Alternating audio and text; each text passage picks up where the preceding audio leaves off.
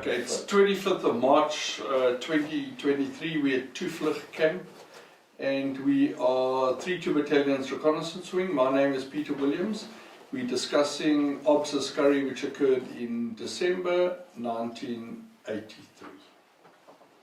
I think that Ops Askari was one of the culmination of a long process of 3-2 Battalion operations that took place.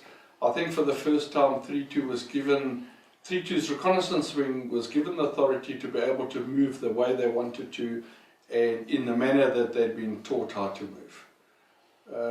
We had a briefing in Mahoney about the operation in broad strokes, and we were told to prepare equipment and prepare vehicles, and we were going to leave on a certain date in early December. There was a lot of rehearsals and training that took place before we were due to leave, and there was one or two incidents that occurred before we left, and we're just going to discuss that first. So early on, with us preparing for this operation, I think a lot of people were under pressure. Everyone had to produce, and we had one of the national servicemen signallers that were a little insubordinate, and he was being difficult about the operation, and I personally think he was worried about going on operations, and he hadn't been on operations. But he was kicked out of his normal quarters, and I think he had to go and stay in the bunker close to the 5 Browning. And then things got worse because he wanted to not go on the operation. The signaller was of vital importance to us because we used Morse as a means of communication, because we felt it was more secure and it was a much stronger way of communicating and being able to get signal through to each other. And then, I'm not sure whose decision it was, but I think Willem told us that this guy must be sorted out one way or another. We took him down to the signal room of the ops room, and it was decided at the kangaroo court that he was going to get lashes. He had his clothes on, he was lashed. My only job was to do the counting, and I did err in the fact that I counted 6, 7, 8, 7, 6, 8, 4, 9, and so instead of getting 18 lashes, I think he had about 36 lashes.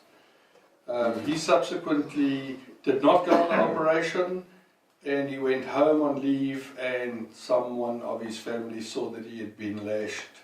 He got taken to a padre or his church, and a board of inquiry was started, and the following year Kevin Sado, myself, Barry Vermeulen, Willem Rutter and a couple of others were taken down to Windhoek for court-martial, of which I think we got off very lightly.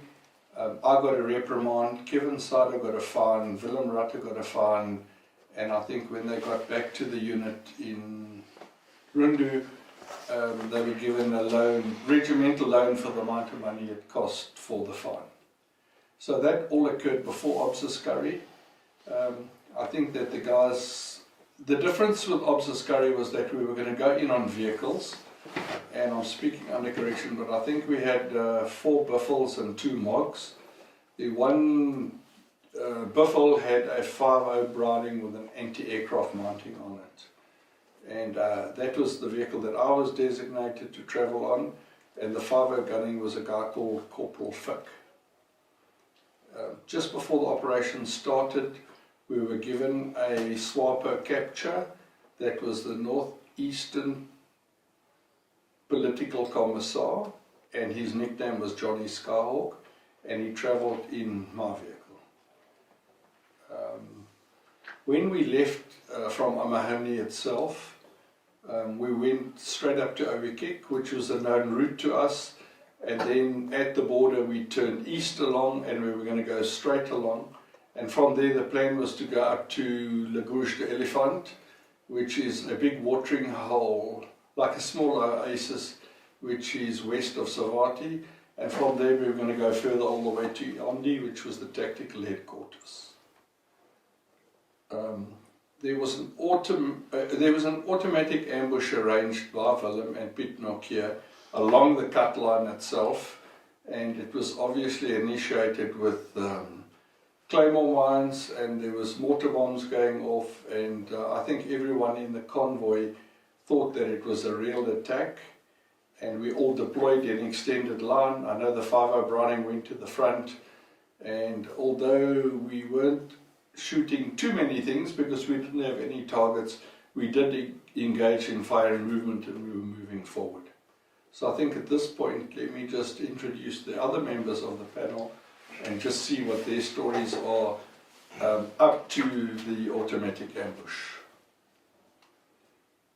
Where do you want to start? Who's next? Can I start? Yeah. Now, Peter, thank you. Peter was sitting there, he was our team leader. And so basically all that we know is what Peter will all the time give the orders for. And we was quite busy. Ops Askari, according to me, we were right through the year of 83, through 83, and that period. It was like a preparation for Ops Askari. And it also prepared us as operators to, I would say, to get emotionally and our minds right. All the events that happened through that time was really like a real, what is the word? Preparation for Ops Askari. And so that was, for us, everybody, I think it was quite we know it was quite a big ops coming. And it's quite a thing to prepare yourself for. But that was how I experienced it, and we know we all were very confident guys. You know, we will work together for a long time, a long period. So it was quite an exciting time. Okay, I'm Henk Maritz. I was known as Henk Maritz, but my real name is Hendrik Maritz. And I joined 3-2 at 1982. In 1983 I joined the reconnaissance wing, and I was, so basically from 83 I was with the reconnaissance wing. Okay, my name is Blaans Marx. I was a national serviceman at that time, and I joined Peter and Willem at the reconnaissance wing in 82 until in 83. Yeah, I was privileged to went with him on Ops Askari, yeah.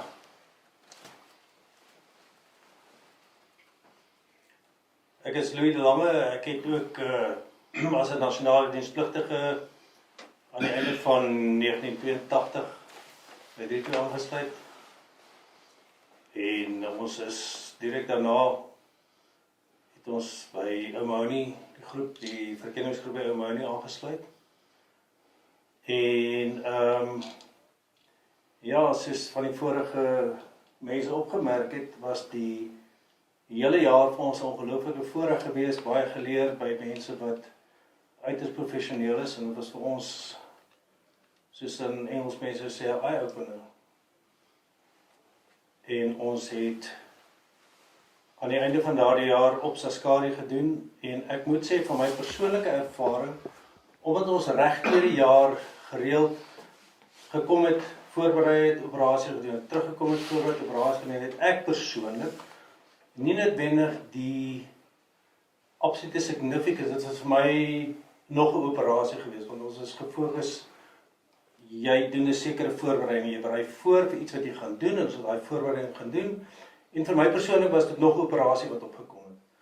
En ek moet sê, en ek dink dit was deel van die sekurheidsomgewing waar ons ook beweeg het, is dat ons nie noodwendig vooraf totaal kennis gedra het van die belangrikheid of die omvang of die impak wat 'n sekere operasie mag hê nie. Vir ons was dit net nog 'n operasie wat ons gaan doen, en jy het hom gedoen, soos ons elke vorige een gedoen het. Jy het geweet wat jy moet doen. Op daai stadium was ons natuurlik al baie meer voorbereid gewees, baie meer gemaklik met die omgewing waar ons is, baie meer vertroud met dit wat van ons verwag word. En ek dink vir my persoonlik as 'n nasionale dienspligtige, op daardie stadium het ek al as 'n wat ons noem 'n 2B van 'n stiek, wat ons het genoem het, opgetree. So vir my was dit net, hier's die werk wat gedoen moet word, dis omtrent die omgewing waar ons gewees, en hier's die goed wat ons moet gaan doen, en die voorbereiding daarvan ons gedoen. En ek dink ons was ongelooflik deeglik gewees. As gevolg van die leiergroep, Willem Ratte, Peter Williams, die ervare mense, ek dink wat vir my altyd nog bygebly het, die absolute deeglikheid waarmee daai voorbereiding plaasgevind het. En ek dink die boodskap wat ek wil oorbring op dit wat ek wil sê hiermee is dat vir my persoonlik was dit net nog 'n operasie en hier is wat ons moes doen en ons het deeglik voorberei en was gereed om te gaan waai en te gaan doen wat ons moes doen. Okay, so I just want to ask Louis something because he's explaining how they were in the reconnaissance wing. Won't you just explain to us where you guys came from, where you did your training and how you got, where did you start as a national serviceman and how you ended up in Rundu and 3 Battalion? For me personally, I think my journey with 3 Battalion actually started much earlier than my national service, because I was privileged to have a teacher in the school that I really respected, and I knew everybody respected him. And the thing that made him different was his bearing, his attitude, and his confidence that exuded. And most of all, maybe not most of all, but very significantly, he wore a beret that was just different. And I knew as a student that everybody else on the staff had respect for this person. And so I want to thank Mr. Bram Erasmus for making that impact on me at that time, and that inspired me to be aware of 3 Battalion. And I think the message to me was, if you really want to do this, if you really want to be a soldier, you really want to do something that you will count as worthwhile, then consider 3 Battalion if you still consider that. And then we started with national service directly after leaving school. Started at the Middelburg, and then on the advice of people, I elected to go to infantry school in Oudtshoorn. We completed our junior leaders course there. I personally did mortars at infantry school, and at some stage after finalizing the course, I was invited to join infantry school as an instructor, but I wanted to go to 3 Battalion. So I negotiated my way, went to the officer, the course leader, and explained to him that, I realized that it's an honor to serve as an instructor at infantry school, but I would actually really like to join 3 Battalion. And to his credit, they said, well, if that's what you want to do, and they didn't insist or didn't make it difficult for me. Then the next thing was, after that, we joined 3 Battalion, and as everybody is aware that 3 Battalion has a fairly tough selection orientation course to try and make sure that the people who eventually join either in the companies or in other capacity is able to operate at a certain level of physical, mental ability, being able to take difficult decisions, or at least make a decision. You don't have to make always the right decision, but damn, make a decision and do it with absolute gusto. You can argue the merit of the decision later, but at least take a decision and go with it. And I think that's what's the kind of thing that, and if you could still operate at that level under extreme levels of fatigue and hunger and all those are the kind of people, in my view, that they were looking for. And after successfully completing the selection course, which was obviously tough because I think it was designed to be that way. Then out came, next thing, we were obviously very tired, and then here came a guy, and if you looked at him you would probably be very surprised, and because don't judge a book by its cover, but here comes Willem Ratte in his quiet, soft-spoken manner. And I think Kevin Sider, maybe some of the other people can correct me, there was a a gentleman with him, an office, NGO with him, Kevin Sider. I think he was a sergeant at the time. And again, also, soft-spoken, not aggressive, almost non-military, if you want to call it. That's the way I, coming from infantry school and having had the background in the units that we came from, that was not what we would have. So I don't even think we knew what their ranks were. But they told us, look, you know what, we know that was now tough, but you know what, we're looking for people who could do, and who is prepared to go through another round of selection. And I thought, well, in for a penny, in for a pound. I'm feeling quite good. My legs are still good, my feet are still good. I had a good rest, so yeah, let's go for it. And that's why we ended up at the Treaty Reconnaissance Wing. It was something different. It was an opportunity that was offered to us, and I think 8 of us made use of the opportunity, and some of them we are very fortunate to have here this evening.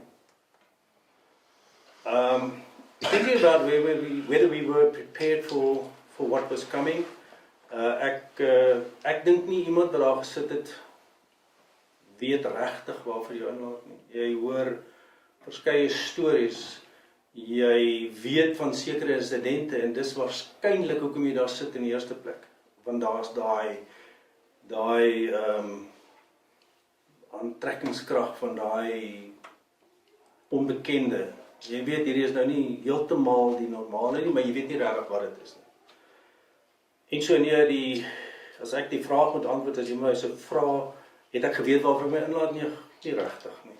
Nie regtig nie. Ek dink op daai ouderdom 19, jy weet, jy's fiks en jy's jonk, en jy weet, ek dink nie dit het regtig vreeslik belangrik gewees of was nou al die geweet het, hierdie is nie die normale,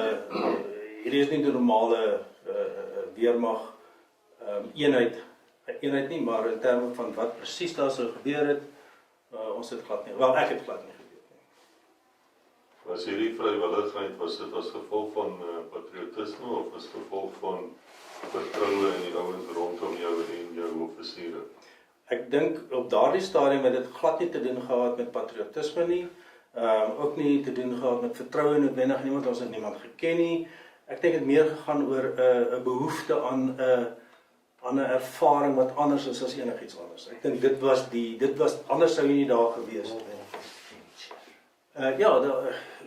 Iemand stel voor, 'n mens gebruik die woord avontuur, en dis waarskynlik 'n groot gedeelte daarvan, daai onbekende, daai toets vir jouself, jy weet, as ek rarig, maar jy weet, ek het nou hierdie kursus gedoen, en ek het vasbyt gedoen, maar almal weet, dis nou maar net 'n voorbereiding, maar weet, kan ek rarig, do I really have to say the right stuff? En ek dink dis waar dit begin.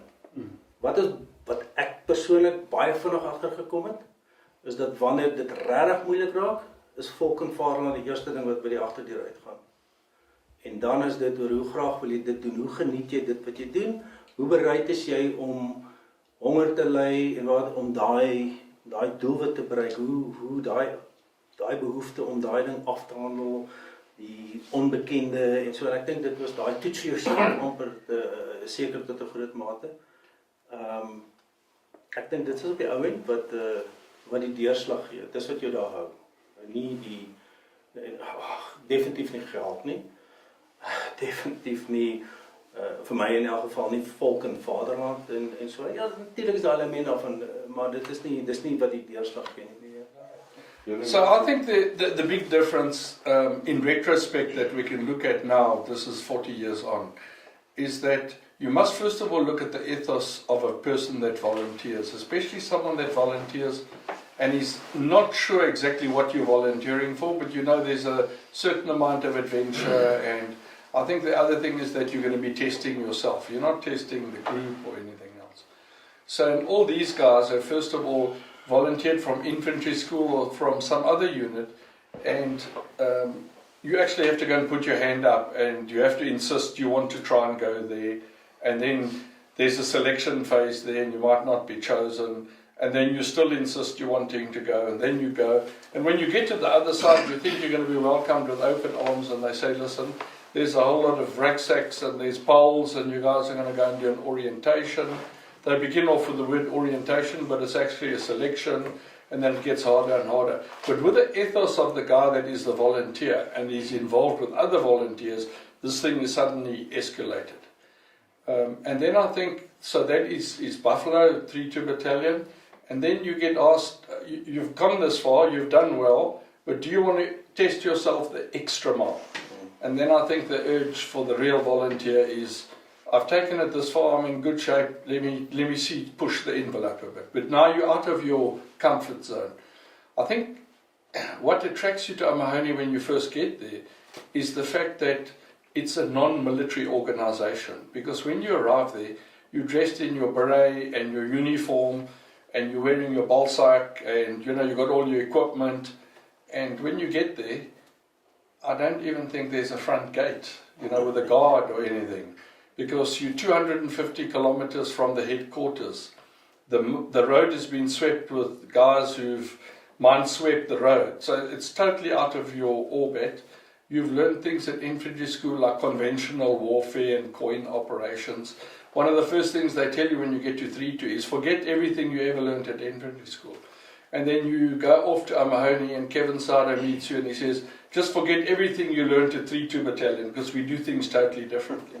Then you walk into the base and like Louis said earlier on, we met these two guys, Willem Rutte and Kevin Sada, and they don't even know what rank they had because they weren't wearing uniform. And when I say not wearing uniform, you report everywhere with tackies, short pants and a t-shirt.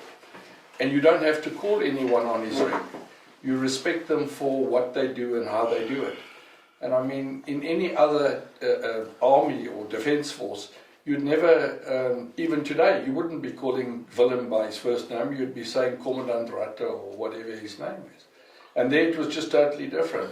So you would have a guy like Kevin Sada who was a sergeant, but he'd be treated like a sergeant major because that was the status that he had. And I think that you were given responsibilities and duties to perform, and you wanted to exceed other people's expectations. So everyone was giving more than what they thought was necessary. And I think the combination of having Amahoni, which is definitely not regimental, I don't think anybody ever did a parade in Amahoni. You never ever, I don't think you saluted anyone. So if you went to Willem Rutte and he was in a munition store and you had to greet him, you'd halt and you'd salute and he'd look you up and down and just say, well, what have you come to do here? Who are you?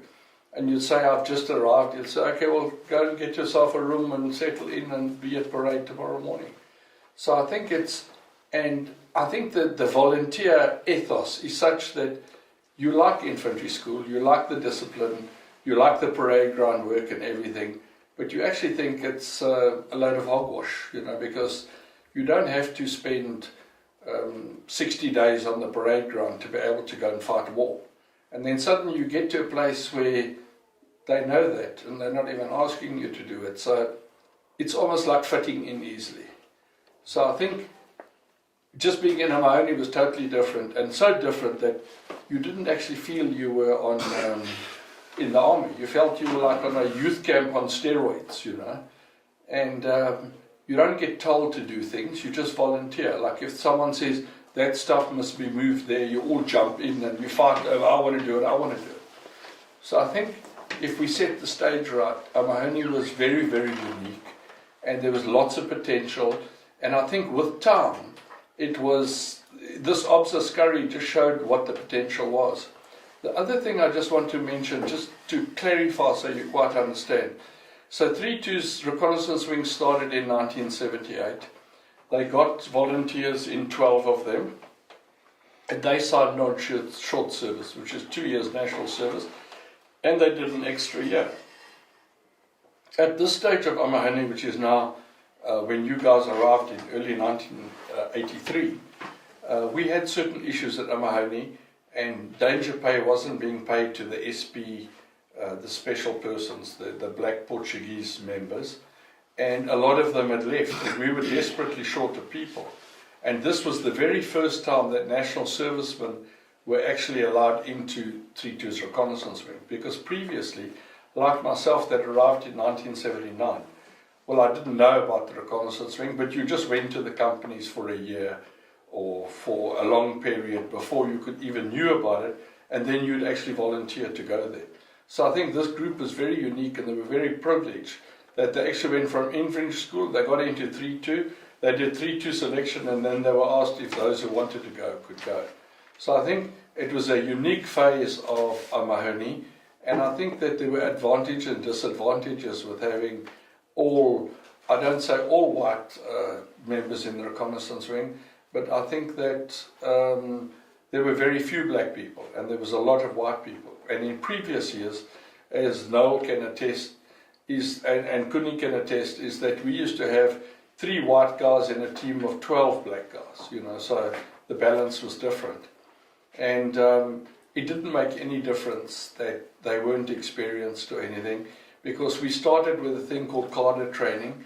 And cadre training, you start right from the basics. They go to the store, you draw all the foreign weapons there are, and you start stripping and assembling them and shooting them, and you get to know. And then slowly they take you one bit by one bit. You will do ambushes, you will do OPs, you will do vehicle drills, you will do patrols, you will do river crossings, you'll do all sorts of aspects. And cadre training implies that everyone goes down to the lowest common denominator, and you practice it over and over and over and over. And eventually it's not even a drill, it's just muscle memory. You have to do this, you just have to do it. And especially with the guys that had certain weapons. I know Henk was a PKM gunner. I think he slept with his weapon. I don't think he showered with it, but I think he did everything else with it. He went to the mess with it. And when the padre came once in 3 months, you took it with you. And every morning when he did stand to, he took his PKM with him. If he went for the run in the morning, he took his PKM. After the run, we used to go shooting on the range, he'd be shooting his PKM. At night, he'd clean it, put it next to his bed and go to sleep. So it's just a question of bonding all those things together and working together. Richard, ja, ek het in 3-2 Battalion aangekom in 1982, die Junie maand, ek kan nie presies onthou nie. As 'n individu, ek het nie daar saam met 'n groep aangekom nie, so ek het 'n bietjie anders hanteer as die normaal. Ek het nie 'n kering gedoen onder andere nie. Ek het my diensplig by 'n ander eenheid gedoen waar ek kering moes doen, so ek dink miskien het my guns getel. En ek het by 3-2 aangekom in daai tyd, en ek was na die aanvanklike eintlik net ingedeel in spanne en 'n bietjie voorbereiding gedoen vir die eerste operasies, en ek is ontplooi. En my kering by 3-2 was basies, ek was in 'n span en die 5 ander ouens in die span is gekeer. Oor 'n paar operasies. En daai was ek is meer apprehensive voor by eerste ontplooiings, nie soseer oor die vyand en wat ons gaan doen nie, maar meer oor wat die rest van die span vir my gaan doen, wat ek gaan sê as hulle terugkom. Het het toen goed afgelopen en ek is gehou daar, en ek het later my eie span gehad, heel wat later. En ek is daar tot gewees met 3-2 tot die verkenningsvleuel tydelik ontbind was in 1984 rondom. En in daai tyd was Askari gebeur en 'n paar ander operasies waaraan het hom goed gebeur het. So daar het ek het groot geword in 3-2. Dit is maar wel groot geword vir my. Ek is Tinus Maree. Ek het dieselfde as die ander dienspligtiges infantry skool begin. Inteendeel ek en De Blaans was in dieselfde bungalow gewees in HK Company. En na ons grensfase, daar het so iets gebeur by grensfase, en toe het ons besluit ons wil nie meer in die uniform en gedeelte wees nie.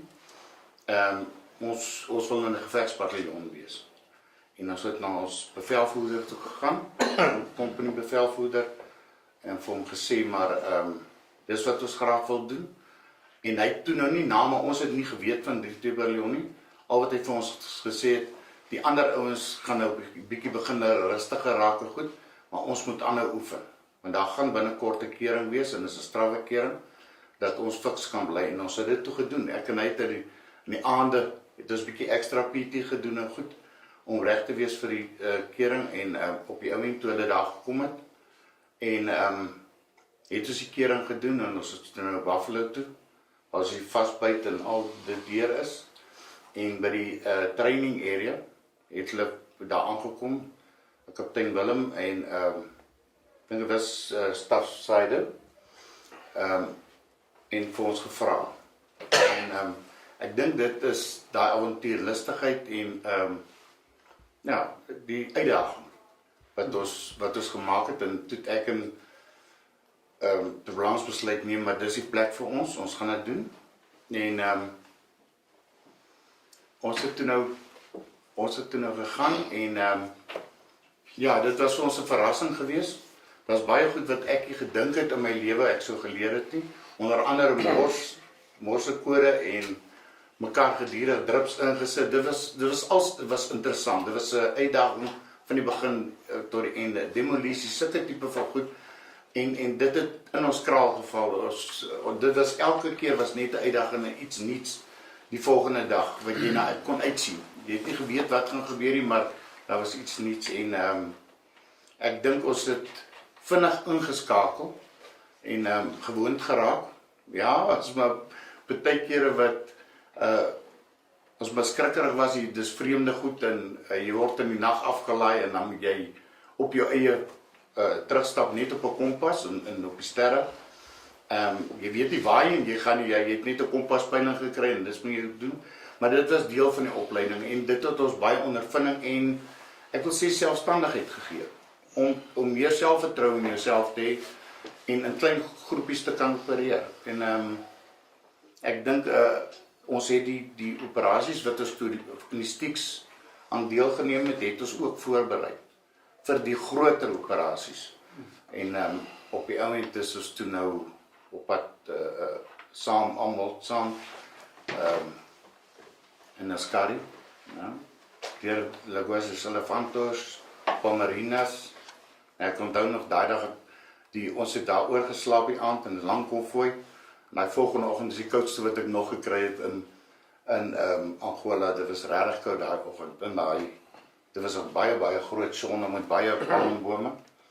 En dit is nou daarvan af nog verder aan beweeg.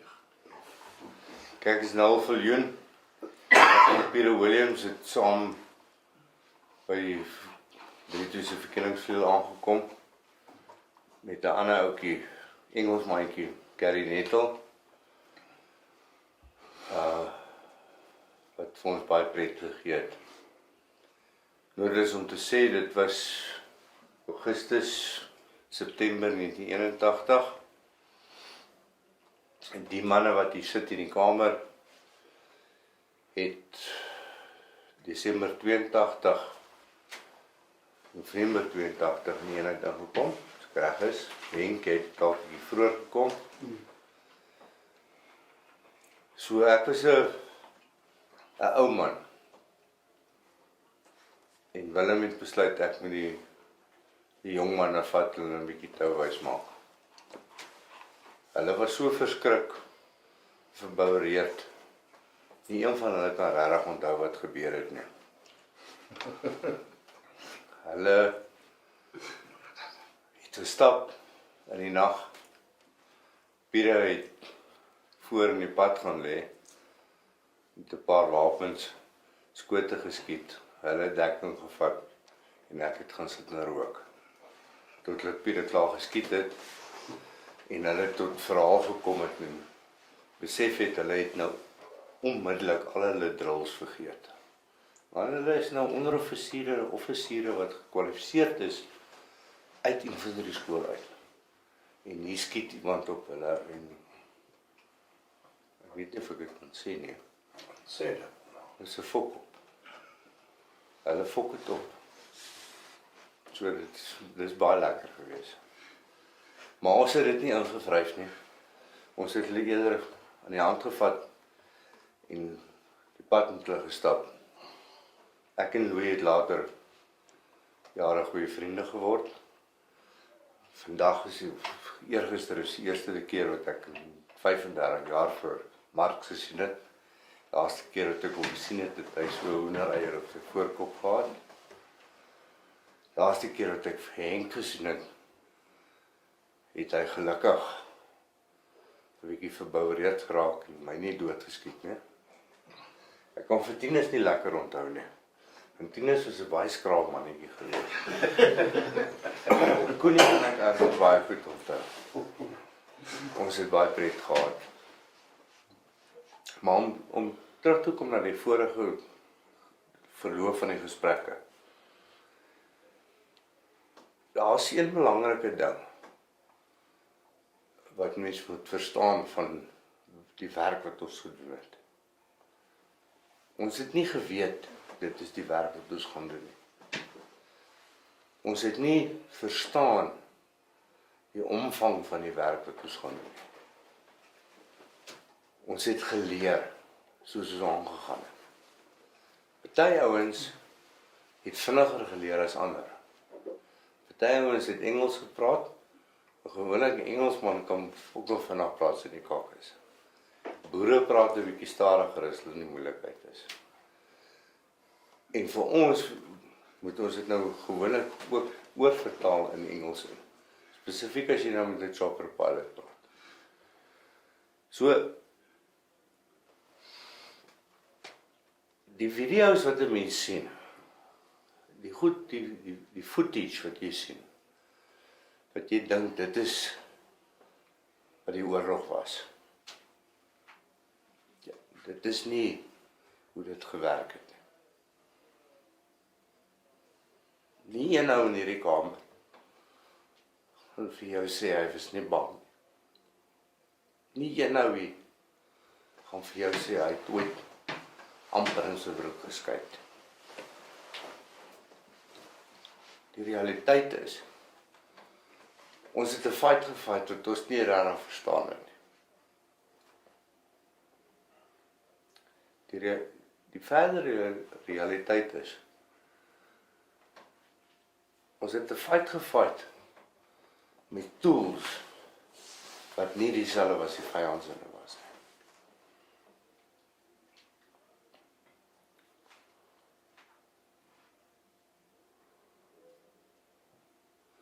Henk is 'n groot ou. Hy is nog steeds 'n groot ou. Hy's 'n fris een. Hy kon na masjiengeweer vashou. Ek is nie so groot soos hy nie. Ek het 'n kleiner masjiengeweer gevat. Maar saam kon ons 'n effektiewe vuur op die front sit. Dis maklik om stories te sit en vertel. Ek kan baie stories vertel. Baie snaakse stories. Mense wat hardloop, mense wat val, mense wat omdop. Wat. Maar om jou maatjies te verloor, is nie lekker nie. En daar's niemand wat jou kan leer hoe om dit te doen. Peter Williams is een van die ouens. Hy sal dit nooit sê. Hy sal nooit erken. Maar hy is een van die ouens wat ek van weet wat meer maats verloor het as ander ouens.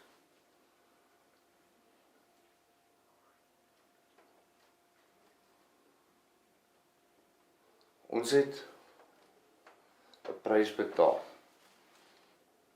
wat ons nie weet wat dit beteken nie.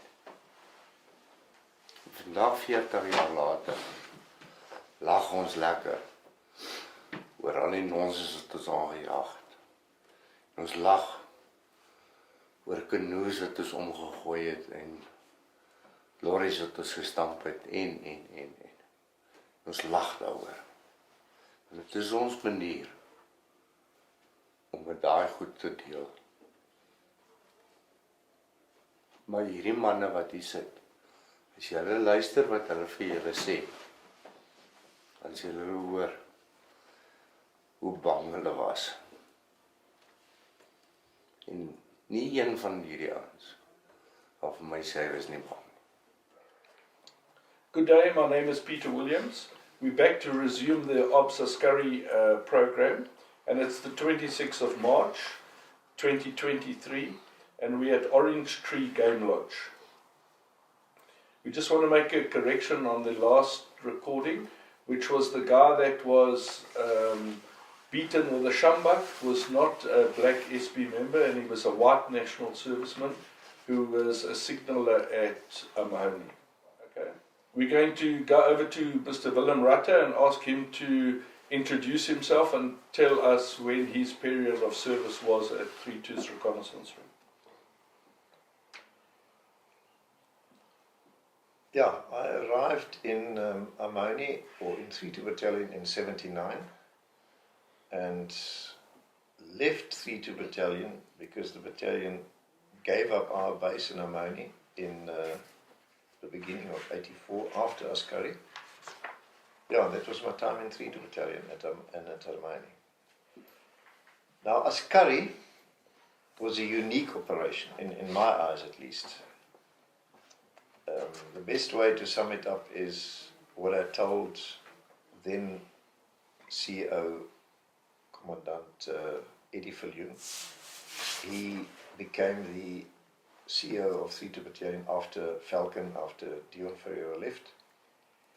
And sometime in the latter half of 83, I ended up in Runtu, and he showed me the plan, the ops plan for Ops Askari. And what I remember is that the plan consisted of, there was a principle involved in this plan, which I'd never seen before, and I never saw it afterwards. And I don't know of any other South African operational plan that was so well planned, in that it took the weakness of the enemy and our strong points and combined those two to exploit the weakness of the other side and to make use of our strong points. Now, in the operational area at that stage, north of the border in southern Angola, SWAPO obviously was being supported by the ruling regime in Angola, the MPLA, and they gave them all the support and helped them to get to the border. In this case, at that stage in 83, we'd worked so long in the shallow border area into Angola that they were forced to go back, and there were 3 terminals where FAPLA support ended and from which SWAPO had to carry on foot and try and reach the border in South Africa. And the further we pushed them back, obviously the harder it became for them. But at that stage there were 3 terminals from where they sort of deployed. In the east it was Kayundu, FAPLA base, in other words Angolan government base, government troops. In the middle it was Kuvalai, and in the west it was Kahama. Once they'd been transported to those 3 places, from there they were on their own. And the whole idea of Askari was to cut these terminals, these enemy bridgeheads, to take them, and thereby push SWAPO even further back and force them to start walking even further back. And the brilliance of Askari was that the plan, I still don't know to this day who was the brain behind Askari. Maybe it was more than one person, but whoever it was brilliant. It was the only time, and I repeat that because it's so important, it was the only time that our army sat down and made a plan on what was physically on the ground to exploit the weakness of the enemy and to make use of our strong points. The weakness was that that SWAPO and their hosts were forced to reach, well, they weren't forced, but that's what they did. They moved to these bridgeheads by one route only. There was only one route going down to Kayundu, there was only one route going down to Kuvalai, and there was only one route, which was a tar road, going down to Kahama. And if you cut that, you cut off the garrison. The FAPLA garrison at Kayundu, and the FAPLA garrison at Kuvalai, and the FAPLA garrison at Kahama. Of which Kahama was the strongest, and I won't discuss that because I wasn't involved in Kahama. I just want to mention it. From our side, it failed. It was a total failure. We never even came close to taking Kahama. But in the middle was Kugelai. And this is where we were involved, 3 Battalion specifically. Now, in Eddie Viljoen's office, the then CO, as I said, in the latter half of '83, he showed me this and made me read it, and he said, this is what we are going to do next. And I was absolutely stunned. And I said to him that this is the first time ever I've seen such a brilliant plan laid on the table. Because we had the advantage, we knew the area. I think better than anyone else, because we'd been working by that time for 4 years non-stop in that area, in and out, and we knew, I think, we knew exactly where the weak points were of the enemy, and we knew exactly our own strong points. And our own strong points were that we could move everywhere. With our vehicles we had, the Buffles and the Moffles and the whatever, we didn't have Caspers at that stage, not we didn't have at least. But our vehicles were able to bundubash, and southern Angola is relatively flat, and we could move everywhere. And we didn't move on roads, we just moved through the bush. So we could go around wherever we wanted to and go behind the enemy, and we were not bound to roads, while the enemy was bound to roads. Partly it was because of the vehicles we used. He didn't have these type of vehicles we had. They mostly used Russian vehicles or Soviet vehicles. But also partly, I think, because of the doctrine. The doctrine was tied to roads, and that's it. While we were exactly the opposite. We were highly mobile and we could move anywhere.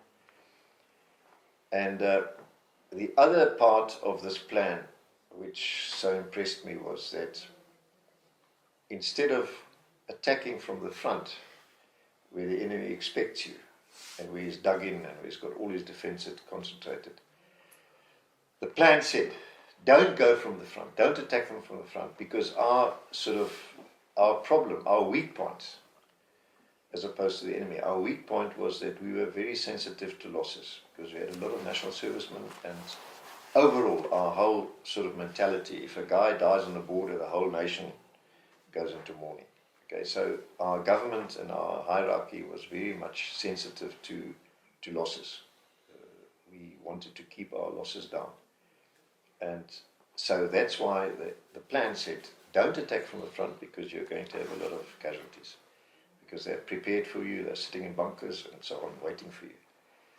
Go around the back, because we've got the mobility. Okay, we can go anywhere in southern Angola, we just go around the back.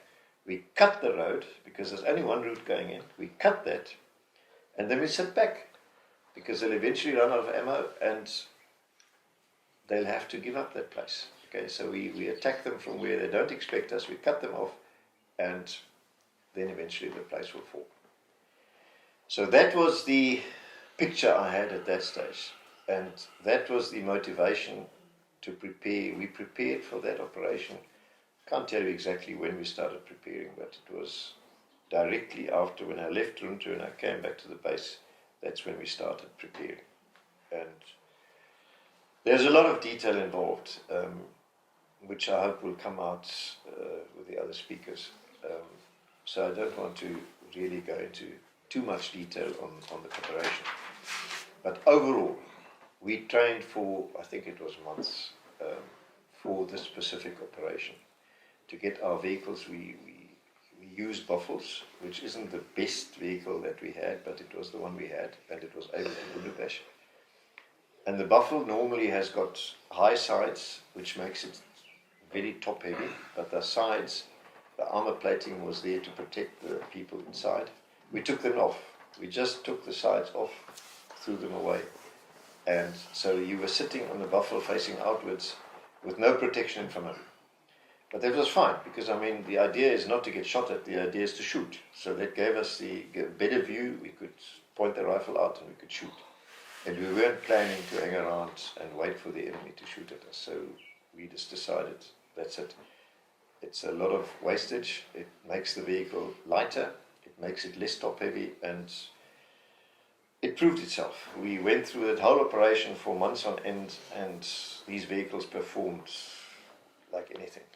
And that was the one part of it. Then we took one buffalo, and we took out seats as well. Took the sides off, plus the seats, I think it was the front seats that we took off, the three front seats. No.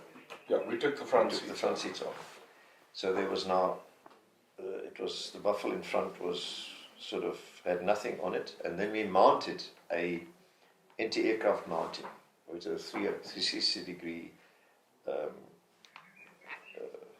capability. It would shoot into any direction, and on that we put a 5.0 Browning. That 5.0 Browning was our main gun. So that buffalo, and then there were, I think, 4 seats for the crew. And that buffalo became our gunship, as we jokingly referred to it, because that was our main support weapon, that 5.0 Browning on that buffalo, mounted on that buffalo. And then we had a support vehicle, which was a Moffel from the LWT, the light vehicle,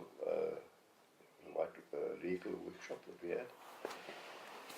And the guy in charge was a guy called Dallas Oscar Delport.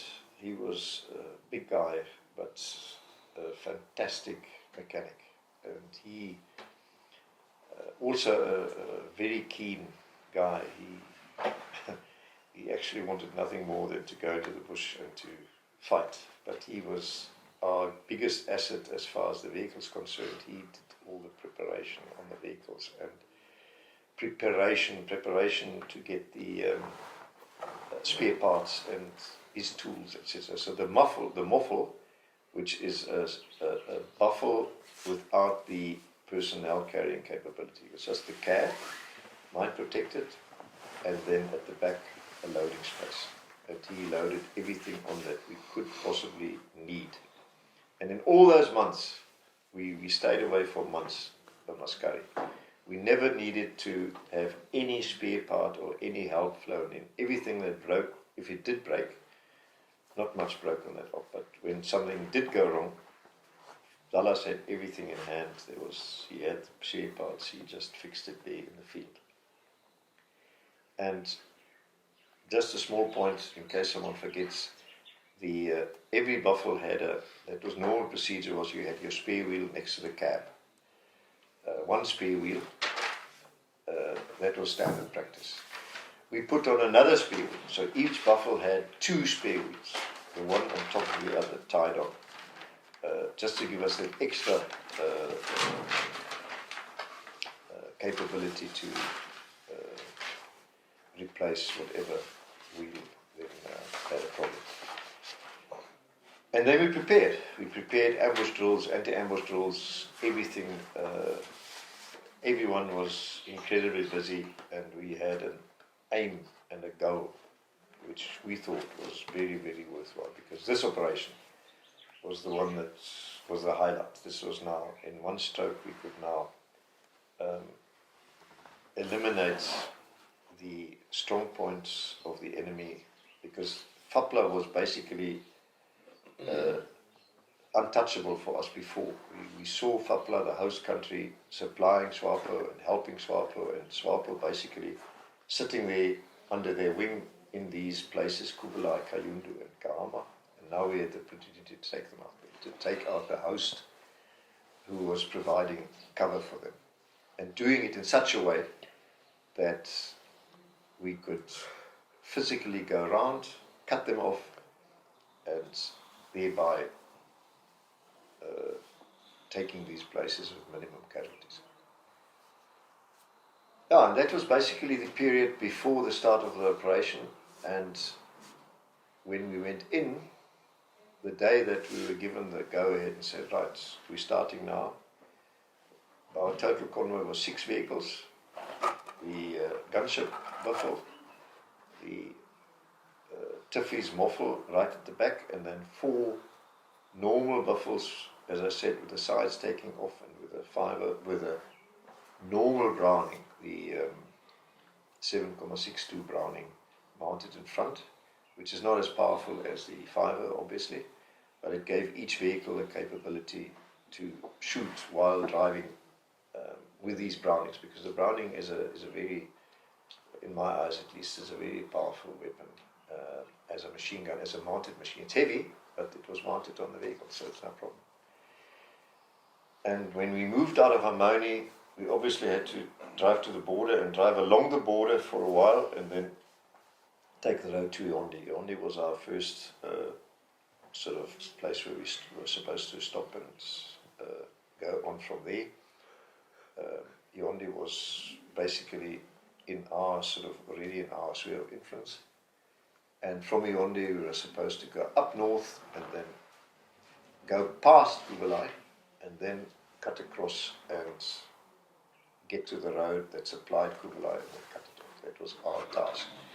Our task as a battalion, and we as the reconnaissance wing were going to be the vanguard, basically. We went ahead in front of everyone else, and the companies came about a day after us. They were behind us. And on the way in, along the border, we had prepared an automatic ambush, which is also a hell of a lot of work, and they performed brilliantly, these guys that did it. I think it was Art and Alti still, and whoever was involved, but they set up trip flares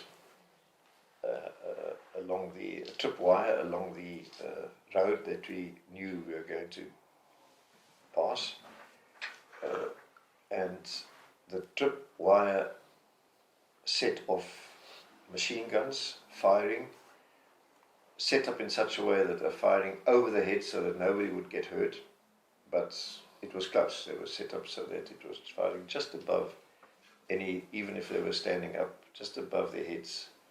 And then we had lots of explosions going off at different intervals. We had igniter cord, which you get different kinds of igniter cord, fast ones, medium ones, slow ones. So it was very, very realistic, like a contact. Explosion here, and then machine gun fire, one machine gun firing first, and then there's an igniter cord going, and then it breaks the wire that holds back the trigger, and then the second one starts firing. It was all planned with no crew behind any gun, so that we could realistically fire back as much as we wanted. There was no one in front of us, just these automatic machine guns and explosions and everything going off. So everyone was totally convinced that this was real, and the only one who knew about it was myself and obviously the guys who set it up, but they were sworn to secrecy. So we wanted to test everyone's reaction and make sure everyone that we could physically see how they would react if we did run into an ambush. And it worked off quite well. And with that, I'm going to sort of close off my part at this stage to explain the background, because it gave us a lot of things to laugh about. Because when obviously my vehicle was the first one to set off the tripwire, we were driving in front, and we just stopped. As soon as the machine guns opened up and everything else opened up, we came to a dead stop, and I thought, oh, what's happening here? And I looked over, and the driver was just, the driver had just cowered down in his seat with his hands over his head, and I had to sort of get him going again to drive out of the killing ground. Kevin Sider, who was a vehicle commander, okay, everyone did what he was supposed to do. In other words, drive through the ambush. If you're in the ambush... Can I just interrupt you? 1 minute, okay? And what Willem actually meant by everyone did what they were supposed to do, the first thing we did, we all shat ourselves. Because we didn't expect a big enemy ambush so close to our own home ground. Sorry, Willem. And the drill is to drive, if you are in the killing ground, you've got to drive through. But if you're not in the killing ground, you fish out. You spread out. You drive off to the right or to the left, and if one goes to the right, the other one goes to the left, and then you stop, and you debus, and you wait for further orders. Which everyone did.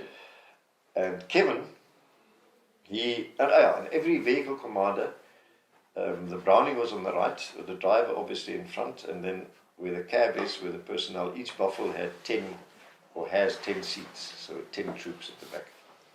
And in front is the Browning on the right, worked by the Browning gunner, and on the left is the vehicle commander. He sits behind the driver. And the vehicle commander had a radio which is mounted, a small means, so he had comms with everyone else, and the handset was normally clipped into his webbing, close to his ear, and then the cable onto the radio. And the radio, as I said, was mounted. And when you jump off, you can obviously take the radio out with you and talk to the others. And now the ambush is sprung, vehicles deploy as they should deploy, Kevin's vehicle as well, and he comes to a stop, and now they all jump off into all-round defense and make comms on the radio. So Kevin jumps off and he tries to raise with the other guys, and there's no answer, dead quiet. No response at all, and he keeps talking. Eventually he's shouting into the radio, "Where are you?" It's a typical, he turns around to us, and typical, when something happens, everyone just ignores his radio and just does his own thing, and they don't think of comms. Until one of his troops came up to him and says, "Sergeant," and he points to the vehicle.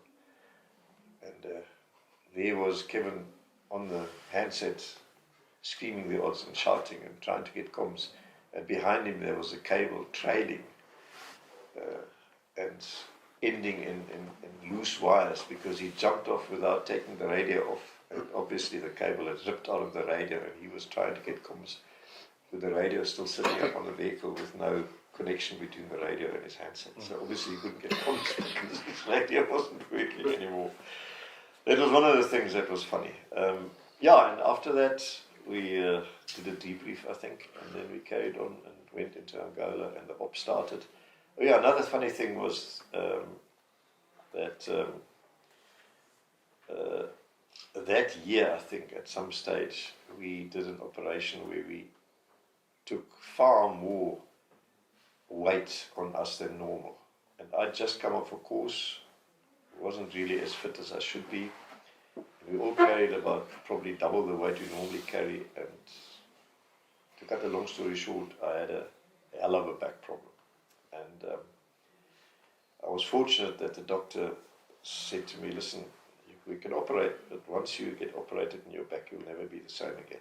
So I said, "What's the alternative?" I said, "No, time. You've got to allow at the moment, whatever's in your back between those different bones is swollen, and it pushes against the nerve, and you've got to give it time to shrink back to its normal size. And that takes time. In fact, it took more than 6 months for me to come back to normal. But in the meantime, you've got to lie down and only get up when you feel it's now better, and then as soon as you start walking, you feel, okay, now it's pushing against the nerve again, and you lie down again. So it's a process. You slowly start getting up, slowly the times that you can walk around get longer and longer, but it takes months. In fact, he said in the beginning, it takes 9 months until the whatever is infected and swollen shrinks back to its original size. But I was fortunate that I could sort of adapt, so I had a bed in the ops room where I was lying on and doing the thing that I had to do in the ops room, and otherwise I could sort of get in those times that I've got to lie down. But I knew that as soon as we start with this operation, sitting in a buffalo is agony, as it is, even if your back is 100%. And in my condition, if I had sat down in that op, I would have stuffed my back out totally. So I had a bed made on the buffalo. I think it's the only operation that was ever done in the South African Army where the person going with is lying on a bloody bed and being driven around the countryside on a buffalo and on a bed. Anyway, that was the other funny thing, and as we go along, we'll probably have more opportunity to laugh. I just want to also say that the other guy that was involved with setting the ambush was Pete Mortier, and I think they did a very wonderful job, and they did catch us by surprise. The vehicle that I was the commander of at that stage was the 5 Browning vehicle, and it only had 4 seats in it. And with me was Corporal Fick, and Corporal Fick was a national serviceman, and he was in charge of the 5.0 Browning. And him and I had some altercations because I thought the 5.0 Browning was the bee's knees. And he did too, but he didn't look after it as well as what I wanted him to look after it. And I wanted him to sleep next to the 5.0, and he always insisted he wanted to sleep on the ground. So we had some altercations with Corporal Fick, but I will say on that particular day, I think he expended half the ammunition we intended taking with, because he just, as the ambush started, the driver was very good. He moved forward. We went into next to Willem's vehicle and we started firing. Initially, Corporal Fick was looking for deliberate targets to fire at, and we had reports on the radio that there was a whole lot of guys running in the front, and so we just started firing frantically. But the interesting thing was that just before the operation, a couple of days before, they flew a capture in, and he was the political commissar of the Eastern Front Detachment. And coming from Fort Rev, which was the 5.1 reconnaissance base in Ondangwa that is right next to the airfield where they kept the captives, and then you could go and draw a captive and you bring him with him. They never actually gave his name to us because everything is very secretive with 5.1 reconnaissance. So we just named him Johnny Skyhawk.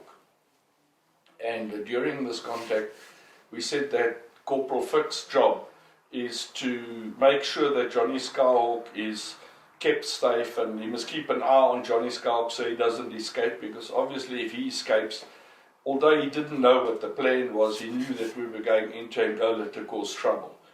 And so he was handcuffed to the seat, and he was given an AK as well. And we took him to the shooting range at Amahone, and he shot his AK. But unbeknownst to him, we subsequently changed the firing pin, and his firing pin was shortened so that he couldn't really, it wasn't functional. But we were worried that during the contact he could pick someone else's AK up and then turn it against us. So Corporal Fick had the honour of just checking up on Johnny Skyhawk, and obviously the 5.0 Browning was his main task, which we did well in the ambush. The only problem after the ambush, okay, let's talk about Kevin Sado. There was also mortars within our group, and the 60mm mortars came in and they were shooting fire. And before, one of his troops told him that his handset wasn't attached to the radio, because what we do, if you can't hear someone on the radio, you assume that they can hear you, so you carry on reporting anyway in case the message is going through, and you just can't hear them. So he was very proud to say that he was bringing in the mortar fire on the correct, to say up 100, more bombs to the left, more bombs to the right, and he was very chuffed with himself because he thought he was, correcting all the mortar fire and so on. But afterwards, when the fire died down and we didn't form a lager, we were still in an extended line, and we had to report that everyone was fine and no one was wounded and so on. Corporal Fick told me that Johnny Skyhawk had disappeared and he was no more on the vehicle.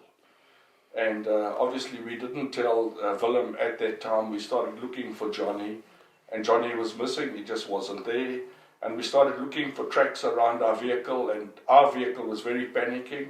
And I know the vehicle next door to us, we said, hey, we're looking for tracks, we think Johnny's gone, and so on. And I reported to Willem that Johnny Skyhawk had escaped, and that was it. And obviously Willem was fucking the mood in about this, because now the whole operation was, compromised. And Corporal Fick was told to start cleaning the vehicle because I was the mood in with him. And the Buffels got seats that you sit with your back towards the center and you look outward. And there's a very small space for the ammunition in between. And Johnny managed to get himself under the seat in that small space because he thought obviously the enemy were going to destroy him totally. So while cleaning the vehicle at this stage, Corporal Fick reported that he's recaptured Johnny Skyhawk and he's still in the vehicle. After that we did a debrief, and just to make sure that we had enough ammunition, and obviously ammunition was taken for the 5.0 Browning from the mob back to our vehicle. And then we proceeded to cross. We were travelling we were going in the direction east, parallel with the cut line. We then turned north. Then we went to an area called Refuge to Elephant, which was like a watering hole. I don't know how long we spent there. And then from there we went to, Tinos help me, Las Palmas. Palmarinas. Palmarinas was the next stop, and then the next stop would obviously have been Yonde. But I think we slept over one night before we got to Yonde, because Willem had an incident the day after we slept over. He wanted to go out and do a buck and druk, which is, when you go and bend down and have a number 2. And it was early morning, and it was just after first light, and he went out there and he got himself a nice fallen down tree, and making sure that no one was watching him, and he was fairly safe. And he put his weapon down, and he pulled his pants down, and he done his business and everything. And obviously he was enjoying himself because he overspent his welcome. And then he put his hand out with this fallen tree to help himself up, and he touched a very big snake. And so I'm not actually sure if he finished the paperwork on that number 2 or not, but he returned at a very high pace back into the TB to report that there was a very, very large snake that had interrupted his private toilet business. Ek is Tinus Marie. Daai dag, ek sê nou maar begin, die ambush het maar presies dieselfde gewaarwording gehad, dis deur mekaar, jy probeer die vyand sien, jy sien niks, en jy het maar oor die algemeen net in die rigting gevuur waar jy die skote vanaf gehoor kom het. Dit was maar redelik deur mekaar gewees, vir ons jonges veral, die nuwies in die eerste voertuighinderlaag waarin ons was, en toe ons daar wegbeweeg het, toe ons by Palmarinas gekom het, ek dink dis die koudste wat ons nog gekry het, is daai aand wat ons daar geslaap het, en wat ek goed kan onthou, die konvooi was redelik lank gewees, en hy het baie stadig gegaan, en daar was baie stof. So almal het probeer om half uit die stof uit te kom, maar jy moes nog 'n redelike orde handhaaf in 'n lyn ry. Maar daar was van die drywers wat redelik vaak was. En ek kan onthou dat een van die drywers het in 'n boom vasgery, want die boom was bietjie te groot vir Boendo Bash, en paar manne se koppe geslaan, en toe die bevelvoerder vir hom gesê, almal moet afklim, en ons moet ons gesigte eers was, om weer wakker word vir 'n slag. So, dis my, vir daai oomblik met die ingangsslag, wat ek kan onthou. Ek was in die gelukkige en die bevoorregte posisie om 'n PKM wat 'n redelik groot masjiengeweer is, saam te dra. Ek dink die PKM, as ek reg onthou, het so 'n boks gehad, en ek dink dit was so 100 rondes. Well, I think it took about 100 rounds of ammo, and it was quite a heavy piece of equipment to lug around. And getting off at speed with something like that, trying to put fire onto somebody who's seemingly angry with you, I just remember trying to think not to try and lose my teeth while getting off with that heavy thing, and still not making an ass of yourself trying to get them. I just realized how difficult it is to actually get down quickly and still be effective with that thing. And I think that sort of struck me how quickly things can go wrong, and why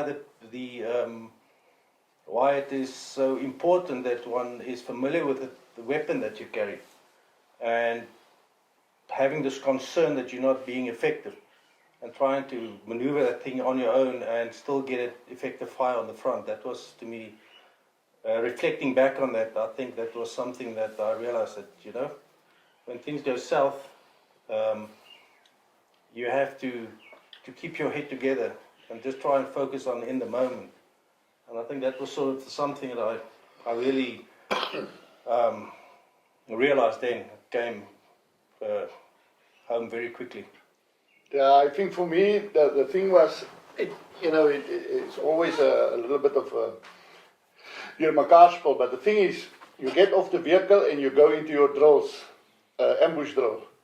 And then you try to make a bit of sense what's happening around you. First is to get yourself off there, get yourself in a position where you can fire, and then you start looking around where's your other buddies and what's happening.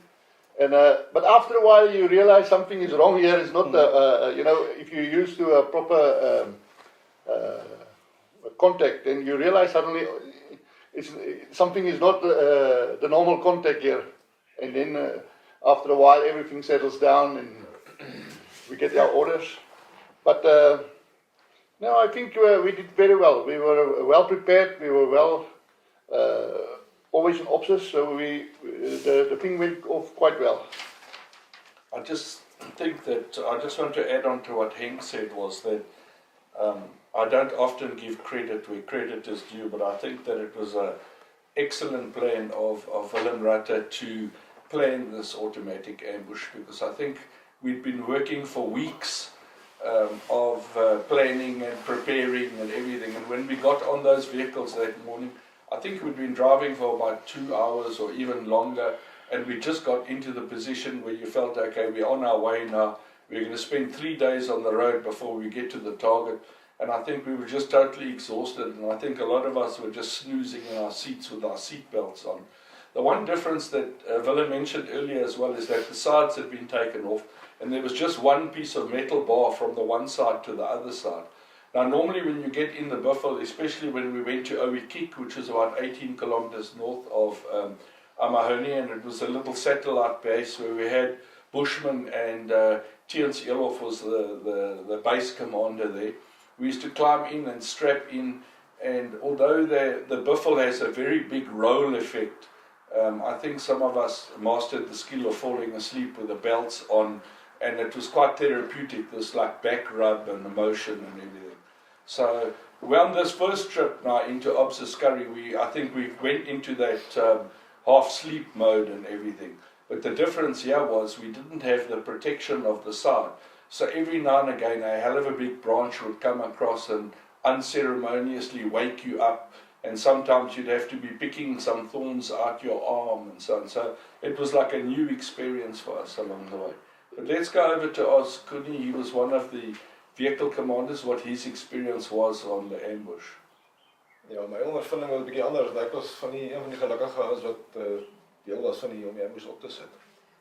Die vorige dag. So yeah, we have the enemy in our midst and we didn't know. Yeah, I knew what was coming, so I wasn't surprised by the ambush. I was having a good laugh at Kevin having a conversation with himself and watching what the other guys were doing. So I wasn't really taking part in fighting off the enemy because I knew there wasn't any. But I thought the overall reaction by the other guys and all the other leaders was fairly good, considering it was a complete surprise. But I didn't take part in anything other than watching the other guys reacting. So that was my take on that. I wasn't taken by surprise, but I was so you were setting it up. Yeah. You were actually partaking in a little bit of humour there, just laughing at the whole situation. Can you just tell us shortly then, because I didn't know that you were involved, how did it come about and when did you guys prepare the ambush and who else was involved in preparing the automatic ambush? I know Willem told me to go and do it, but I don't remember exactly who went with. Okay. And we had cut pieces of rubber tubing to tie down the triggers on the machine guns. Yes. We had a few demolition charges. And detonating caught breaking the cocking handle. Cocking handle, The rope tied around tied a rope around that. And then as soon as the charge goes and cuts that, and the gun fires by itself, and we had sandbags and obviously tied it to trees and sandbags at an angle so it didn't drop below a certain level to actually the guys. I remember one gun didn't actually function, it didn't work proper. But we went out the previous day to do it, and all on the quiet and back again the next morning we drove through it, and most of the stuff worked, but not all. So fairly effective, got the message across. I don't think it was fairly effective, I think it was bloody effective and it woke us all up. Where was the ambush sprung? Where did it happen? It was on the cut line, turned east already. On the cut line? On the cut line, yeah. So it was far from it was still short of the border, so we had turned to the east. And so on that stretch of road. Before we had turned north into Angola, it was still in Namibia, Exactly, South Africa, on that stretch of sandy road, firing from the south to the north over the vehicles.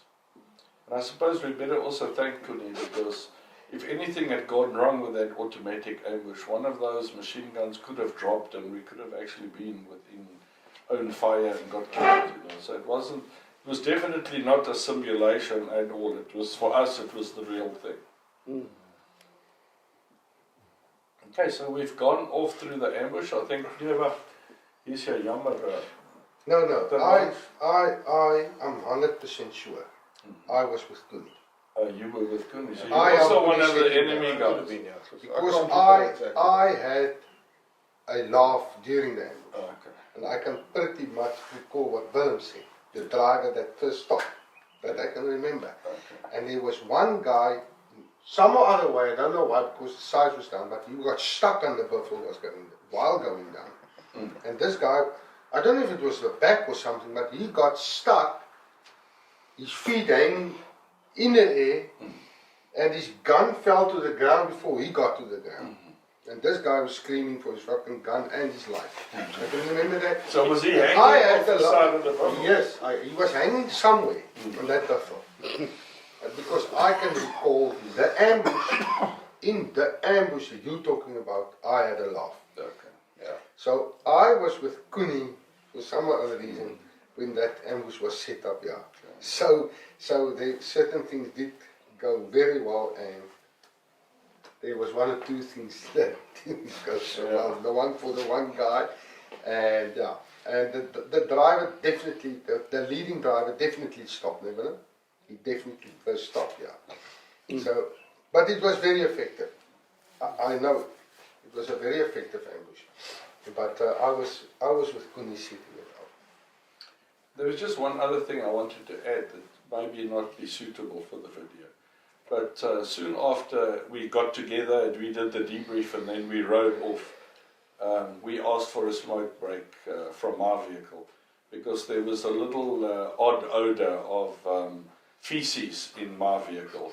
And we had to get Johnny Scowl to the back of the vehicle and he used some water just to clean up because he wasn't suitable to be driving with him at that stage.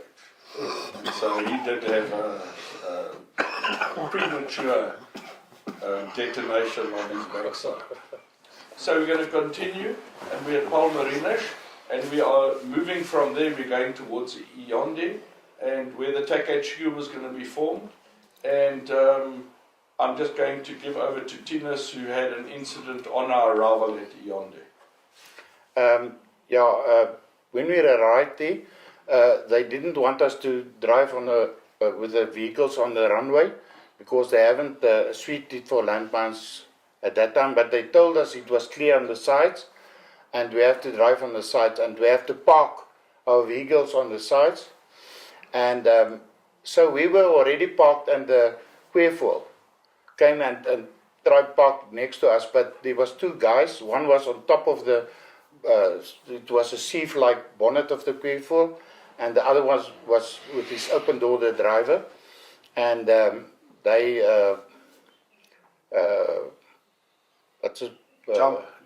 jumped a landmine, cheese mine. They detonated. Ja, detonated one. Maar begin net weer en sê Ja. weer, dan sal dit nou uitsien. Alright. Hulle het 'n landmyn getrap en die persoon wat voorgesit het op die bonnet is weggeskiet seker so 10-15 meter verder.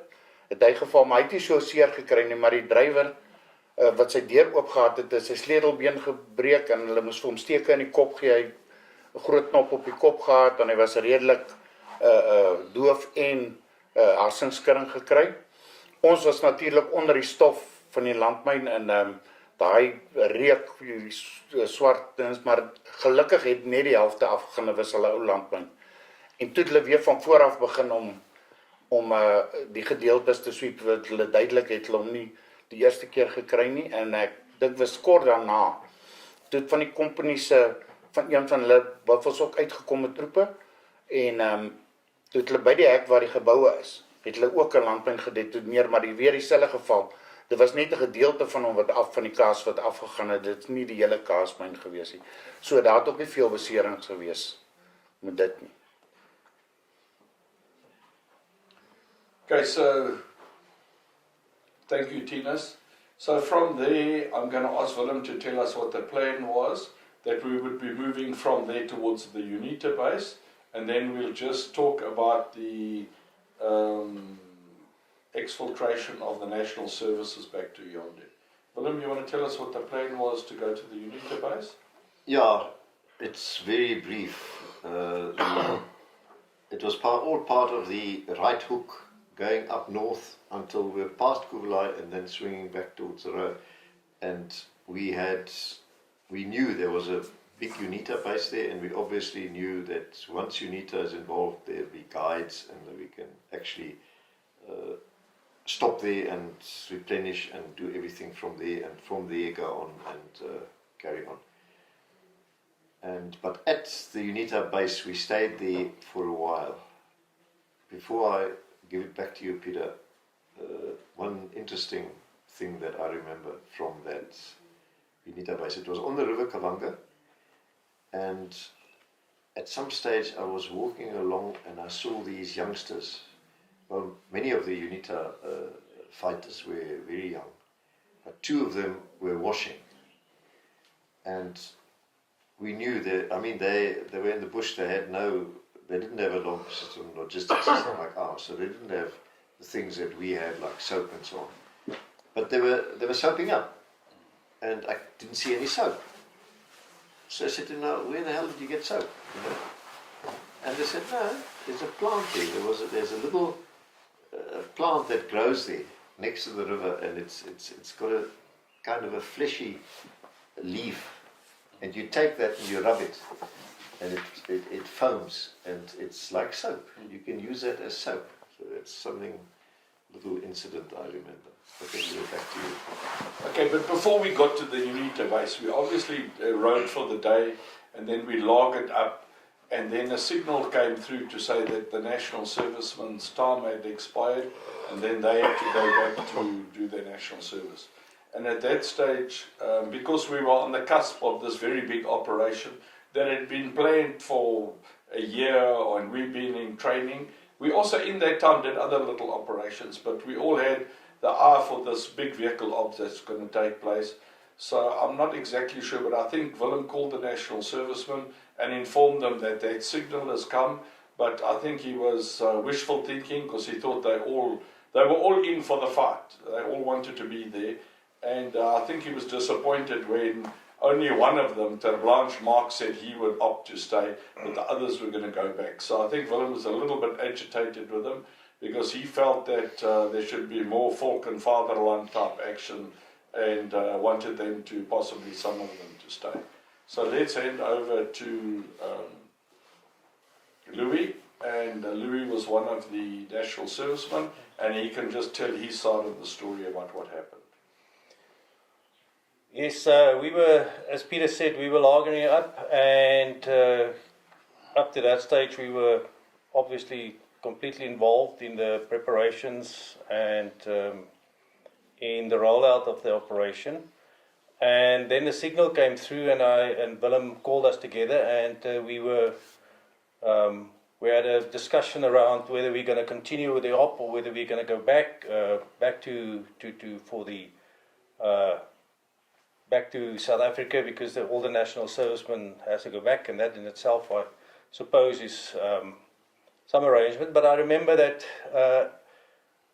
and I cannot talk for anybody else, but I think for us, because we did not expect that we would be requested, or that and there was no idea of how long this was going to be, whether this is a month or a week or 2 weeks or 3 months. We were actually faced with quite a difficult decision, knowing all the preparation that went into it, but also, and I cannot speak for anybody else, but in my particular instance, I had a bursary, and I was already committed to universities and paid the fees, and I know that if I do not, there's nobody you can phone from there and say, "Look, hang on, please just keep the bursary there for me for another month or 2 months or whatever." And so that was quite a difficult choice, but in the end, I decided to go back and continue with my studies. That was sort of planned quite in advance as well.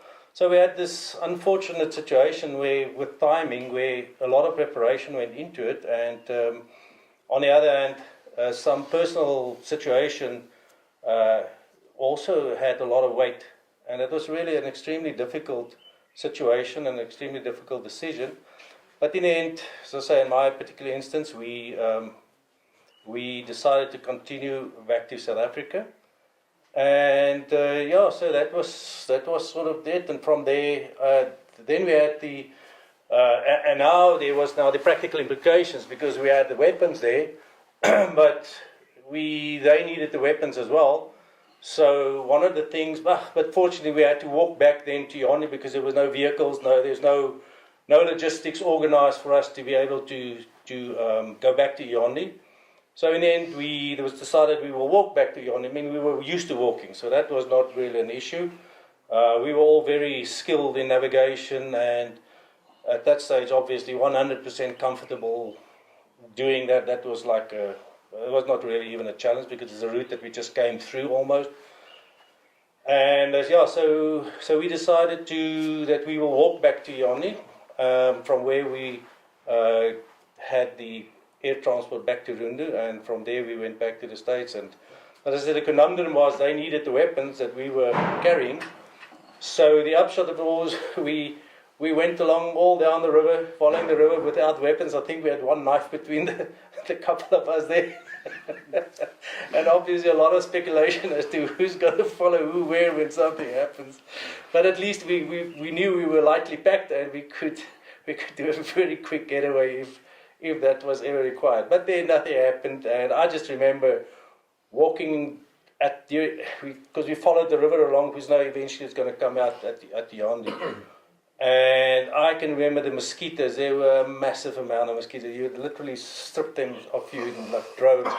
So that was very uncomfortable. But in the end, that was sort of next day. I think we walked right through the night, and then early the next morning, around about 11 o'clock, I think there was some buffalo that was sent out from Yaoundé, and that took us the last 2 or 3 kilometers to Yaoundé, and that was sort of the end of our involvement with the rest of the operation. Yes. Around about how long was that, distance-wise? I don't know, about 20 kilometers, I would guess. I don't know. Let's walk, yeah. Okay, Louis, thank you very much for that. I just wanted to bring some uniqueness into this whole thing, and just explain the background, how the national servicemen got there. And some policy changes took place when Colonel Viljoen took over 3 Battalion, and they weren't paying danger pay to the SPs. Those are the black Portuguese soldiers that were in Mahoney or in Buffalo. And so, because they weren't getting any advantage to being in the reconnaissance wing, and Willem being a very hard taskmaster and so on, you'd basically arrive there, go to ops, come back, go to ops, go to ops. And the leave arrangement weren't fixed. You couldn't say to a guy in 6 weeks' time, you'll come back and have leave. That a lot of them opted to go back to Buffalo. So we're very short of personnel as such. And that's when the national servicemen were co-opted in to come to the reconnaissance wing. And there were 8 of them. And I just want to go back to Louis, and would you give us the names of the 8 guys that came to us there? I'll try my best to remember, but just before I do that, just confirming, following on something Peter said. I think what the situation, I think the unfortunateness was actually born there right because of those rule changes. Because there we had this opportunity, but I don't, previously you would not have been given that opportunity unless you were committed for another 2 or 3 years.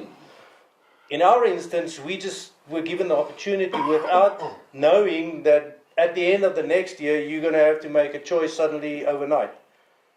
And so these two things, I think, work together, because certainly for me, I never was under the impression that we were going to be requested to stay either another year or another 3 months or something. So we planned differently, as opposed to somebody who knew you were going to be there for the next 2 or 3 years.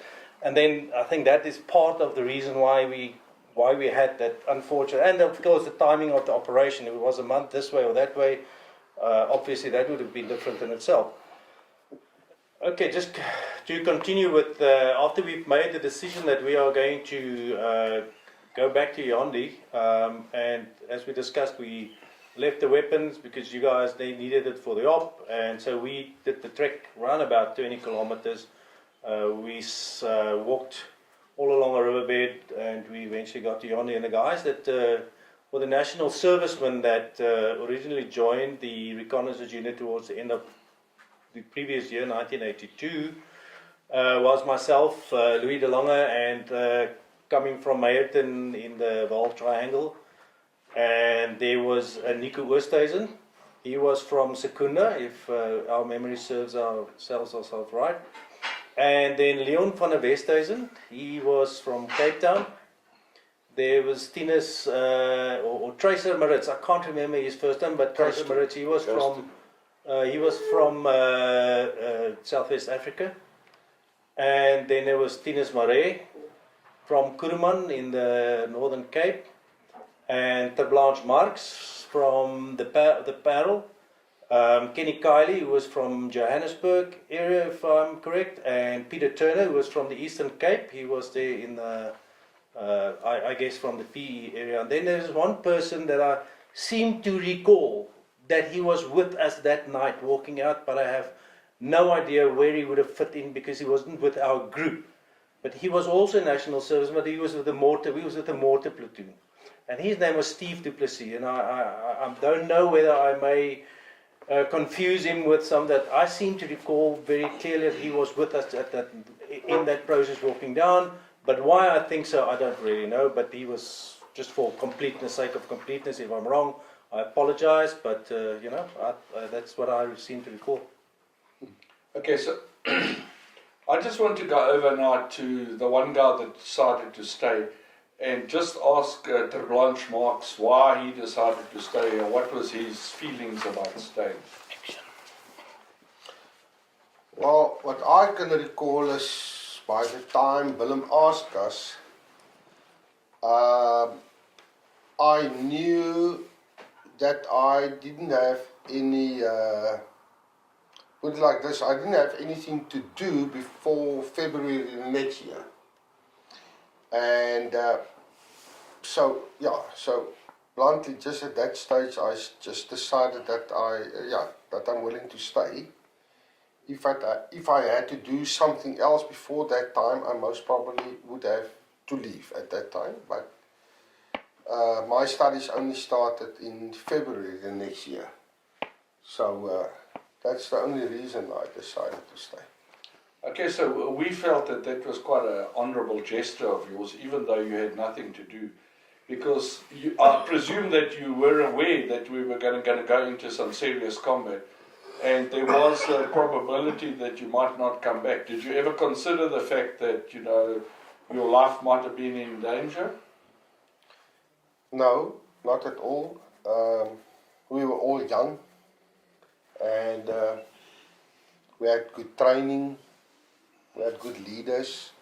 So just based on that idea, it was quite easy to decide that. Okay, then I just wanted to bring up a side note here. When we asked Louis to give us these names of these 8 guys, it just shows something very important about O'Mahony and how unique it is. If you were in any other defence force or any other military unit, South African unit, and I instructed you to give us the 8 names of the people, he would have given us the names of the person's rank, if he was an NCO or an officer. And this just shows that in O'Mahony, rank didn't actually matter, and because we were in a very small base and very far from anywhere else, we never ever wore any uniform. So you would come to work in the morning with a pair of sneakers, a pair of short pants and a t-shirt, and you would respect your senior people, but you never called them by rank, although you still showed the respect and maybe more respect. But it just shows the very close-knit ability of the teams themselves. Whereas if you go back to infantry school, and you went into a temporary base, we used to attach a string between the guys and you would actually wake the guy up. Then when you were in 3-2 Battalion itself, you would actually shake the guy by the arm to like wake him up. Whereas in O'Mahony, Unlike now, where we're talking loudly, everything was in a very clear whisper. And at night, you would actually identify people just by their profile. And because you lived so closely to them on a day-in, day-out basis, you actually knew the profiles of the people, and you knew if one guy went, you knew there was trouble. You looked at him, and there was a lot of use of hand signals, this being enemy and this being tracks. So it just shows that the unit, the small team, is very, very tightly bound together. And you then basically had a team leader who had, if you had a team of 6 guys, you'd have 2 machine gunners within there, you'll have a guy with a radio, you'd have 1 guy that's a medic, so you'd basically have maybe 2 PKM machine guns, you'd have 1 RPD machine guns, you'll have a signaller that would carry an AK and an M79, and you'll have a team leader that will just have his AK. But it just shows you the very close-knit nature and the unique methods that were developed over time from this. And unlike other units where there's national service rotation, there was a lot of overlapping. So when I arrived in the unit, we had guys like Kevin Fitzgerald and Kevin Sardo, and then they would have learned from the original 12 guys that started, and everything was more a question of assisting and instructing, and you gave your knowledge over very easily to your subordinates because you knew you had to rely on this guy's ability in operations. So, and the other unique thing was that Amahuni was actually in the operational area. And I know some of the regional guys that we spoke to earlier on today were telling us that they took a chance once and they went out the base, and 200 meters from the base there was a dam, and they were having a swim there, and they didn't have weapons on them that they admitted was incorrect. And one of the Typhoon SWAPO guys who had been totally lost and had been chased arrived there in his uniform with his AK, and they were all hiding in the swimming pool thinking this guy's going to shoot them.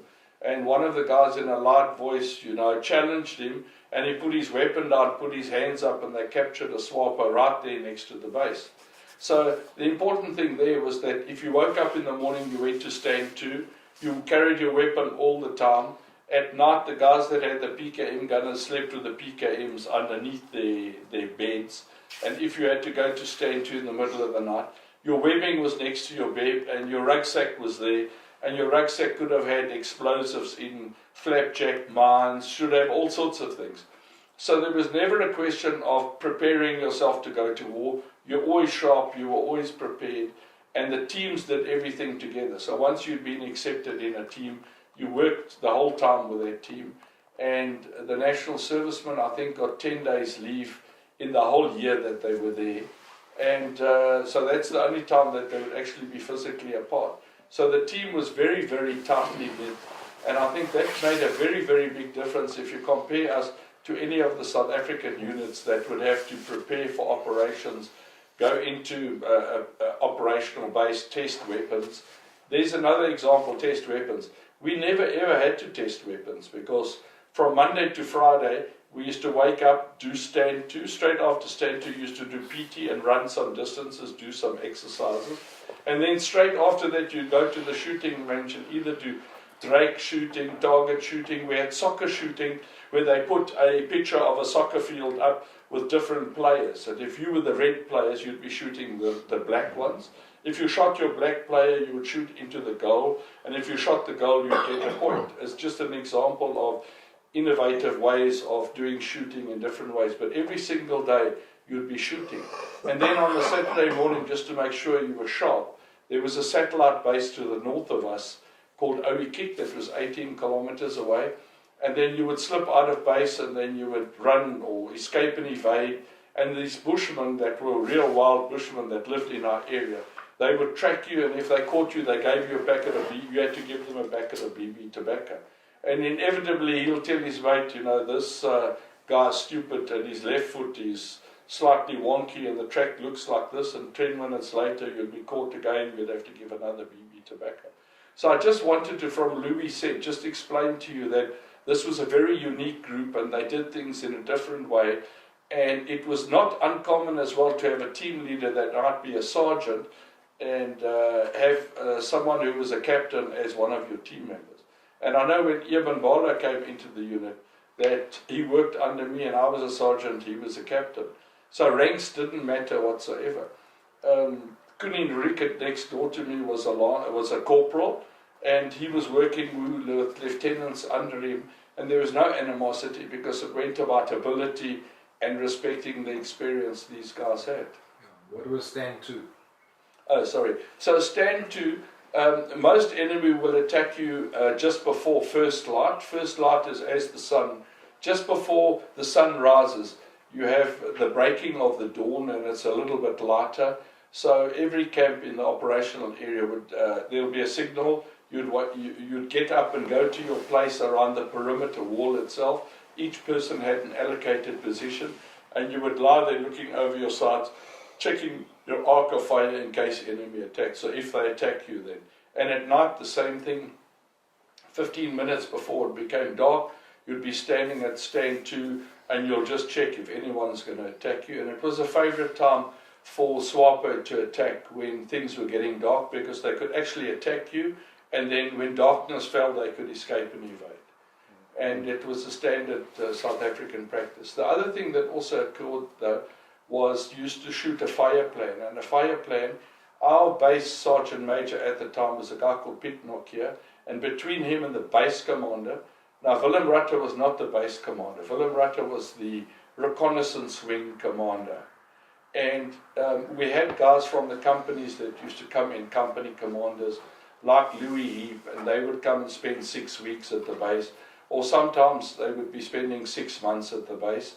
And then the base commander, the base sergeant major, was Piet Nokia. He was there for a long time, but when he went on course it would be Kevin Sado, and we had guys that came in from other units as well, like Mark Klein, that came in to do a 3-month stint.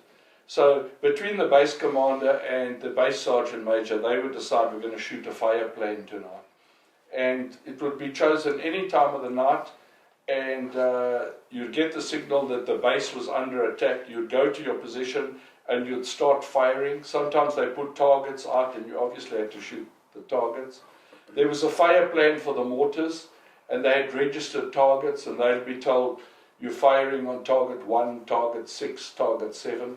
Obviously the target areas were places that had been reconnoitred beforehand and that there was no civilians or anything, and then those bombs would be landing over there. And it was a way of just showing the enemy that we were active and we were ready for them. And it is one of the only bases in the whole operational base that was never attacked either by indirect fire or by fire itself. The only attack they had is the one I spoke about, where that typhoon guy got lost and he was thirsty and hungry. And when they actually caught him, all he wanted to know was about food and water. And they fed him, and at one stage they had to stop feeding him because he'd eaten like 3 days' food in like 2 hours. And he was very helpful, and he gave us a lot of information what was going on. And he was one of the guys that said that the O'Mahony area was a no-go area for them, and they had to be west of the 1730 or far east of the 1830 cut line. And they basically used those routes because they had national servicemen patrolling those areas. And they would basically infiltrate from the north to the south to get into the soft farming areas to the south. Peter, I know that's probably not exactly now the topic. I know we're going to move on to Askari, but just to underline what you said about how different this unit was. For us as national servicemen, having just gone through the year before, the infantry school doctrine and how you treated the fact that that area was operational, all the other people would. That's where other companies or other units did patrol. That was their operational area. But I know that, for example, after one op that we did, we came back, and usually I had 2 or 3 days base leave. You couldn't go anywhere, but you didn't have to do anything. You could just get your kit ready, wash, get all the black is beautiful off, repair your kit, do all those kind of things. So at that stage, then me and Nico Oosthuizen decided to take some of the horses that we had at that time and we wanted to go to that Lagoas dos Elefantos because somebody told us it's beautiful there. And we decided we don't want to spend that 2 or 3 days in the base. We want to go and take the horses and go look what that looked like. And we got permission from Willem, and there we went, off there, 2 guys, each with a rifle, food in the back, and we going off like old foot trackers there, out west, past the Hiki, over the cut line. And we were spending time in that beautiful area, and 3 days later we came back. Now there is no other unit in this world that I can think of that we would be able to do that. And that to me is still something that I remember very fondly, that absolute freedom that we had, and everybody realized that you're going to be responsible, and we were very well positioned to take care of ourselves because of the good training that we had. Anyway, so that was something that just to underline the uniqueness of the unit, So while we're a little bit off topic, the horses, was that used anytime logistically or? There were some experiments done with it that didn't turn out, they were not very suitable. Mostly, perhaps in part because the horses that were there were not very disciplined horses, and they were not really, they were very unpredictable. Well, that's a complete different story, but no, they were never used for Okay, let me just practice. talk about the horses quickly. So, basically because Amahani was so unique, and I think that Willem Rutte had such a good relationship with the higher command, especially with Colonel Dion Ferreira, that any experimental ideas were always welcome. We had the guy from CSIR, his name is Dr. Vernon, joined, and from time to time him or some of his people would come up and do experiments, not on us, with us, to show us equipment and unconventional things that they'd done. I know at one stage he came up with this bicycle that had explosives in it, and we gave him 2 bicycles that we'd captured to get the right make and size and everything.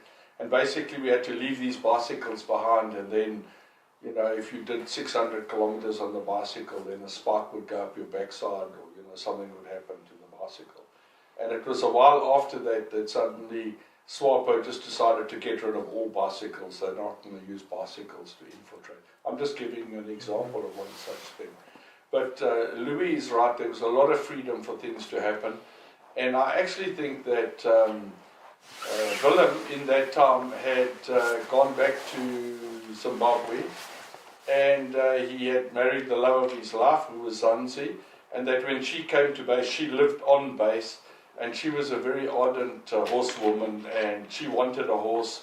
And so in that process we had some horses, and we actually had a corporal called Andre Pina that actually came from the cavalry horses, or we called it Bereda, which was the horse guys. And so he took over all the horses that were there, and he was in charge of the maintenance of the horses and keeping them fit and so on. And I think, any distraction that we could get, I think all of us aren't frightened of falling off a horse, because when we used to go there, and it wasn't by design, it was just because, it was a nice thing to do, and we used to have competitions with the horses, and some of the more stubborn horses, we'd see who could stay on the longest before they were thrown off. So the horses were all part of the bigger scheme of things. And then I just want to touch on Operation Spiderweb. And Operation Spiderweb, we'll discuss at length later. But Operation Spiderweb is much like a spider web, where there's a spider in the middle, it's got a web around, and you've got these little satellite bases. And you'll actually walk every single day from one satellite to the next. And that way you cover a large area every single day. And should there be any enemy infiltrating through your area, you'd be given early warning that they were there. And then we had a reaction force, which was 2 buffels, and some of the base personnel, be it the chef or the signaller. And when the reaction force was called upon, they'd all get on the vehicles and go and follow the track or eliminate the threat that's happening. Okay, so we have now the National Servicemen, 7 of the 8 have departed, and they've gone back to Yaoundé, and obviously they were now rerouted back to Buffalo or Amahoni. They've cleared out, they've gone back to South Africa. What's an interesting point at this stage is that the officer commandings of all national service units have to send a signal to Chief of the Defence Force to tell them that all their national servicemen have gone home. And I assume at this stage that Sergeant Major Rosa, who's the personnel officer in Rundu, has sent this signal to Chief of the South African Defence Force to say, we have no more national servicemen, and they've all departed. But we still had Ter Blanche Marks that is now volunteered, and we haven't volunteered the fact to the TAC HQ that he's still there. He conveniently forgot about that. We moved forward into a UNITA base, and I must say the UNITA base was very, very neat. Because it was next to the Kabanga River, there was lots and lots of reeds, and they had these very nice, neat thatched houses. And I think I remember I had my own little house, and there was Batman from UNITA looking after us, and they were very hospitable, and they just couldn't get enough of us. So at this stage, if I remember correctly, Willem Rutte decided that we should go do a foot patrol to the north and just go and investigate the situation to make sure that SWAPO wasn't maybe trying to infiltrate the area and attack us. And at that stage, Henk Maritz and myself formed a team together with some other guys, and one of those guys was obviously our Tiffy, Oscar Delport, and he was quite a big fellow.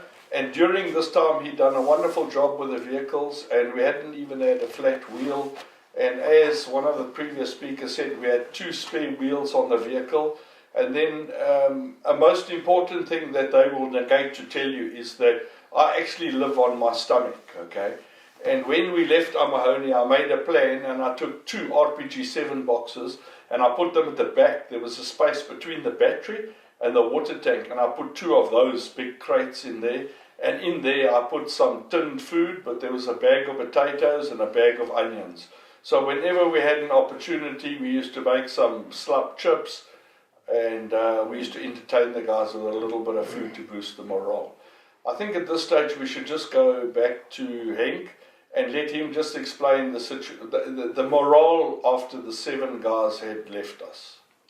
Yeah, I think, let's say now there was about 10, let's say we were about 18, now 7 have left, so there's about 11 of us left. But the thing is, the whole time, while we was busy with this ops, you can see there was a momentum building towards what's going to happen. It becomes more and more intense, the operation. And so it was quite demoralizing for a few guys that stay behind it. Suddenly your operational guys, as operators, suddenly 7 of them left. Going back to the States, and you are now facing with a war situation. So Willem sent us north with Peter, and we had Dallas with us, and we want to mention Dallas in the sense Dallas was a big guy, and he was carrying an RPD, and he was really excited to join us. And and that was, I think, what was quite unique of our unit, is that Dallas just slipped in. There was no difference between him and any of the other operators on that patrol. He was such a natural person to work with us, as a tiffy, but also as an operator. So we went north. We crossed the river from the east to the south, to the west at night, and then we lay up the next morning on the western side of the river.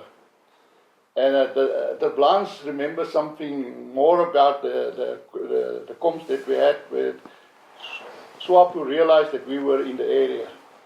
So we were there in the morning for a few hours, and then suddenly Peter said we must pack up, we go back. So now we have to cross the river again from the west to the east, and it is quite frightening crossing the rivers. So I was a little bit upset of all this river crossing. I was heartful. But okay, that was what happened. And Can I just interrupt you? So why were you anxious? Were there crocodiles in the river, or was it you swim? First of all, we are not good swimmers. Some guys coming out of the Kalahari was not always the best swimmers. But we had a technique to put all our kit in our bivvy, and we put our empty water bottles in, and then the thing float in front of us, and we float with the stream.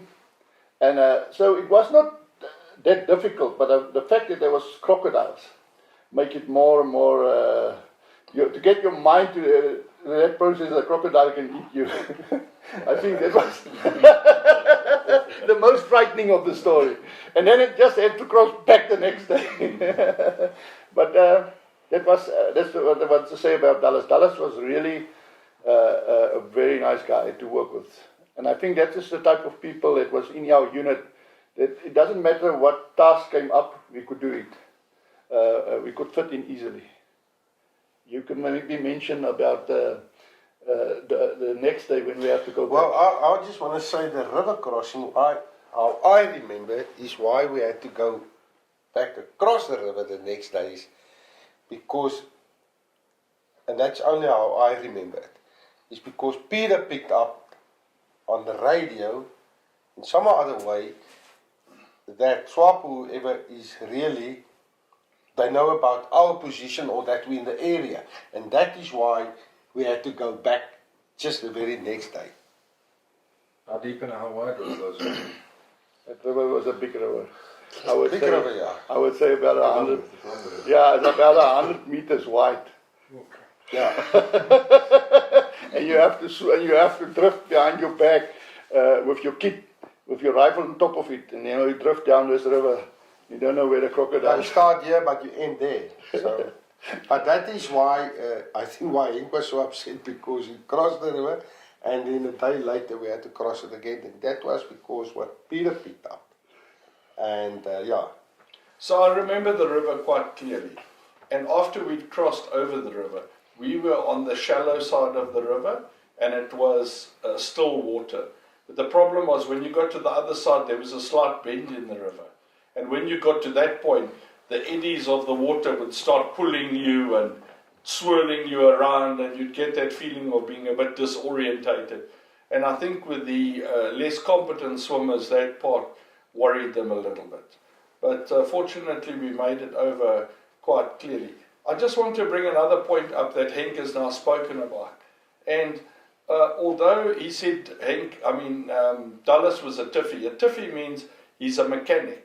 So he's actually working on a totally different corps to what we are. He wasn't a personnel officer, a finance officer, or he wasn't an infantryman. So he was totally a support guy.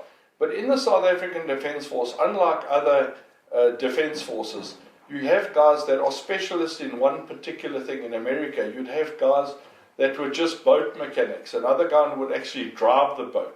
Another guy would service the boat. And so you'd have different components.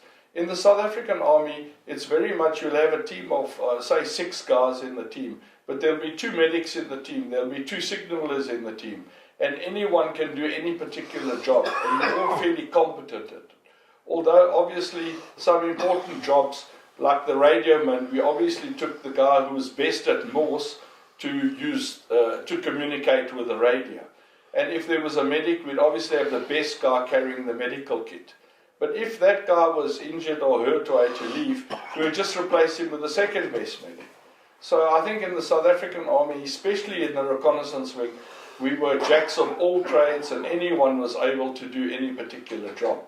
And even Captain Willem Rutte, or he could have been Major Rutte at that stage, if one of the guys had fallen out, then he just fills the guy's post and then you carry on. So I think that made us unique. But straight after that, we obviously went back, exfiltrated back to the vehicles, and then the operation per se started. And we were going to travel first parallel north with the river, and then we were slowly going to turn west, and we were basically doing a big dogleg towards the right.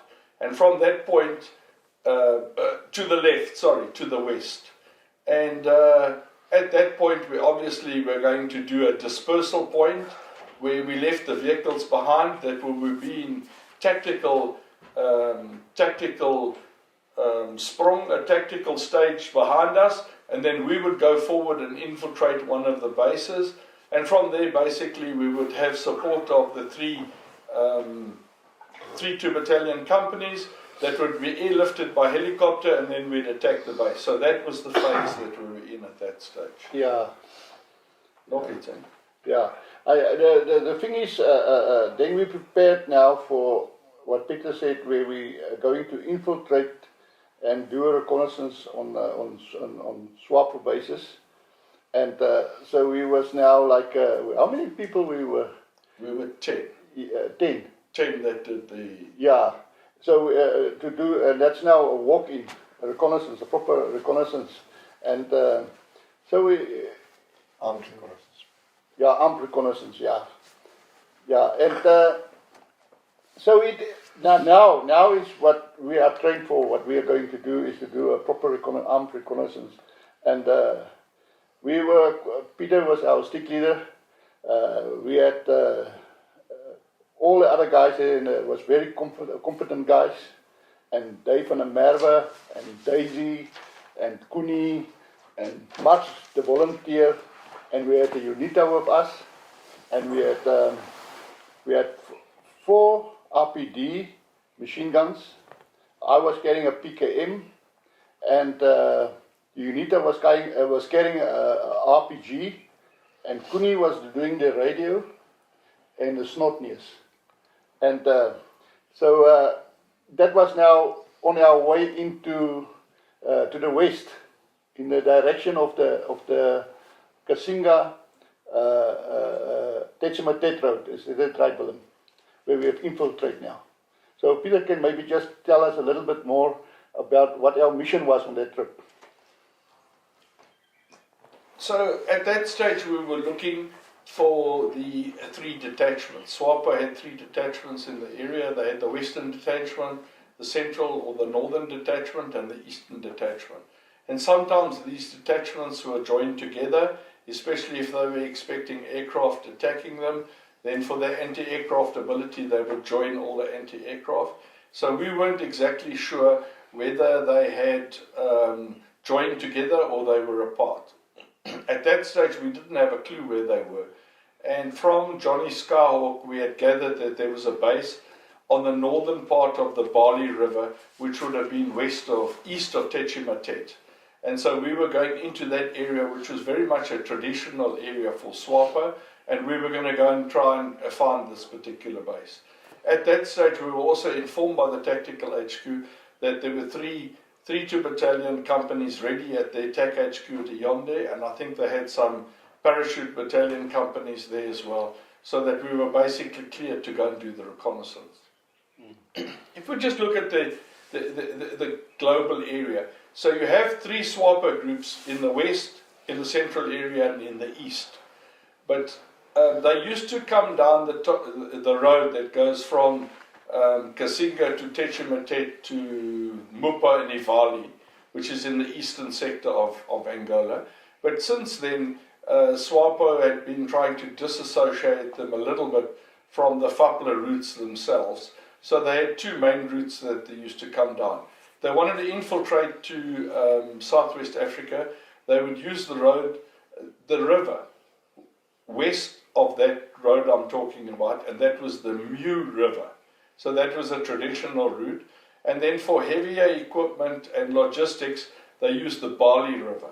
And the Bali River started up in the Kasinga area, and it flowed all the way down and came out nearly close to Yonde. So that was the area that we were interested at that stage.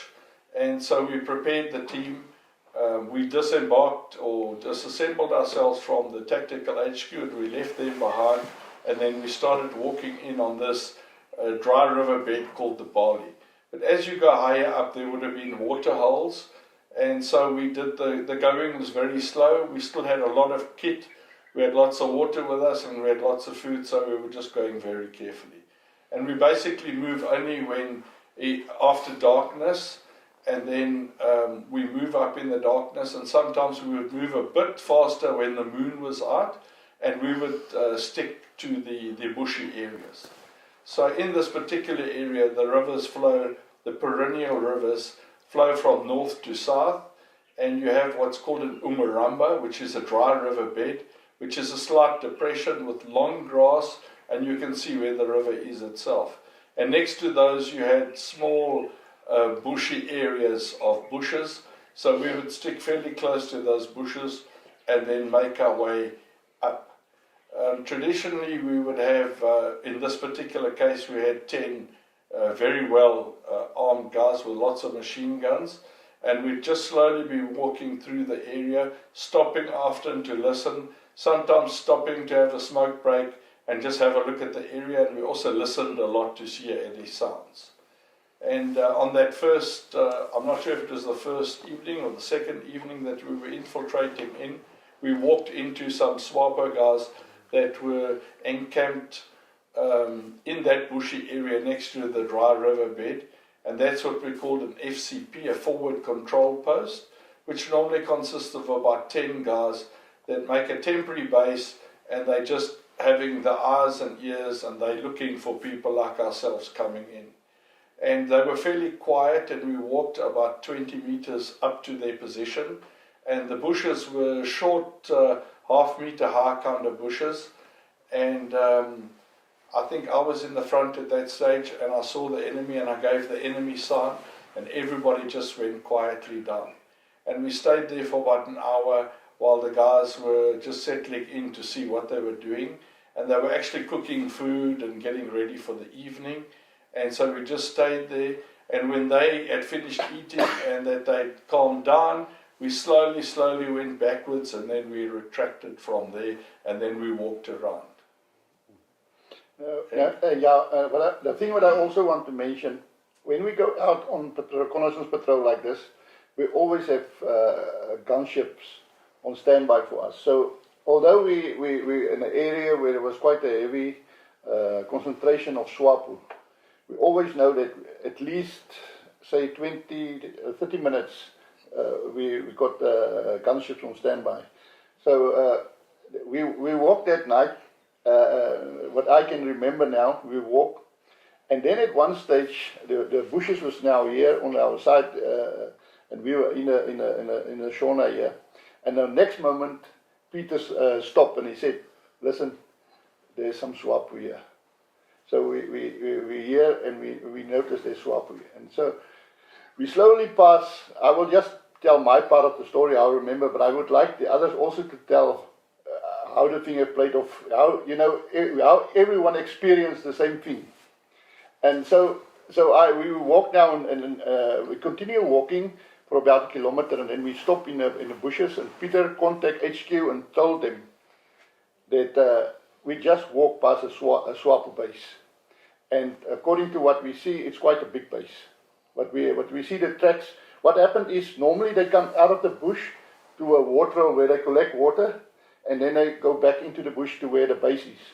So according to those tracks, then you can estimate roughly that it is a big concentration of people or just a small camp.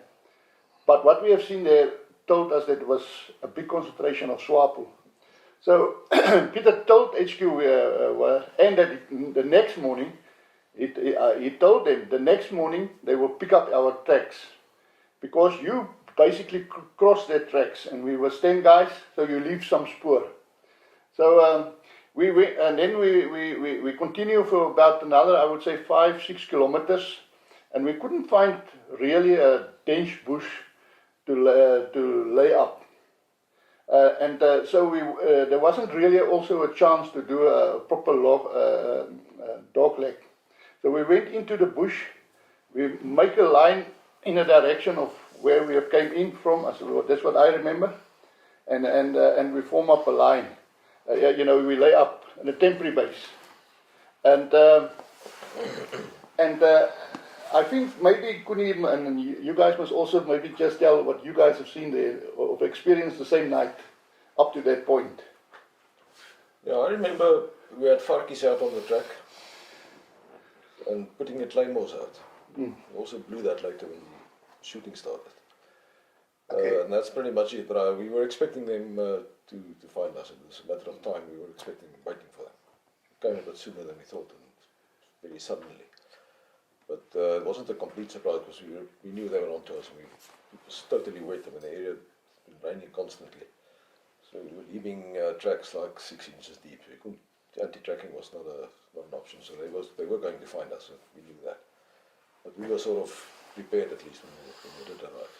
So, yeah. And you, Max, how... I recall it is, I can remember that Peter called up HQ or whatever, and that we picked up the base, that I can recall very well. And yeah, looking for dense bush, we couldn't find dense bush in a short distance. And then eventually we came actually upon this very dense bush, if I recall right. And yeah, from there on, we set up the Claymore mines, that I can recall definitely. And then, before we drew fire, I can actually remember that Farkie was the guy lying closest to the point of entry from where they would have come in. Yeah, he was out of the TV a bit. Yeah, he was actually on guard, I think. Yeah.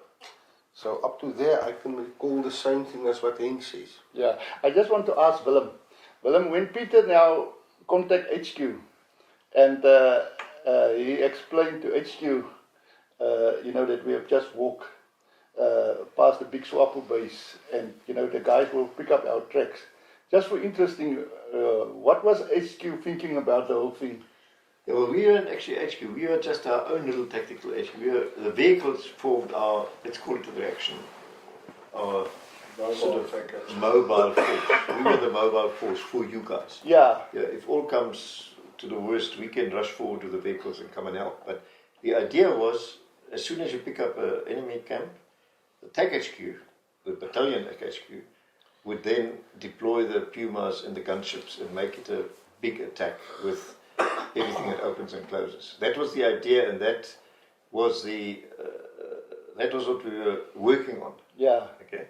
What happened then in reality on the ground was a totally different story. But until that changed, I was quite relaxed. We stood there and we watched, and we knew that you would survive the night. That was no problem. But early morning, the battalion attack force would go in, so everything would be hunky-dory. Yeah. Now this is where you are at this stage. You're now in your position and waiting for the battalion to come into attack, and then I think Peter's got to explain how that developed. Yeah, I just want to hear, Willem, I just want to ask, that now we laying up there. Now, Farkies was on this side of me, and then Marx, and then Peter was at my back. He was now behind me, and him and Koenie. And Farkies have to go, it's now his time to go out to the forward post. Now this was by day now. Was this the next day? This is the next day after we picked up the guys. Yeah. And we become light. And after did you know at that stage that the battalion's not going to come? Okay, so when we picked up, we knew that the base was there. I just want to say there was a reconnaissance done into the base as well. Yeah. And that was Dave van der Merwe and Farkies Venter. They split on their own, they went into the base, they confirmed it was there, they confirmed there was anti-aircraft, and then they came back to us. But that was before we were close to where the tracks and everything were. From there, as Koenie said, we were walking and it had rained, so we couldn't leave. We were leaving tracks all over, and we struggled, as Ter Blanche said, to get a place because there was high canopy Mapani type trees and the bottom was fairly open, and then we came to a bush of small Mapani sapling trees, very green, but it was very, very thick. And it wasn't big enough to actually do a dog leg around it, and we just went straight into it. And that was actually a tactical move as well, because if you're going to do a dog leg, and the enemy's on your dog leg, they're always looking to the left and right of the dog leg, expecting you to have done a dog leg. Yeah. And the guy that was in charge of this base was actually called Aquanemba Point, and it was actually the logistic rear base for the three detachments. So we were behind the detachments, and this was the bigger base. And I found out much later on that the guy in charge of that base was a guy called Bulanganga, so he was in charge of that base. And we knew that things would get hairy if we got involved at that level. So we were inside the base, and as Kudi rightly said, we went down and we just put out our claymore mines like we normally did. And a claymore mine is basically a piece of explosive encased in a piece of plastic, and in the front it's got many, many ball bearings. And we had a special initiation with the state, so we didn't electronically detonate them because the electronics in rain and so on wasn't always effective. And we devised our own little system with 2 pull switches. So you had a rope and you manually pulled the rope, which set the detonator off, and then there was a detonation cord, and then the claymore mine would go off, and it would have a large killing distance of like 15 meters ahead of it at a nice broad angle. So those were put out. But we also had a thing called a flapjack at that stage, which is just a small piece of plastic with a plastic explosive with some ball bearings. And I know that I took mine and it was put there with the claymore mines as well. And so we were expecting the enemy to come, and Farkis, it was his turn to go forward, and he must have been about 15 meters ahead of us, obviously quite close to the edge of the bush itself. And so Farkis Venter was actually the guy that had been saying all along during the beginning, the build up to Askari, that it's about time. He's been in the reconnaissance wing for so long, and although he'd been involved with skirmishes, he hadn't actually been in a big contact. And he was actually telling us he can't wait to get involved in his, the big blooded contact type thing. But Farkis, like all of us, had our weak moments, and I think that he realized that it was a very big moment and things were going to go wrong. So he made a few little tactical blunders. But during that night, after we'd confirmed the base, I got back to the tactical headquarters where Eddie Viljoen was the OC and he was there. And at about 3:30 in the morning, when I eventually made contact with them, they told me that there was a slight issue with them bringing in all these forces to attack this base and basically try and eliminate the base. And that was, there was an attack against our forces at a place called Kayundu. And they had lost 2 vehicles and some people were killed, and it was a great dilemma for them because all the forces that were due to come to us were diverted to this place, and they said they won't come to us within 28 or 48 hours. So we were 2 days on our own, and there was nothing they could do for us at that stage. And that's when we realized that we were in trouble. We were too close to the base. The enemy were definitely going to pick us out, and we were going to have a fight. And then Farkis Venter went out, and Farkis was a smoker at that time, and I think that the pressure was so much that he thought he must have a smoke. Although we didn't carry any cigarettes, Farki had taken a piece of plastic that we used to mix cool drinks things, and he put a cigarette in there, and he had a piece of flint, and the demolition matches had a special piece of flint with a special match, and he put those all neatly into this plastic bag, and our rucksacks are tubing, round tubing, and he put that inside, and he had 1 cigarette in each of the tubes of his rucksack. And he thought this would be an opportune moment to have that cigarette, because he obviously thought this might be his last cigarette, so he was eager on having the cigarette. But unfortunately, before he did that, the sun started coming out and warming up. And Peter, let me, I just want to get in there, because now the sun has come up. It was becoming here like 9 o'clock now. Now we all, in our group, there was you anticipate something is going to happen. It was like, it builds up to a point. And then Peter is one of the bravest guys, he wasn't very, I don't say he wasn't religious, but he was kind of very relaxed person. He wasn't very scared, according to me now. I don't know what he was thinking. But so we lie up and we wait now. Farkis is now on the outside. He's now in OP watching our tracks. And then the next moment, something really interesting happened. The next moment, I hear Peter's voice. Henk, where's your Bible? And I said, I was so, my sister sent me a prayer book. And every day, because I was a very nervous person and I was very scared. So every day I read my Bible, and then Peter will always tell me, he said, Henk, put away that, he didn't say a bad word, he just said, put it away and read one of these books. You know, he's Wilbur Smith or that type of books, he will read them.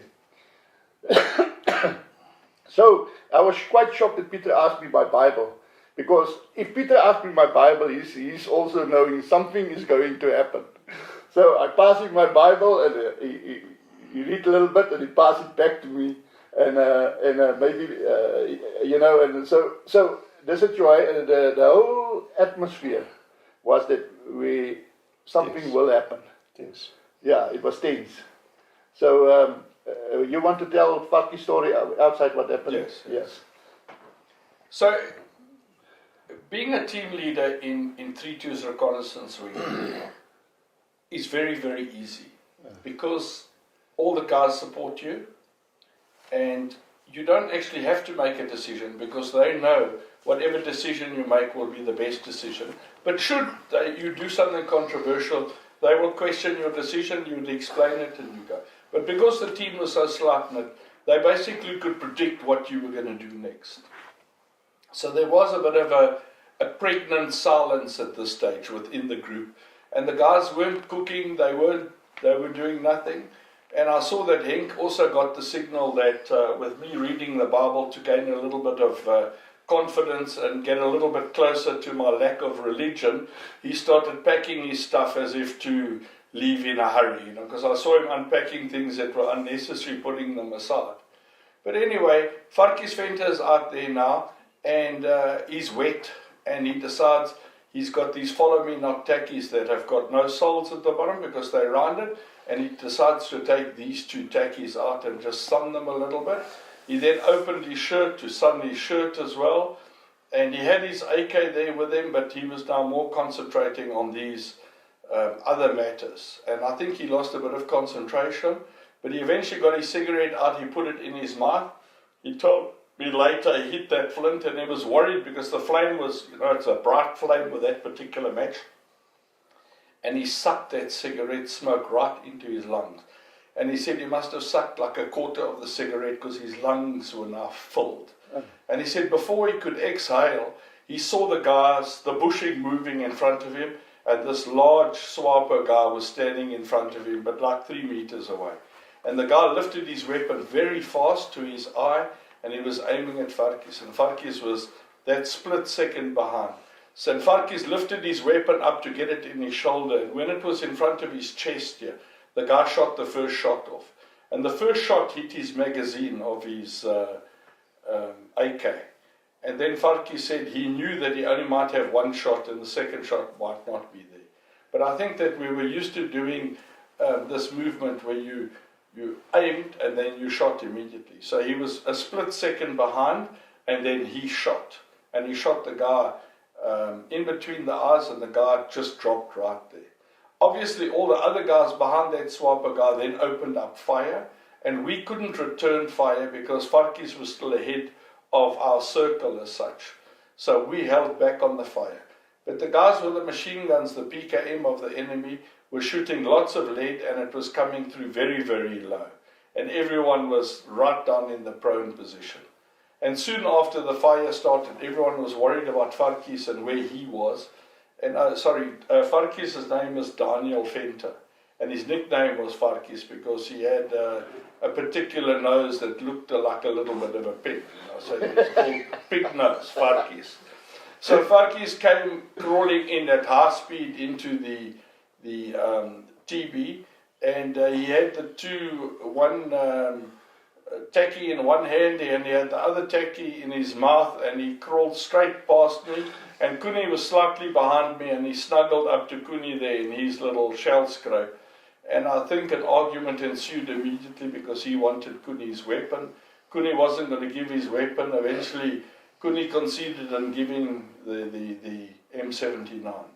Soon after that, I don't remember, but I think Kuni had the stakes to blow, and we gave the order that we must blow. And as soon as we blew them, I think a lot of the SWAPO guys were hit with the shrapnel and so on, and then we opened up fire. And obviously when we opened... Can I just come in there? Sure. Yeah, when the shots is fired here, we can see nothing. we just lying here now, and suddenly the bullet, the guys, SWAPO is firing at us, and it's just, so we start firing back, but Farkis is still on his way from in, but Farkis is running. Running. Yeah, he was running. He was running like he was running like this. And the next moment, as he come in, he just like he went straight for Koenie. He said, "Koenie, gee my jou wapen, give me your weapon. Gee my jou geweer, gee my jou geweer." Koenie said so, "Fuck you, waar's jou eie geweer?" But it's one hell of a confusion because Farkis is outside, but in the meantime, these guys are shooting at us. So according to Farkis, there was only 3 of them, and Farkis shot the one. So the guy was not completely dead. He was still, while we was inside lying up there, he was still moaning, the guy outside. But so you have the guy moaning outside, and you have us now inside. And as Peter said, we fire, and we also fire at Claymore mines. And with that, the other guys, 2 guys have run away. And so we all in this now, a dead quietness. Nobody knows what's happening outside except for the one guy that is now wounded outside and he's moaning. So maybe some other guy can just come in and just... Well, let's just ask Koenie what his experience is, because he was in the heat of the battle now. Yeah, I just remember initially not firing because Farkis being, not exactly sure where he was, but lots of fire coming in. Bark and twigs and leaves flying around. And eventually Farkis did come back in, like, under 4 foot, I remember. The eyes like this, and he's asked me for my rifle, and I told him, I'm not sharing my rifle, sorry, where's yours? And what had happened, I think, the way I remember it is, the bullet had hit very close to where his weapon was. He got a bit of a sandblast, blood on his face. And it stopped his rifle, it wasn't working anymore. By his sand, or the magazine maybe, I can't recall that exactly, but his rifle wasn't, he said they shot his rifle out of his arm, out of his hands. But I remember it just stopped, just probably sand in the cotton mechanism, I can't remember that exactly. We continued firing a bit and I pulled the claymores, I remember that, and then it sort of went quiet immediately. And that was pretty much it. We started packing up. We stayed for a while longer, we didn't leave immediately. I thought we'd stayed a bit too long after that. We wanted just to get out of there, but knowing the area was like open, everywhere was like open, that wasn't a good move maybe. So we stayed quite a bit longer before we then legged it out again for knowing the guys will be back eventually. So that was my immediate... Mark, you will add something? Because what I remember, I just want to, we're laying up quite a long time there, because now Peter can come in here, he contact HQ and told them, listen, now we had this contact, we report the contact. Ammunition. Yeah, and ammunition. We haven't fired a lot, because it wasn't a long contact, it was quite a short contact, but now we are compromised. And so the guys know we are there, we know there's a big base, and Peter contacted HQ and told them, listen, we are now compromised, what must we do? And Peter, maybe you can then explain what they told you, because now we're laying up, we're all tensed up, because the guys have picked us up, and we don't know how many of them are outside, and there was quite a bit of uncertainty what's going to happen. So when I made contact to say that there was a contact, we've been compromised, they made it quite clear to me that they don't have any assets, so they can't send us an Alouette, they can't send us a Puma, because they otherwise engage at Kayundu, and they wanted us to exfiltrate out to the west, to the main road that runs from Kuvolai to Techumatet. Yeah. And we didn't know if that was such a good idea, because we thought there was enemy along that road as well. And so it took us a while, or took me a while, to come to a decision what exactly we were going to do. And we didn't actually have many options, but one thing we knew for sure, that we were in the big shit, you know, and that we'd have to stick together. And I told the guys as well, we just stick together now, no matter what happens. Yeah, now, and then Peter, we wait, I think till last night, I couldn't remember. Yeah, we walked at night. Yeah, night, so we waited, but it was now a long time, we spent the whole day there, and we was, you know, everything was tensed. We know there's a hell of a lot of SWAPO.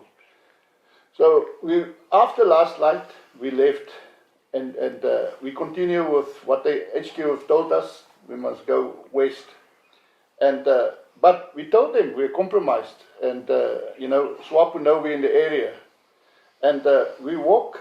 I remember we walked right through the night, and early the next morning, I would say just about first light or just before first light, as I remember it, we crossed a road. I would say a single vehicle road, but quite wide, and there was just SWAPO tracks on that road. There was tracks everywhere. So we know there's a lot of presence of SWAPO in that area. So we cross that road. We walk for about, now it becomes first light. So we walk, I would say, on the southern side of that road. We turned to the right, and we went into some long grass, as I remember it, where Peter said we must lay it up, if I'm correct. So we went into that long grass. There was no proper cover. It was one tree where maybe we could have put up the radio, and further it was just long grass. So we went down in the direction of our tracks where we came in. So we faced in that direction. And I couldn't remember how long it wasn't very long. We just went down, and Daisy was on this side of me, as I remember, and Barry was on this side, and Dave and Marx and the UNITA guy was back there, and Kuni was busy putting up the radio. We were just busy putting up the radio.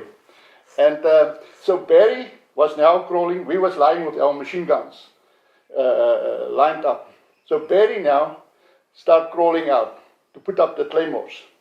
And as Barry was about, I would say, about 5 or 6 meters in front of us, the next moment we hear the SWAPO, we hear them talk on our tracks.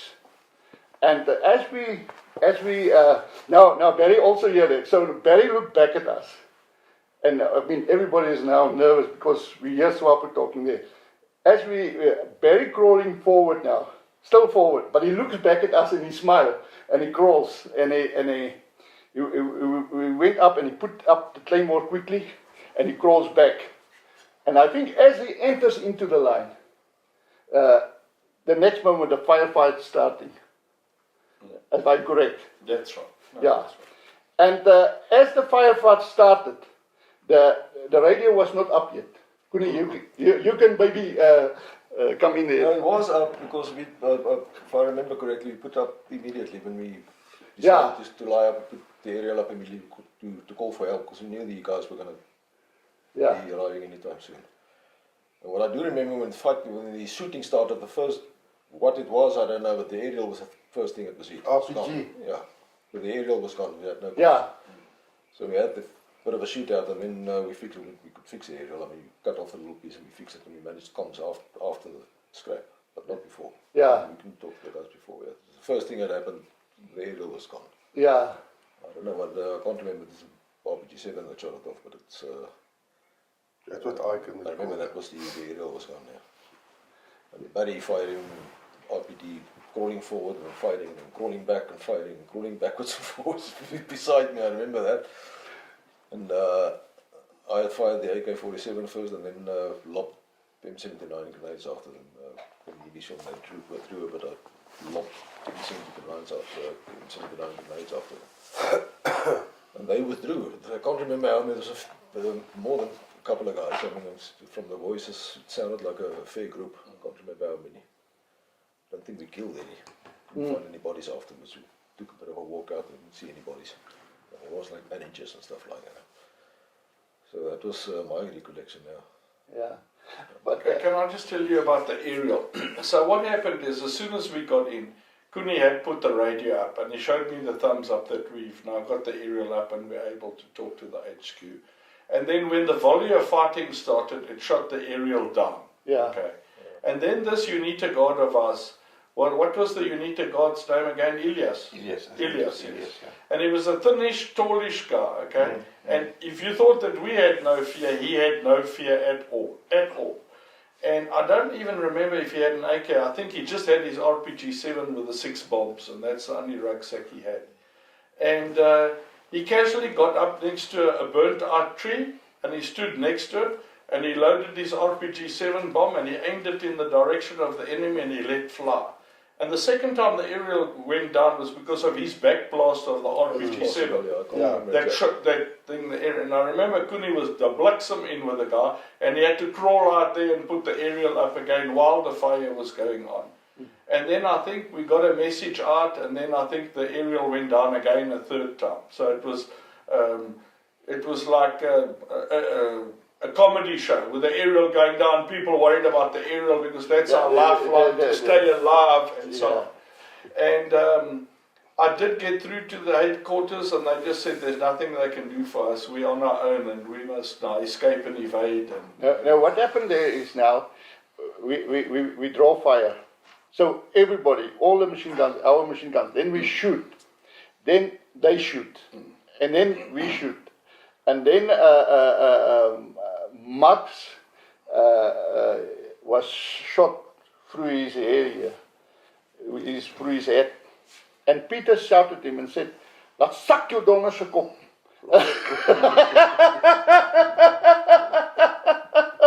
But it's now one hell of a firefight. But I remember that is my experience. Comms for us as a reconnaissance group is very important because that's where our close support is coming from the gunships. And I remember very, very well that at that moment we couldn't get comms. And you like slightly start getting a bit nervous. Because then the RPG blow the area out of the tree, and but in the meantime the firefight continues. It's a hell of a firefight. Those guys are firing at us, and we're firing back with 5 machine guns and RPGs and everything. So it was quite a fight. And then what happened then is we hear the guy shout "Advanza," but we can see him now. They can see the line coming out of the trees in front of us. And then the one guy was shouting "Advanza, Advanza." And then we open up with the machine guns again. And suddenly you just hear, "Fuck!" As you shot somebody in the stomach. And you hear that sound. I hear that noise. And when we hear it, the next moment, just after that, the next moment, the guys go, "Rekua, Rekua, Rekua." Yeah, pull back, pull back. You know, first he shouted "Advanza," but of course now there was now, I would say, if I just think about this, about 60 meters in front of us, but we can see them now. The line's coming out now, or maybe a slightly bit further. But you know, you see a proper extended line of SWAPO approaching us now, and they're firing at us all the time. And our ammunition start running short. So and at that moment, I think Kuni's, I couldn't remember if we had comms then already, but I think it's getting tense now here. And so this guy is shouting "Advanza, Advanza," and we open up with everything. I remember for the first time I opened up with the PKM, and Barry, Daisy on this side, he was shooting his RPD, let the smoke coming out of him, and Barry on this side was firing. So everybody, you know, in that firefight, you only see the guys. You have them like here and you on your side, and what's happening in front of you. So that is now a proper firefight happening around us. And then after we shot that guy, we hear the thud. The next moment, "Rekua, Rekua," and from that moment it went completely still, and they withdraw. And so everything becomes very quiet. And then suddenly they drop a mortar bomb. I remember that very clearly. And now you're laying down there, not knowing where that mortar bomb is going to fall, is going to explode. And the next moment, I think it exploded in front of us. In front, yeah. After that, it's completely quiet now. And I remember Peter told me then, I must get up. I must walk with my PKM to the back and cover the back. But you know, I remember my own emotions now. You guys can tell whatever you guys feel, but you feel quite invincible. you feel quite. You have won the firefight. You have won the firefight here, you know. And so I'm quite up, you know, walk, you know, instead of crawling. Peter say, "Hey." I couldn't Afrikaanse word as I couldn't remember the words properly, but he was saying like suck. You can't walk like that, you know. But he used a few extra kom bietjie op weet jy, of fok het nie of. But you know, I remember that very well. After the guys withdraw, after they pulled back, you have that suddenly there was like a, you know, it's not invincible, but you feel we have kind of won this firefight, and you feel a little bit.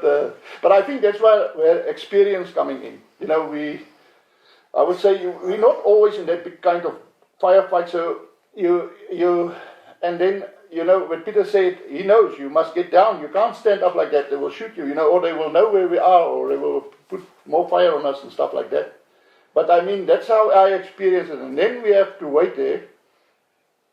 And I remember he called in, he called HQ, and we were supposed to send us gunships. And when the guns, I think it was the gunships, was flying in to support us. They flew over the base. With the one that we have reported, and they start drawing fire, and then the hell of a firefight broke up in that area. So they couldn't send the Pumas to come and pick us up immediately, because now the whole thing have shifted from us to where the base is and where the firefight is. And maybe somebody else must come in, and maybe Peter, you or somebody else, just explain what's now the sequences that happen, because we was picked up late at afternoon with the Pumas. But first, there was a huge firefight happening now, in the base area. Yeah, I don't recall that exactly. I just remember being lifted out. I can't remember how long we stayed in the after the scrap. But I remember we were picked up pretty much right there, just like an open area behind us, like a bit of a sauna. Yeah. We were picked up from there and taken to the AG. Yeah. I can't remember how long we were in there before the choppers arrived. I don't recall that exactly. Yeah, it was quite a long time. Couple hours, yeah. Yeah, there were gunships coming in, but we were not picked up immediately. It was a while before the Puma came in. Okay, so from my recollection is, we just speak about the emotional side first. We were on an extreme high the night before. We'd eventually picked up the enemy base. We knew exactly where it was. It was a big letdown when they didn't come in, and we were in our first lying up position. When we had that first contact, I think it was a shock to the system, because there was a lot of incoming fire. I think the guys felt a bit dejected because we didn't do much firing on that first contact. We were receiving a lot of incoming fire. I think the initiative was regained when Kuni pulled the Claymore bank, because that was one hell of an explosion and it shocked the enemy. I think at that stage you start feeling the adrenaline rush and you feel like we're on the upper foot. When we moved to the second, the grassy lying up position, I think we knew now we were in for trouble, and we didn't know if we were going to make it or not. And then when they had a lot of incoming fire at that stage, so I think we regained it when we started shooting with all our machine guns, because we had a formidable flow of firepower and everything else. And in a contact, funny enough, the noise is very important, and if you feel you've won the noise war, and I think the main turning point was there is when we hit that one guy and we knew that he went down. And Kuni was right as well. At that stage we were in extended line and we moved forward, but we didn't move forward far. I think we walked 15-20 meters ahead, and just to go forward, just to see. And we didn't see anything there, because I think we engaged them at like 50 or 60 meters. They were a little further. But the second time we didn't hear anyone crying. Or the first time, the guy that was shot, he was moaning and groaning, and he was saying, "Oh, mama," which actually means my mother. And so we were on this up and down roller coaster of adrenaline rushes. And I think Henk had a little bit too much adrenaline at that stage, and that's why when he got up, and the idea is that the PKM gunner goes to the back, and the rest of us can pass him, and if we attack, then he can hold the position for us while we're trying to do the escape and evasion. And I think with his exuberance, he had a little bit of a swagger, and he thought that we'd won the firefight. But I knew it was just the beginning of the end, not the end of the whole thing. And so we went back, and the Allies didn't actually come to us. They flew over the base on their way to us, and then they drew fire. That's right. And it was quite a distance away, and we could hear now there was a big firefight going on. And that made us a bit more confident. And Kuni was right about the mortar that came in, but after that there was a couple of other mortars also thrown in our general direction. And then when we, at some stage, I got hold of the Mayat's HF net, and I spoke to the Mayat and I said, listen, we're in trouble, we are going to be taken out, and we need something to pick us up or something to come support us. And I know at that stage I was speaking directly to the Mayat, which you're not allowed to do, you always have to work through your HQ. And I asked the Mayat, were there any jets in the air, and he said there's no chance of any jets. They're still at Kayundu and they otherwise engaged. So we had no jet aircraft to assist us. And then while I was speaking to him, a chopper pilot called Hojan came up on the air. And Hojan was actually bringing in, I'm speaking under correction now, definitely General Gelderhuys was coming in, and there was another General Viljoen, I think, were being brought in to the tactical headquarters to see what was going on and evaluate what was going to happen. And this was the early stages of Askari. And obviously they'd come in because of the disaster at Kayundu, and we lost numerous people there, and we also lost a biffle to the enemy there that they paraded later. But and we also had one or two contacts with the enemy there, but it was guys we could see in the distance that we'd engage and so on. And then Hojan came on the air when I was busy with the Mayat, and he said to me something like, I'm 17 minutes out, Papa Whiskey, have white foss ready for me. That's all he said. And we were on a slight hill, and it was down to like a little dry riverbed, and there was an opening enough for the pumas to land. And so we were making our way down in that particular direction. And Hojan had actually taken, there was two Puma aircraft, and the one was, he had the VRPs, no, he had the Parabats with him, and the other aircraft had the VRPs with him. And he told the VRP aircraft to land somewhere in the bush. He dropped the 12 Parabats off with the generals right there, and he flew solo. One Puma came in. And he came in quite low, and he was asking me about the mortar fire, because he could hear mortar fire. And obviously the base attack was further away. And he came in next to almost like a dry riverbed. There was lots of grass. But I tell you, those 10 guys that we were, I think we got into the aircraft before those wheels touched the ground. And he just pulled power and we were gone. And we flew straight to the tactical headquarters. He dropped us off, didn't switch off, and he took off immediately to go and pick the general up. So that's my recollection of what happened there. I must just say as well that Henk didn't quite explain too well when Terblans Marx got shot. I think that in his exuberance and his wanting to get into the fight and the adrenaline running, that he raised his head a little too high for comfort, you know. And obviously that low-flying lead, one bullet went in right here in the middle of his head, and it made a nice crease all the way to the back, and obviously his hat was completely, you know, taken off his head. And I don't actually think that he knew that he'd been shot, because I think someone said to him, listen, you have been shot. And I remember he put his hand on his head and he pulled it down and he looked, and he was quite shocked to see there's actually, you know, red stuff on his hand.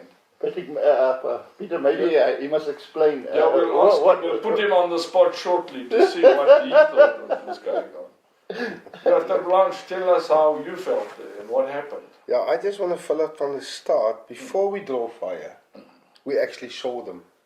Yeah, that's right. We actually heard them, and then we actually saw them as they approach. Because those Wapani trees were moving, and we could see guys breaking. I could actually see them, and then we draw fire. And as Henk said, while firing, what I can recall is that Peter was shouting and stuff, whatever. But I can clearly recall how the fire coming from their side was actually shifting. And at the point, I got a bit scared because it felt to me like the fire was like trying to encircle us.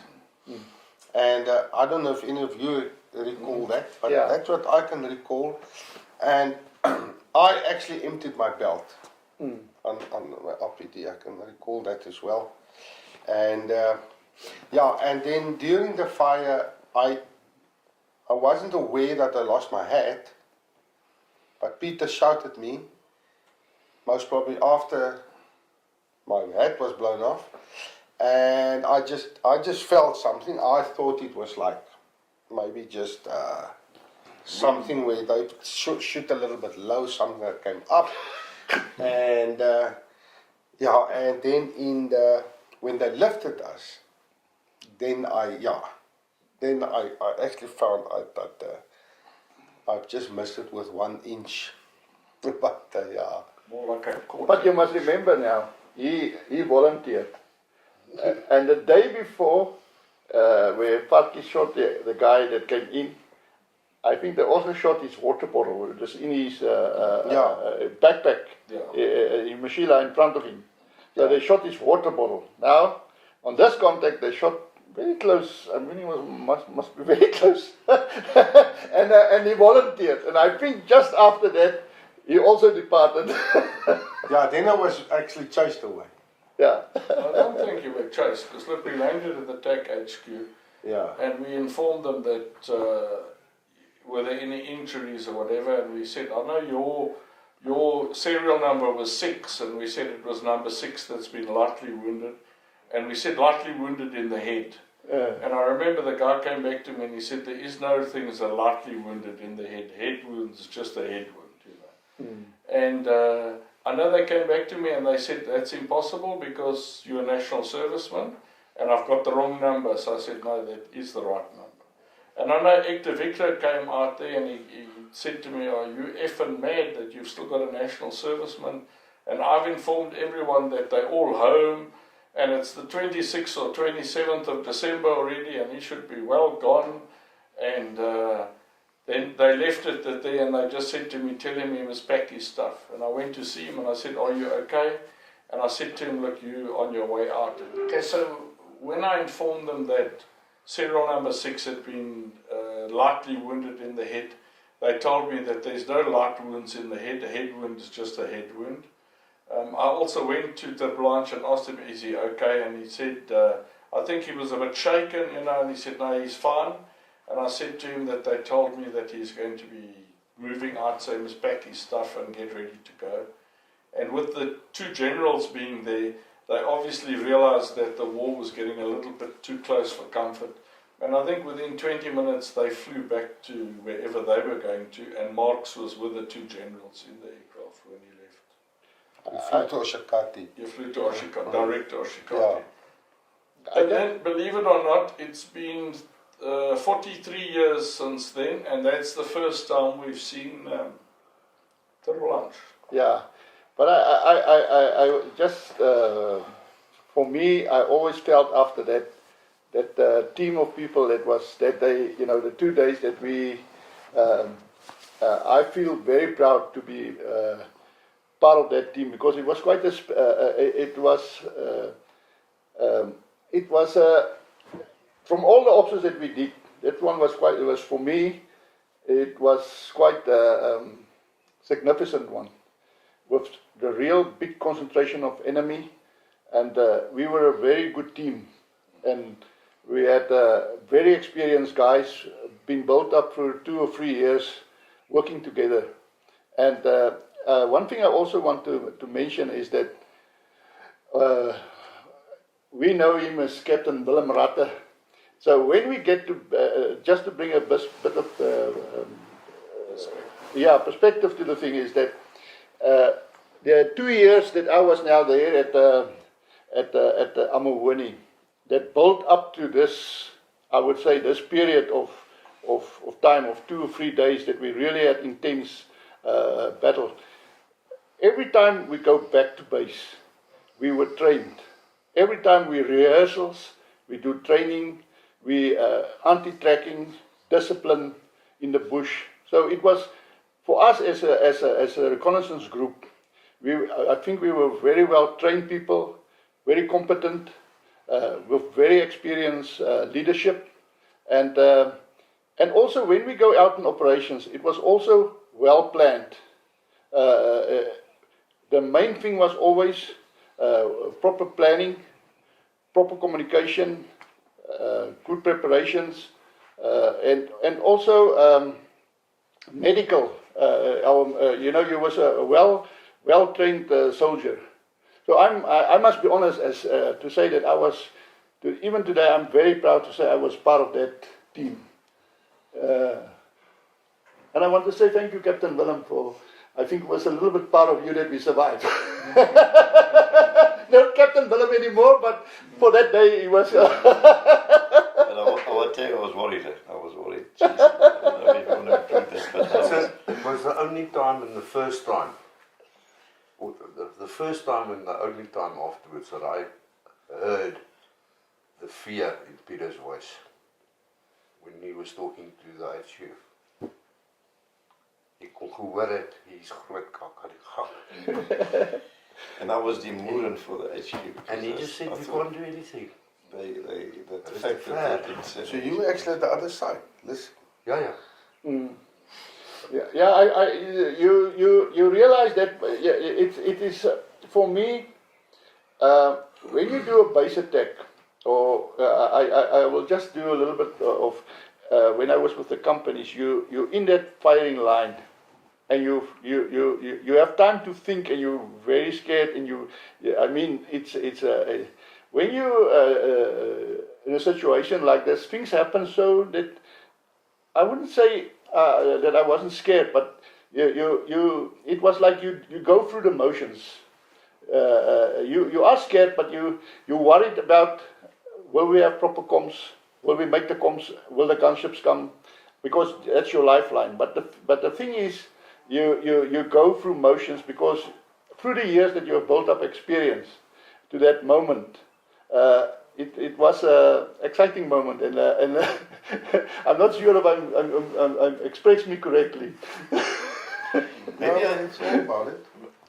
Maybe I should just come in here and bring in the bigger picture here because of Kayundu.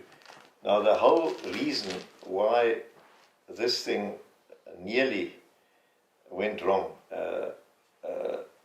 is that the TAC HQ couldn't provide any support. Where initially Peter went out with the idea, he finds the base and there's an immediate attack on it as soon as possible, first light or whatever.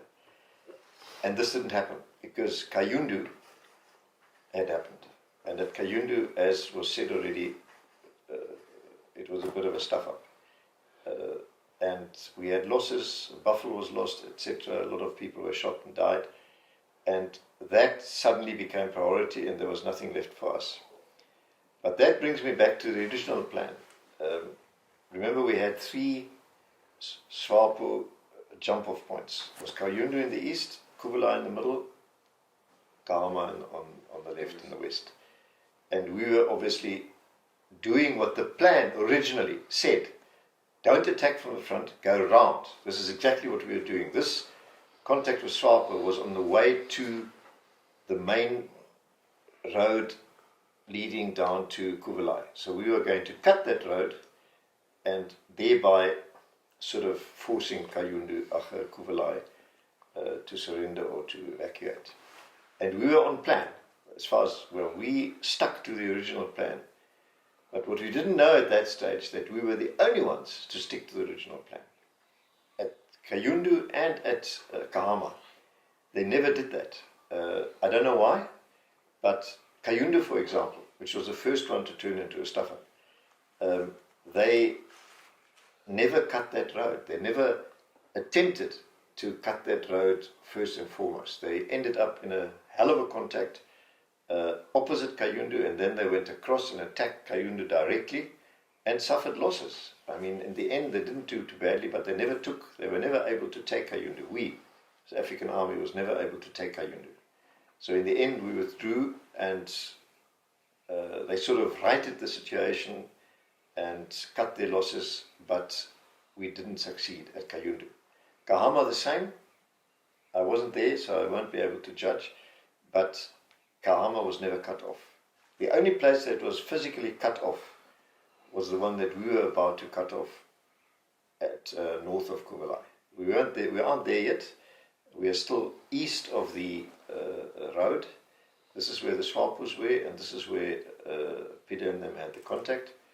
And now it's all wrapped up, thanks to the team's survival skills. They did survive, and they did actually quite well, and in the end the gunships did come and everything turned out okay.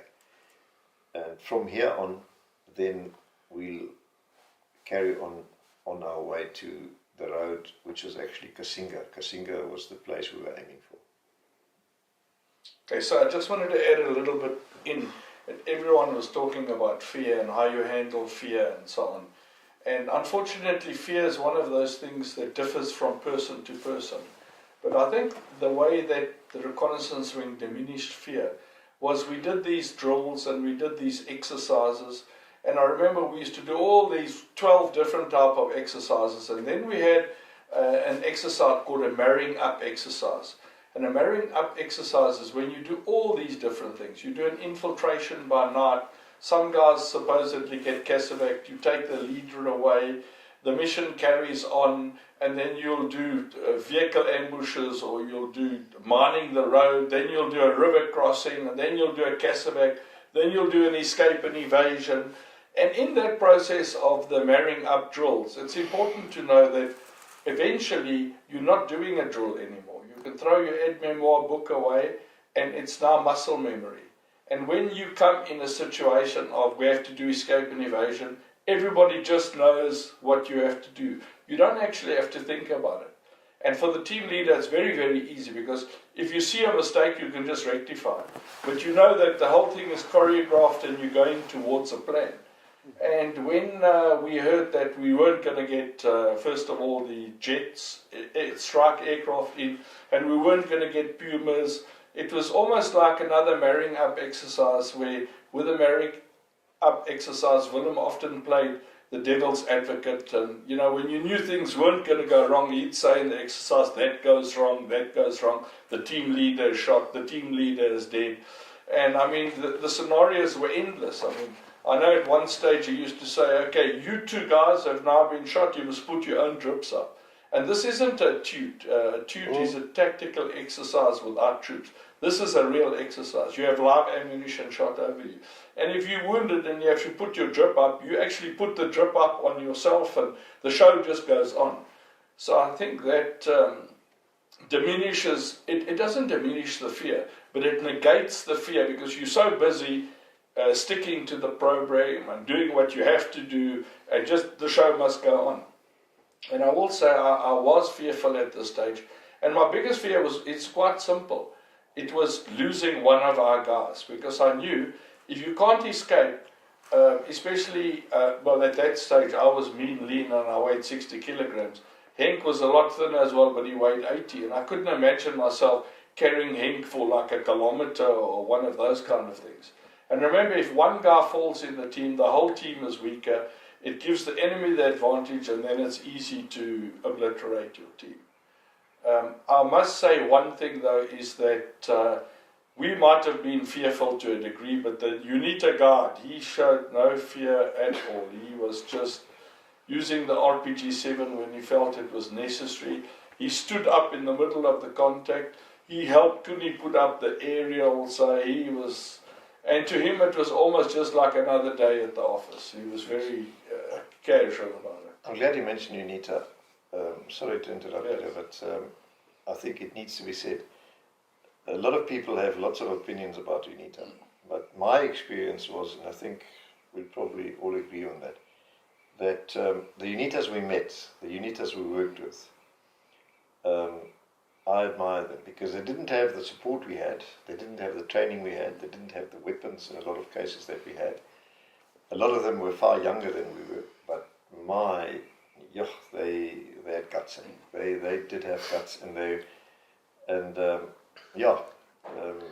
I still think that UNITA was a formidable force that could have gone much further than they actually did, but for the lack of better support from our side. That's all I wanted to say. And then I just want to tell you a little story about how I joined the reconnaissance wing, and I'll tell you why now this story needs to come in at this point. So at one stage, through a whole lot of other things that happened in Ob Skeptic in 1980 already, I realized that I always thought if you were a platoon, you were strong in the companies. If you were a company, you could take on anything. And if you were 3 companies, I felt they told us to take all the way up to Cairo, we could do it. And in Skeptic, we were just taught otherwise, that the bigger you are, you're a bigger force, and a smaller force can attack you. So at that stage, I made the decision. I was permanent force, and I thought, I'm not going to see my life out doing this kind of thing. And then I thought I must go for the reconnaissance wing because they're a smaller team, they looked more professional. And I went to the TAC HQ at Ops Carnation. And there was this guy there, I hadn't met him before, and his name was Willem Rutter.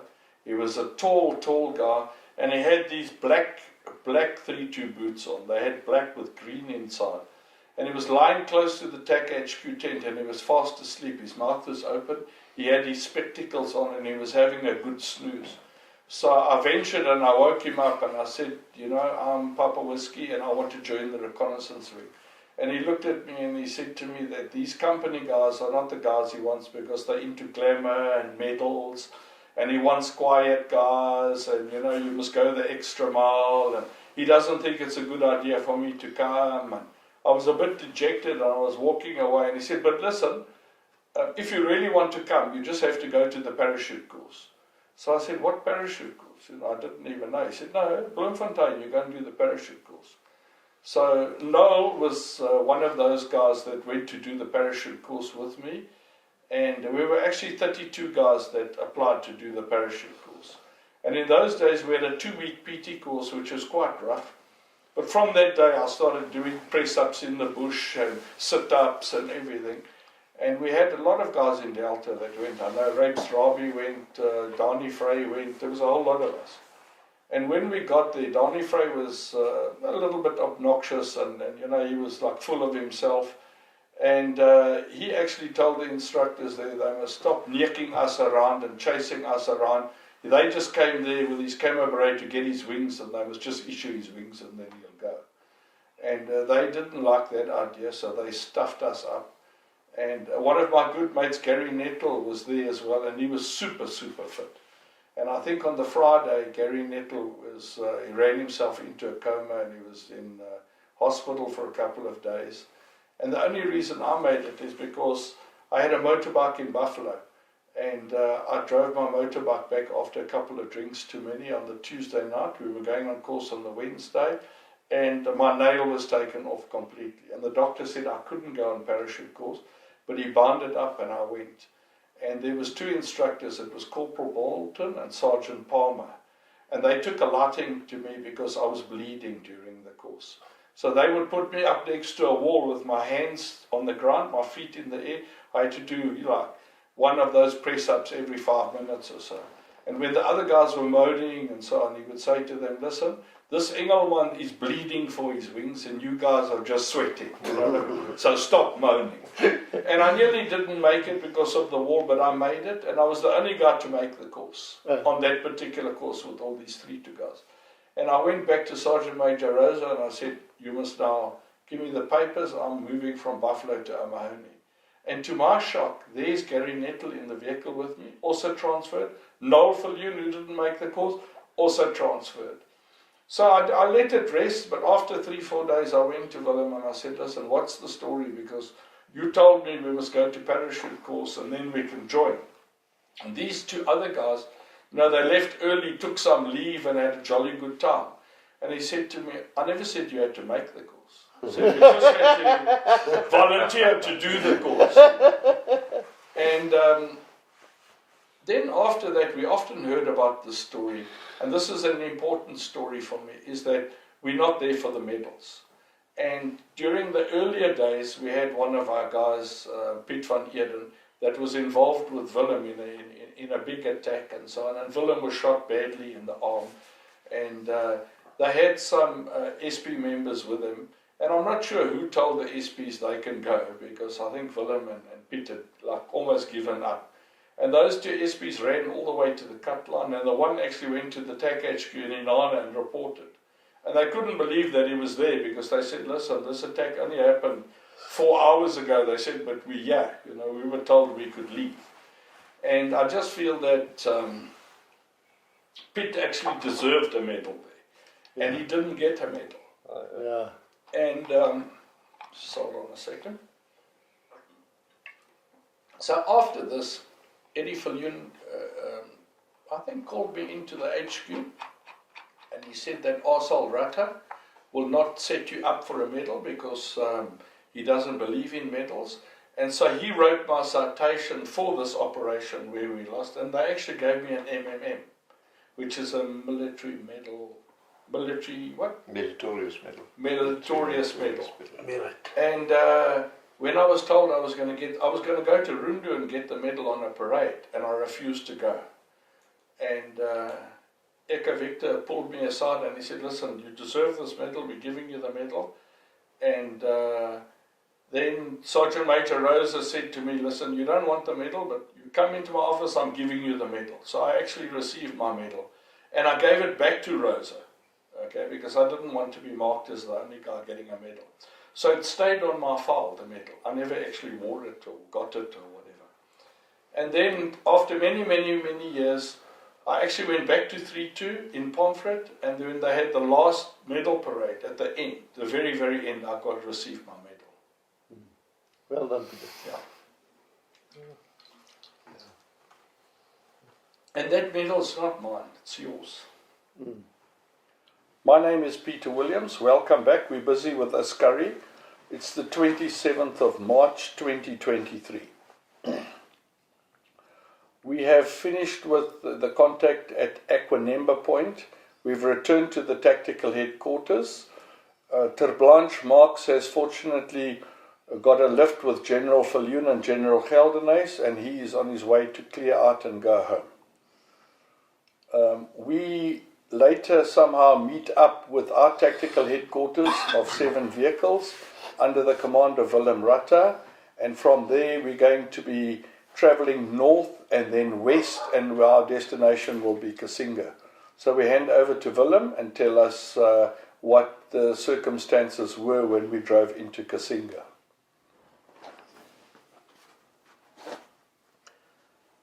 After the contact that Peter described, we joined up somehow, all of us together. We were actually 6 vehicles, and we then moved into Kasinga, which was our original target anyway. Because Kasinga was on this main supply route down to Kuvelai, and the whole idea of the operation was to cut Kuvelai off and to thereby getting them to either surrender or enable us to take the place. At Kasinga, that same Kasinga where there was an operation, I think in the late 70s, onto that SWAPO camp at Kasinga, which was then a huge base, there was nothing. It was just a few ruined old Portuguese buildings, and there was no life at all. So we moved around, there was nothing.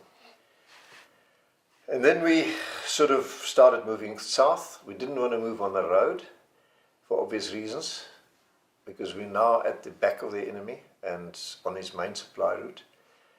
So we followed the power line. There was a power line running parallel with the road going down to Tetshimatet. Tetshimatet is a mining town. I think it was developed by a German firm, and they mined iron ore, as far as I remember. And it had been deserted when the troubles in Angola broke out. So it had basically been deserted for about 10 years. I think we saw it from somewhere along the line driving down south from the power lines. But our problem was that intercept, our guys who listened into enemy radio broadcasts told us that there was a FAPLA company established at Tetshmatet. So there was an enemy presence which we didn't know where it was. It could have been in town, it could have been somewhere close. So we couldn't just drive into Tetshmatet. So basically somewhere along the line we then moved into the area north of Tetshmatet, away from the power line and away from the road, and sat down to think, how can we find out where exactly this company is?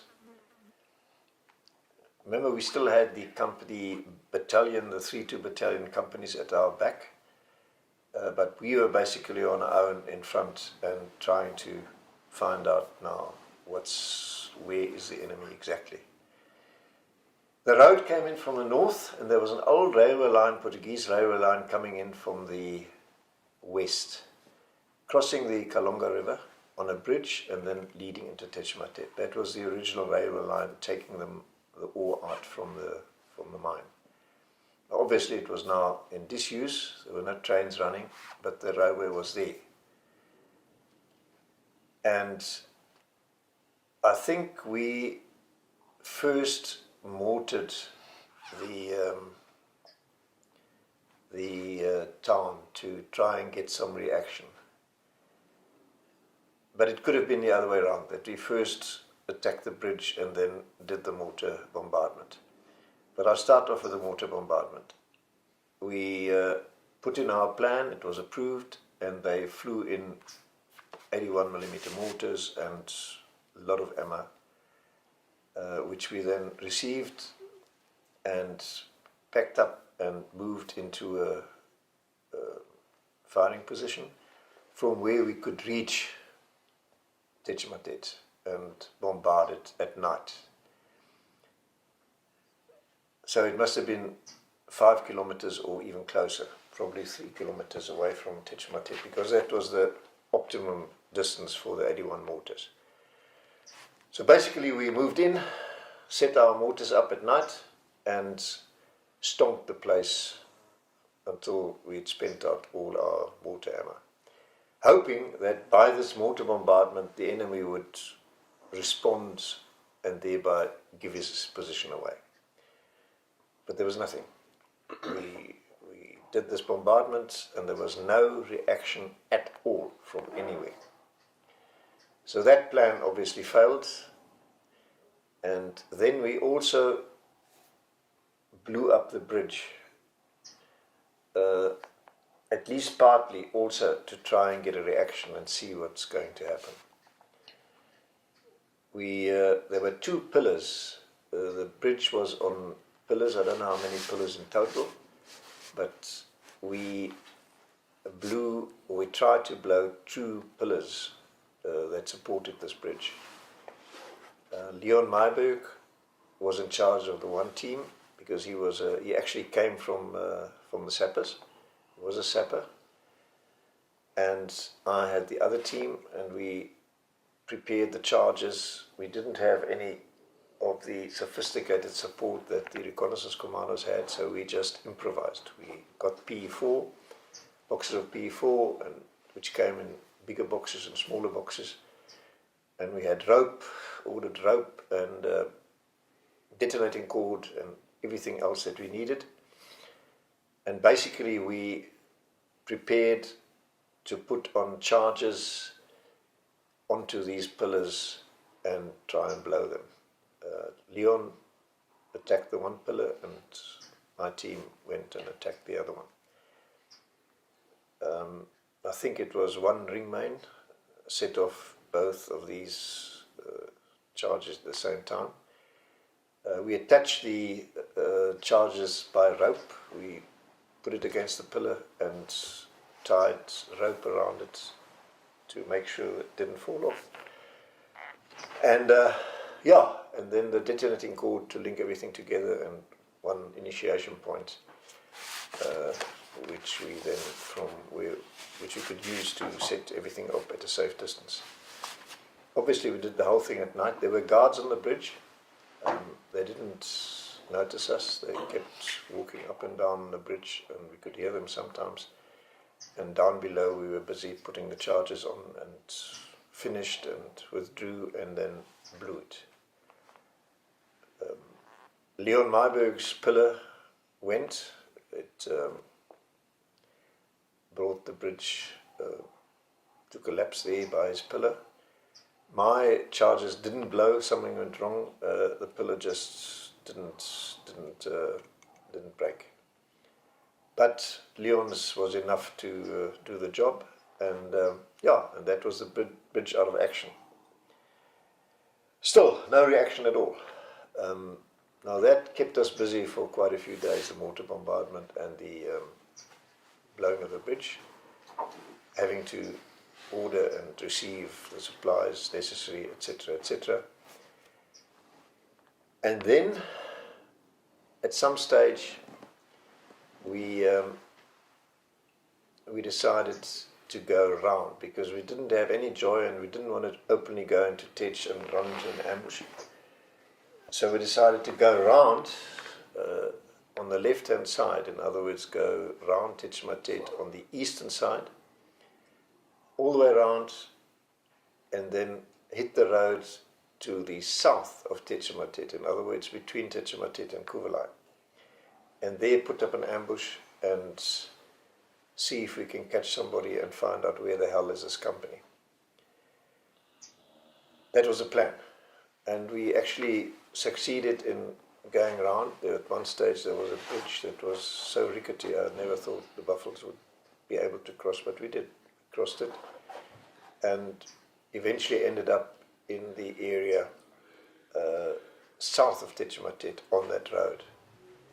For that, we had a platoon under the command of Gert Kruger, I think. He had a platoon, a normal company platoon. They went with us to help carry ammo and all the rest of it for the ambush that we were going to set up on the road. Willem, can I just interrupt a second? So you've blown this bridge. Can you just explain to us what the bridge looked like? Was it a steel girder bridge with tar road on top, or just so we get an idea for as the far as I listeners? remember, it was a concrete pillar, concrete pillars. I don't know how many there were in total, but we attacked two of them. Okay. It was 4 pillars. Okay. You One of blowed them. the middle 2. Yeah. You and Leon blowed the middle 2. And it was not just a bridge, it was a train bridge and a road bridge. I see. Okay. So we never actually had a look on the top. We just looked at it from the bottom. But it was definitely concrete pillars. And quite a well-built bridge, I must say. The Portuguese engineering was generally in Angola. The roads they built and the trains they built were well built. But as I said, only one pillar collapsed, and that was the bridge gone. And as I said, then we went round, our little group of 6 buffles and the platoon. I think the platoon must have climbed onto our vehicles. They didn't have their own vehicles. And eventually reached, all at night, we got to the road, and next to the road there were trenches. Now Angola, this part of Angola is full of old trenches. Wherever we went, we always at some stage saw old trenches. And that was no big deal. I mean, trenches, so what, so yeah, it must have been some old camp or something. But they were so conveniently close to the road, so we decided, well, we'll use this old trench and set up ourselves in this trench, and from there do the ambush. We laid out our mine bank, which was basically 3 mines across the road in such a way that if a vehicle came down, wherever it went, it would be over one of those mines. And the mines were linked with Cortex. And then the Cortex was brought out to us. We were about, 100 meters or so from the road in that trench. And we had the initiation point in front of us. As Peter explained earlier on, we didn't use electrical detonation, but a pull switch on a stake, so we could pull the pull switch and that set off the detonating cord, and then nothing could stop it. Nothing could go wrong like with an electrical circuit. It just had to go. Now that was already waiting for the first vehicle to come down, because we thought, well, north of Tetshematet there was no movement, but between Tetshematet and Kuvelai, the main base, there must be traffic. I mean, the company at Tetshematet must have comms and links with Kuvelai. So on this road between Tetsh and Kuvelai, we are sure to get some movement and get something. So we waited. Now this is in the middle of the night, and we are lying there. And the vehicles we kept back. The vehicles were some way back, obviously, so they can't be seen and heard. But we are on foot, and we are lying in this trench and waiting for something to come down the road. Then, instead of a vehicle, suddenly there was a foot patrol moving down the road. Now everything's quiet, it's dark, and you hear this foot patrol coming down the road, or you hear them talking. And then obviously they saw the mine bank, because our mine bank was geared for vehicles driving down the road, and from experience, we'd done quite a few very successful mine bank ambushes where we just, at night, we just put those mines on the road. You don't dig a hole, you just put them up on the road. They were painted dark so that you can't really pick them up until it's too late. So whoever was driving down the road, by the time they saw the mine or realized, if ever they did, it was too late. They would be over the mines and we could detonate them and blow them. Can I just make a correction there? So the mines were painted black, okay? They were cheese mines, okay? Cheese mines, yes. They were painted black. But when a vehicle came from the front of that cheese mine, it still threw a shadow. So we took a little piece of camouflage material and we just covered the front so that it wouldn't make a shadow. Yeah, there was a lot of effort. There was a lot of experimentation and rehearsals with those mines. And even have to say myself, it was effective. We used cheese mines, as Peter said, but we also, when we ran out of cheese mines, we took these PE4 containers. I think they were green and painted brown, and we used them and linked them up with Cortex, which were even easier, and they were flatter, and they were actually better for the job because they were even more difficult to see at night. Basically 3 bags across the road linked by Cortex. Whatever it was, I can't remember what was the one we used then south of Tetshematet, but we put them down, everything was in position, we were in position, we were waiting. And down comes this foot patrol. And when they obviously saw these mines, and we just heard them talking, probably wondering what the hell is this now, suddenly across the road. I don't think they ever realized it was a mine bank, and they definitely wouldn't have realized that we were watching them and could have blown them up at any stage.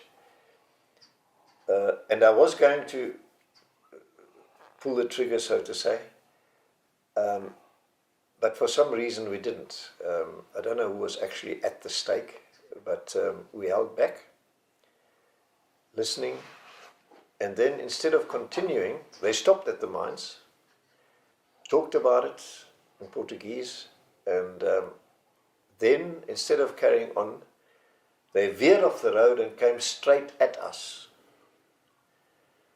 And you can imagine we just lay there in this trench and couldn't believe it. Here they come directly at us. They couldn't have seen us. And then just before they got to the actual trench, they swung north away from us. They physically turned just in front of us and then they went north. And the last guy, I don't remember exactly how many there were. There was a patrol, probably about a section or whatever. And the last guy was called Batista. Why we know that is the second last guy suddenly realized this last guy is not there anymore. He must have noticed something or seen something and he just disappeared. So the second last guy, when they were walking away from us, he suddenly turned around and said, Batista! Batista! And then he started looking for Batista, and he came closer and closer and closer to us. And at some stage, this guy who was now looking for Batista had come too close. And I think Farkis was the one who opened up. Yeah. And then all hell broke loose. And you can imagine this unexpected contact. And we just gave it everything that we had. And in the process, I think it was the UNITA guy who was shot in the ass. Probably by one of our own blokes. And none of us were hurt. I don't think the FAPLAs ever fired a shot. They just ran. Batista is still missing to this day. I don't know what happened to Batista. But it was total confusion. But it was an incredible noise, and as you can imagine, contact, machine guns going off, explosions going off. So this was let's call it a contact. All hell broke loose, literally, because not only did we fire our machine guns and we threw mortars and everything, we also set off our mine bank, and that's quite a big bang when those three mines or flapjacks go off at the same time. And yeah, that way we now knew, as I said, that FAPLA patrol disappeared and was never seen again. But we knew that now we'd given our position away, obviously. And wherever the company was, this FAPLA company that we knew was there somewhere, they're going to come down the road and come looking for us, or they might have come down the road. So we moved away from there. First we deliberately threw some more mortar bombs just anywhere, just in case there was any enemy close by, just to keep them away for a while. And then we moved down the road to a new position and waited out the rest of the night. The UNITA casualty, he'd been shot in the arse, as I said. We called up our vehicles. Now, in the meantime, I realized by Koos, I'll get him to give his side of the story just now. He was with the vehicles. There were only 2 vehicles actually involved, not all our 6. The 4 other vehicles stayed behind somewhere. And for this hook, left hook, around Tetchematet and coming onto the road south of it, we only used 2 vehicles. And they were sort of on standby. Kevin Sider in charge, Sergeant Major Koos with him, and a doctor as a sort of standby. And when this UNITA was hurt, we called them up and said, you must come and fetch this UNITA, which they did. They then drove, still at night, they drove through the bush, reached us, picked up the UNITA, and then pulled back again. And we walked down the road onto our new position. That is as far as we go that night. I'll come back to Koos and the vehicles just now. I just want to finish off our side of the story, the guys on foot. The next morning, I set up comms. Early the next morning, I set up comms. Someone was obviously watching the road, and we sent out a security patrol to do a 360. Now, very interesting and very significant is that I think Kuni was on the road, Kuni Rickert, and some FAPLA was walking down the road and he caught him. And as far as I remember, he then told me that this FAPLA soldier told him that he's from Kuvelai, which is to the south, the main garrison town, and that their commander had told them the previous night or whenever that all the attacks, because while we were operating to the north of Tetchematet, trying to find out now where is this bloody Tetchematet company, our presence alone obviously kept any reinforcements, and they did have reinforcements trying to come down, but they kept away because they didn't know where we were, and they knew there was, we were in the area and they were scared to come down the road. So we kept all and any reinforcements that were trying to reach Kuvelai, we kept them away, just purely by being there and moving around and doing all sorts of things, blowing up bridges and mortaring and so on. And the commander of Kuvalai apparently got them together just before we caught this guy. And he told them that he's not worried so much about the attacks from the south, because while we were doing this by Techimatet, the attacking force that was our South African force south of Kuvalai with rifles and I don't know exactly how big the force was, but it was a big force for our circumstances. It was a big force attacking Kuvalai from the south. In other words, from the direction that the enemy was actually defending from the south. Totally at odds with the plan, which I'd seen a few months before. The plan had specifically said that we're not attacking from the front, we're going around the back. And the only ones doing this, getting around the back, was 3-2 Battalion. We were the only ones following the plan. Because in the meantime, the main force had been attacking Kuvalai from the south and running into minefields and running into trenches and having all sorts of problems and having losses. At least 2 rifles were blown up. Quite a few guys got killed. There was a hell of a bombardment going on by artillery and by the Air Force onto Kuvalai. There was a big battle being waged to the south of Kuvalai. But the commander, according to this guy we caught on the road on that specific day, had told them, listen, I got no problems with the attacking force, we can still hold them, but we're running out of ammo. We are running out of supplies. And there's no reinforcements coming down. And if there's not any help coming down from the north soon, we'll have to pull out. That was what this FAPLA guy, from what I remember, told this capture, told our blokes on the road. Now that was the one thing. And the other, even more interesting thing was that the security patrol, as far as I remember, it was a security patrol. Koos will explain just now how the vehicles moved and what the vehicles saw. But the security patrol, early in the morning, went out and did a 360 and suddenly came up on the radio and said, listen, where we were last night, that trench, that wasn't an old trench. That was a new trench. And it was actually part of a kitchen area, of a TER base or FAPLA base kitchen area. So we'd actually been having our ambush, walked into the kitchen area of the FAPLA base. And then, not soon afterwards, he said, well, here's 23mm cannons. Here's Ural vehicles, UFA, this East German truck. The Ural was a big one and UFA was a bit smaller. They were all standing around there, totally deserted.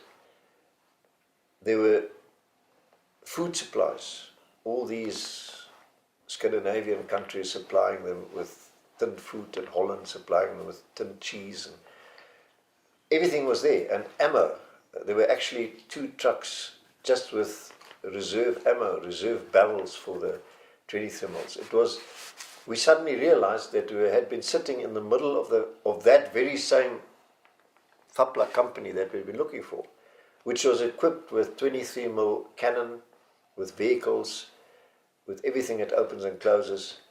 And the personnel, the whole company, the people, they'd all gapped it.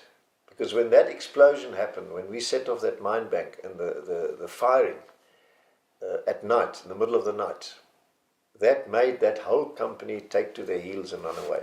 In the morning, everything was there. They'd left everything behind. They'd left the vehicles, the cannons, everything behind, just took their personal weapons and buggered off. And in the morning, we suddenly realized we were in possession of the whole equipment of the whole company, including 23mm and vehicles and everything. Maybe there even was a jeep in there somewhere, because Koos later commandeered a jeep as well. So yeah, that's how Techimatet was actually taken, because we'd walked into their base and they took off. I'll hand over to, and then the last thing was, when we realized this is the company, they've taken off, they've gapped it, we are in possession of all the equipment. So Techimatet is open now. So we let the companies know, and the companies moved into Techimatet and occupied it. I'll hand over to Koos now to give his side of the story because he remained behind the vehicles. Willem, can I just come in there? Maybe it's just also, just for the history, that we say that we was only our small reconnaissance group and a section of Gert's. A part, rather say a part, because then you can say it's either only a section or maybe a little bit more. Yeah, or a platoon. A part. But I think we was round about, let's say we was about 25. How about that? I think the total strength of our people on the ground there at that stage was about 20 to 30. Half of them were our blokes, and then we had this reinforcement by Gert Krugers out of his platoon. Not his whole platoon, but probably a section or so. So there were 20 plus of us on the ground, and by sheer luck, we basically ended up in possession of the FAPLA position. Willem, you can't say luck, because if you say luck, then every time we did an ops, we had luck. So I think it was more a tactical move, and we just used opportunities that we got. But sheer audacity. Audacity, that's better. In a way, it's actually also funny that we walked into their base not even realizing it was a base, and had the cheek to set off a mine bank in the middle of their base, and But anyway, that was the situation the next morning, and we could proudly report back to the battalion HQ and Echo Victor that we are now the masters of Techimatet. But I'll hand over to Koos to give his side of the story. Thank you, as Willem has explained to you all of this, what happened is with the shooting of the UNITA, it's obviously a Cassavac, and the rest of Gert's company was looking after the rest of the vehicles, and only 2 vehicles moving forward to do the Cassavac. Go collect it, take it back to our main site.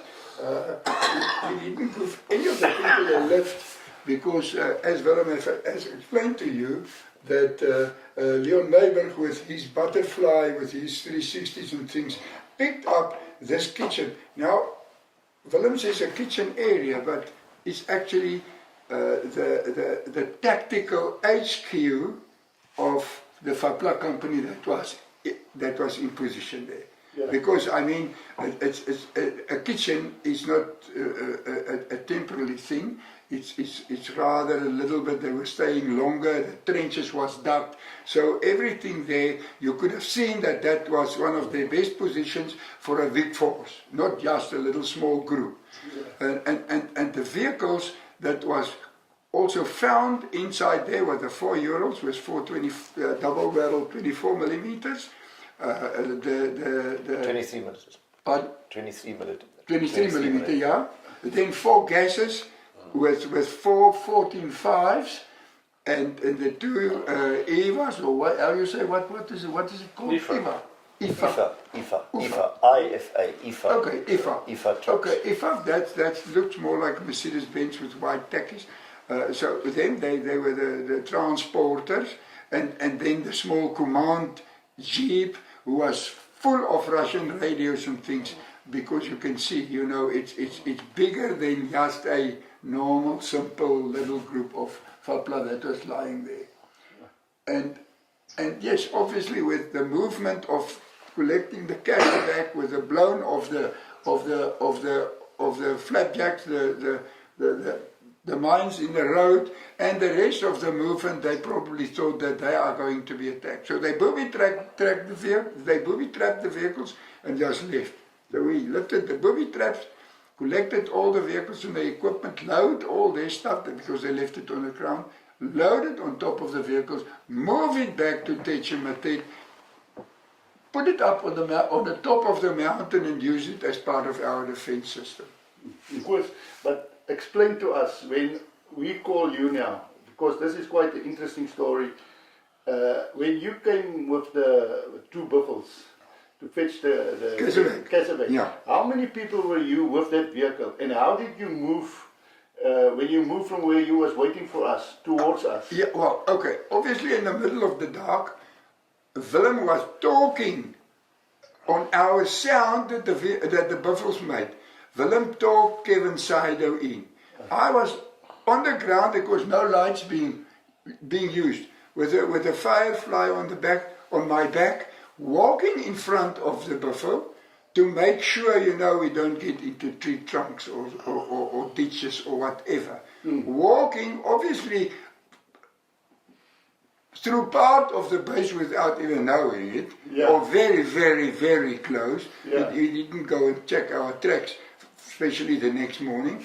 Walked in, even there was a side stream to the bridge part, so even I had to duck out the wall so that the buffels could clear it better and go and collect it. So it was a scary moment afterwards, but not at that moment because we didn't even know about it at all. So how many people were you with the vehicles? When you were... No, we were a very small group. It was the 5.0 Browning gunner, the 2 drivers, Kevin Saido and me and Kaila. Yeah, 6 people. 5 people. Yeah, 5 people. And the doctor. Oh no, the doctor was with you from the start. No. No, the doctor was with us. Yeah, okay, six, make it maximum of 6, 7 people. Yeah. With this, because you just went to collect the casewack and move back so that you could carry on, because obviously Willem thought that, listen, with all this noise and stuff around here, somebody is going to come and look. Yeah. And lay another ambush, because, call them in, lay another ambush, try another time. Yeah, but I think this just described the thing is that, as Willem said, we had quite good luck, but the whole situation, if you think with the amount of people that we were in front, throwing the mortars, springing a little against such a big tactical HQ command group, you're right, you're right, really, it could have turned out worse. And if you think about it, how many, we call it luck, but sometimes I think we must call it mercy.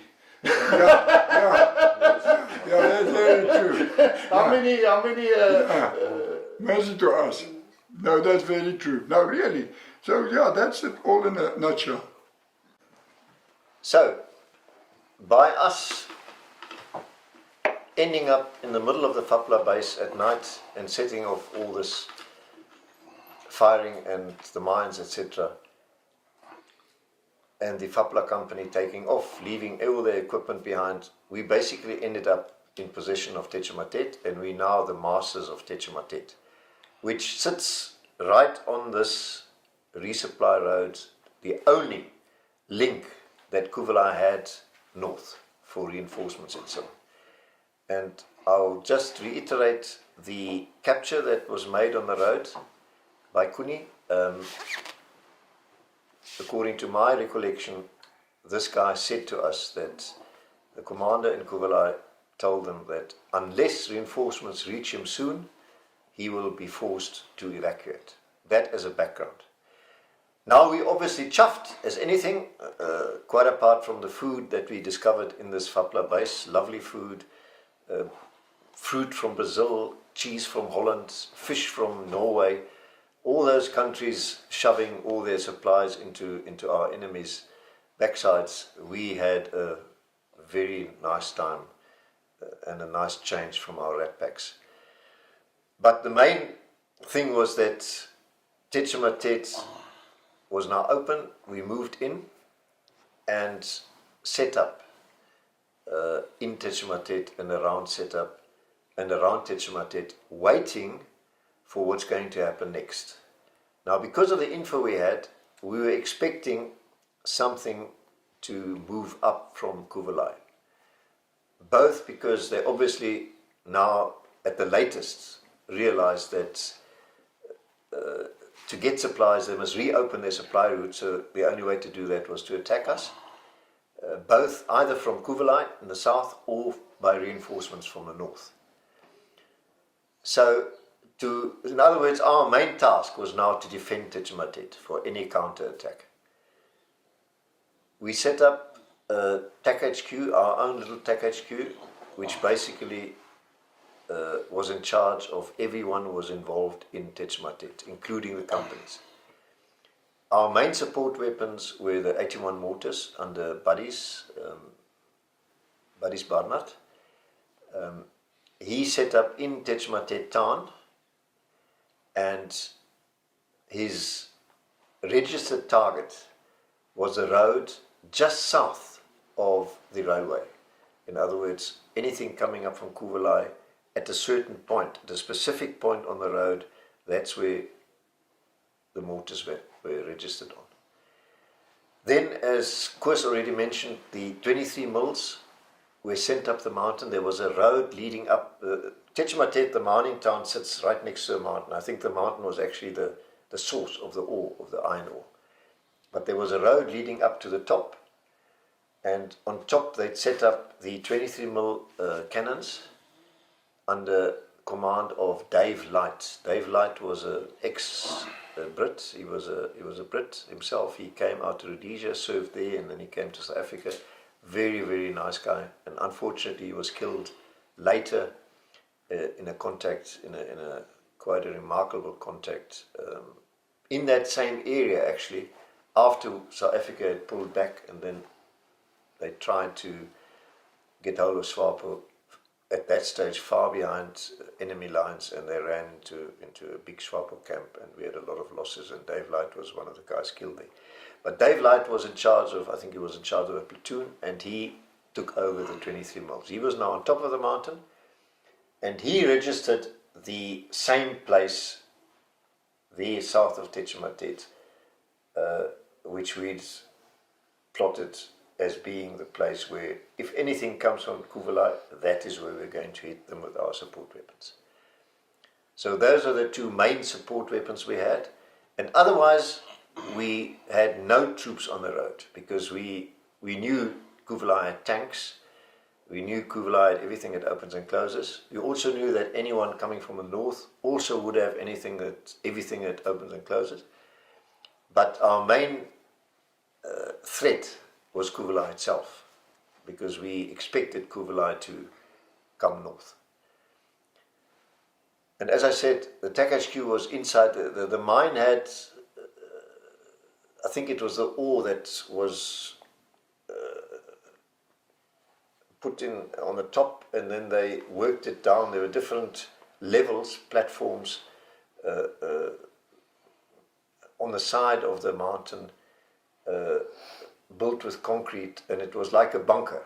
Okay, you could be there in that sort of setup and be totally safe because of the walls and the platforms above you and everything. So we set up TAC HQ there and deployed the companies away from the road, apart from one platoon which we put north of Tetchmatet. So if anything happens and anyone runs away trying to go to the north, they would run into that ambush group. But otherwise we just kept back and waited. Now, I can't say exactly how long this process took, getting into the Tetchmatet, having a look around, setting everything up. It might have been a few days, might have been shorter, but what's going to happen next is the next logical development as far as Kuvalai is concerned. Just as an aside, interesting aside, is when we moved into Tetchmatet, there was a hospital there. The hospital had been built by the Portuguese, and when the Portuguese pulled out 10 years before, in other words in 1974, they all pulled out. I found it very, very interesting that the tools the builders had used, because they were busy building a next to a further extension to the hospital. They were building up the walls, and there, when the Portuguese pulled out, that's exactly where everything stopped, and even the tools were still lying there. And they'd been lying there for 10 years. That's it, where the work had stopped. And at the entrance there was a little porter's lodge, and there was a book where everyone who came to the hospital his name was entered and the date. And up to 74 it was all neat, and everyone was written in, everything looked like it was supposed to look.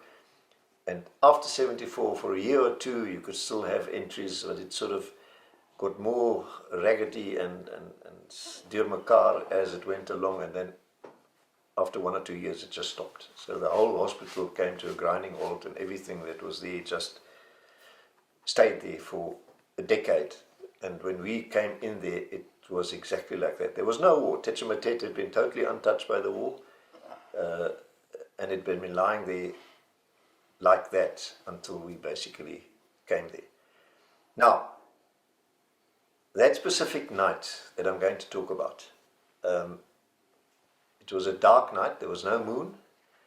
I was in the TAC HQ, Dave Light and his 23 mils on the mountain, Buddies was with his mortars, and suddenly,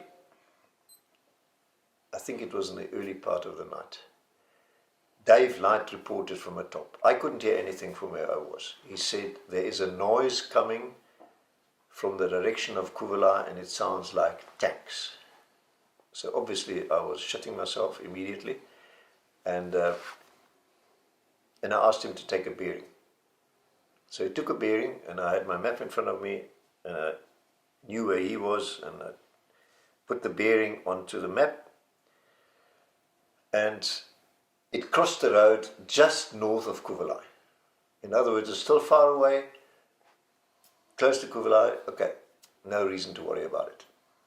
And then he came back and he said to me a short while afterwards, the noise has stopped. Okay, no problem. Then suddenly he came up again and said, but the noise has started up again. I said, okay, take a bearing if it's the same place. So he gave me a bearing, I put it on the map, and it was still close to Kuvala, but slightly north of the previous place. So something was moving out of Kuvala going north. That became apparent as he reported this specific noise, which sounded like tanks, moving up and getting closer and closer and closer. Every time he reported, I put it on the map, and every time he reported, it was a noise that came and went. Came, lasted for 10 minutes or whatever, or might even have been longer, and then it stopped. And then after a while it started up again. And every time it started up again, it came closer and closer and closer. And we had the specific place that we'd registered on. The 23 mils were registered on, and the mortars were registered on one specific place just south of Tetramatet. And we waited until this noise. Obviously now, in the meantime, we all could start hearing it. Everyone could hear it as it came closer. And it did sound like tanks. And I was glad that there was no troops on the road. And when they came, when Dave reported that now the bearing is exactly, and I put it on the map, and it turned out they are now exactly there where we are registered, I asked Buddies and Dave to open up. And it was, I must say, it was quite a sight.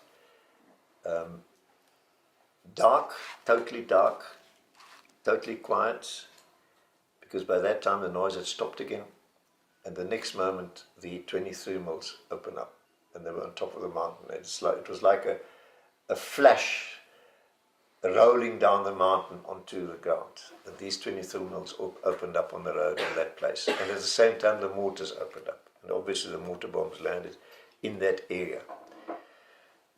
And they kept firing until basically we thought, okay, that's enough now, stopped, and everything was quiet. Not a sound to be heard. Everything was dead, pitch black outside, and not a sound to be heard. In fact, we opened up while the noise was still going on. That's when we opened up. And now suddenly the noise had stopped. Totally. Nothing moved. And then suddenly it opened up again. We heard the bloody noise, the engines screaming. Okay. And I thought, just like, whoever it is now racing up the road. And I contacted the ambush group to the north. I said, you must expect tanks come screaming past there. And then it stopped again. And I asked Dave, okay, take a bearing, because I was expecting at judging by the noise and the screaming engines, they must be quite a distance along the road to the north. So they've said, no, it's exactly in the same place. The noise hasn't moved. It's exactly the same.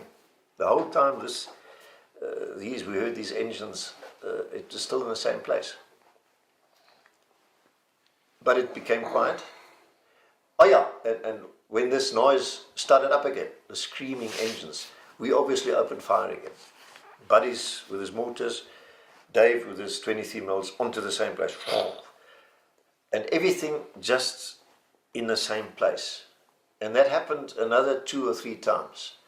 Dead quiet for a while, and then suddenly these engines screaming and trying to get away.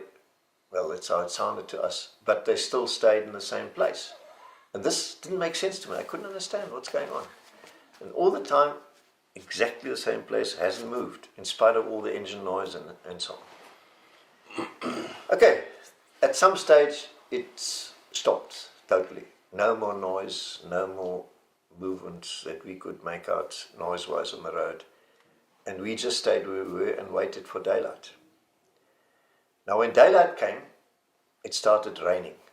I remember it was drizzly, it was drizzling, and we were so far away from the border that air support was in any way problematic. They told us, we can give you air support, but firstly, not for a long time, and secondly, we're not going to waste coming to you. It must be really an emergency before we send gunships or any kind of air support. So I asked the companies to move down towards this place where everything had happened that night before, because we didn't know what was there on the ground, and we were actually so scared. And I was glad I wasn't the companies. So the companies moved down. I don't know which company it was, but I don't even know if it was 1 or 2 companies, but the companies moved down along the road towards this specific place.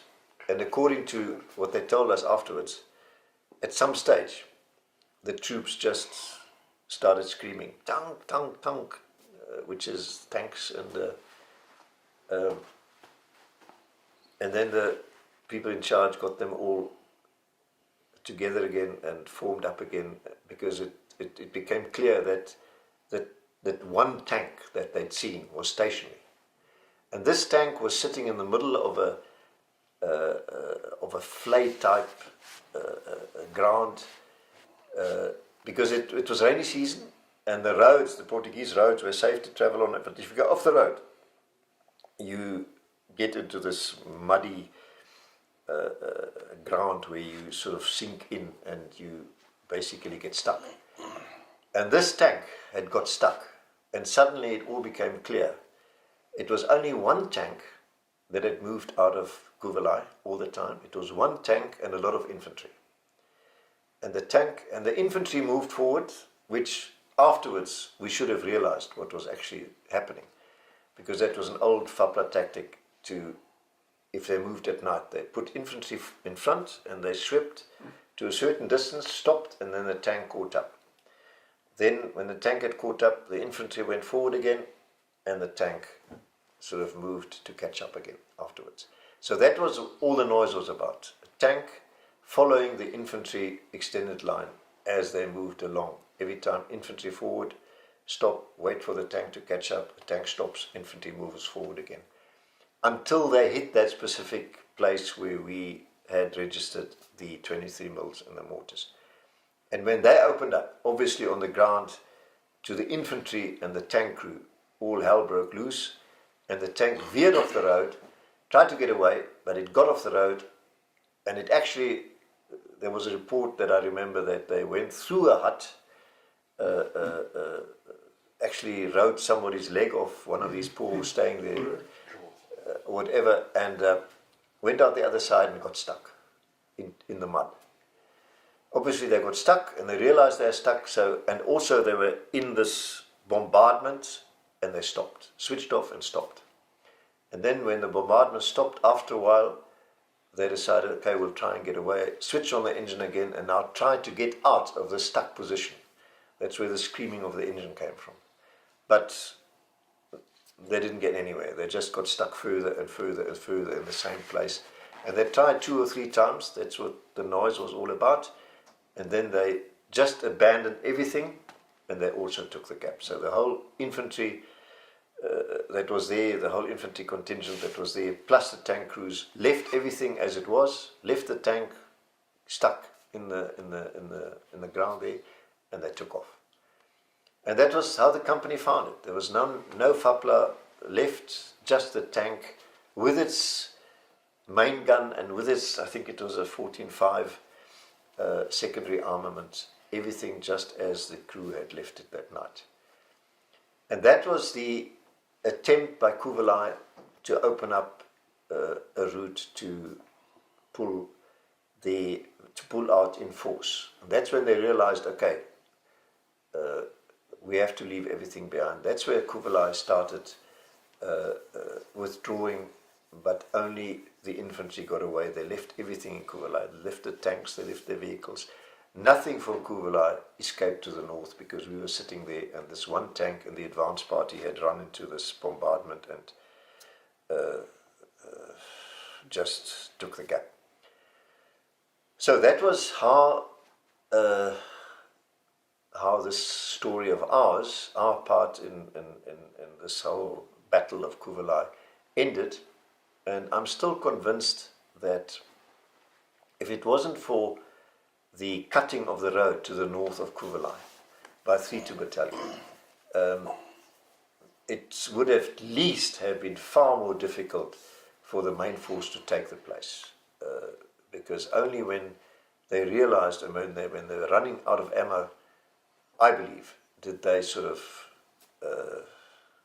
pull back and just abandon Kuvelai.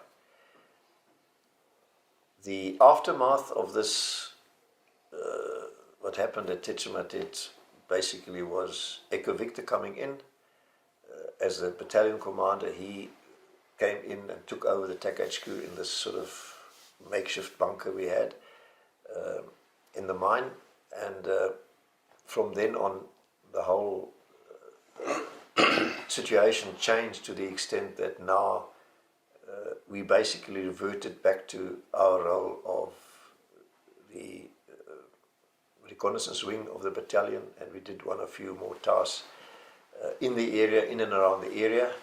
And Echo Victor, the battalion commander, Commandant Viljoen, had an interesting encounter with some FAPLAs because, as I said, Kuvelai, the personnel of Kuvelai withdrew, and they made their way on foot past Tetchematet to the north. But at least 2 of them hadn't realized that we were actually sitting in Tetchematet, and they especially hadn't realized that we were sitting in this mine, skach, this mine shaft, that was where our HQ was. That's where Echo Victor was having his cup of tea, and all the radios were, all the signals were, and it had an entrance on the top. There was a sort of terrace, and there was an entrance, and you get into the shaft downstairs. And Echo Victor and his HQ personnel were still sitting around there, and suddenly these 2 FAPLAs with their weapons were standing in front of them. And they looked at each other, and the FAPLAs thought these were Cubans, because we all by that time were dirty and black and had beards.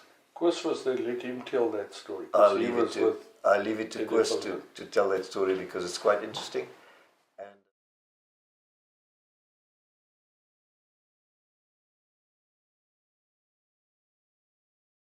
we loaded up the next stick, got airborne. The trees were, I don't know, 50 foot or so. They're quite thin, but quite tall trees in that area.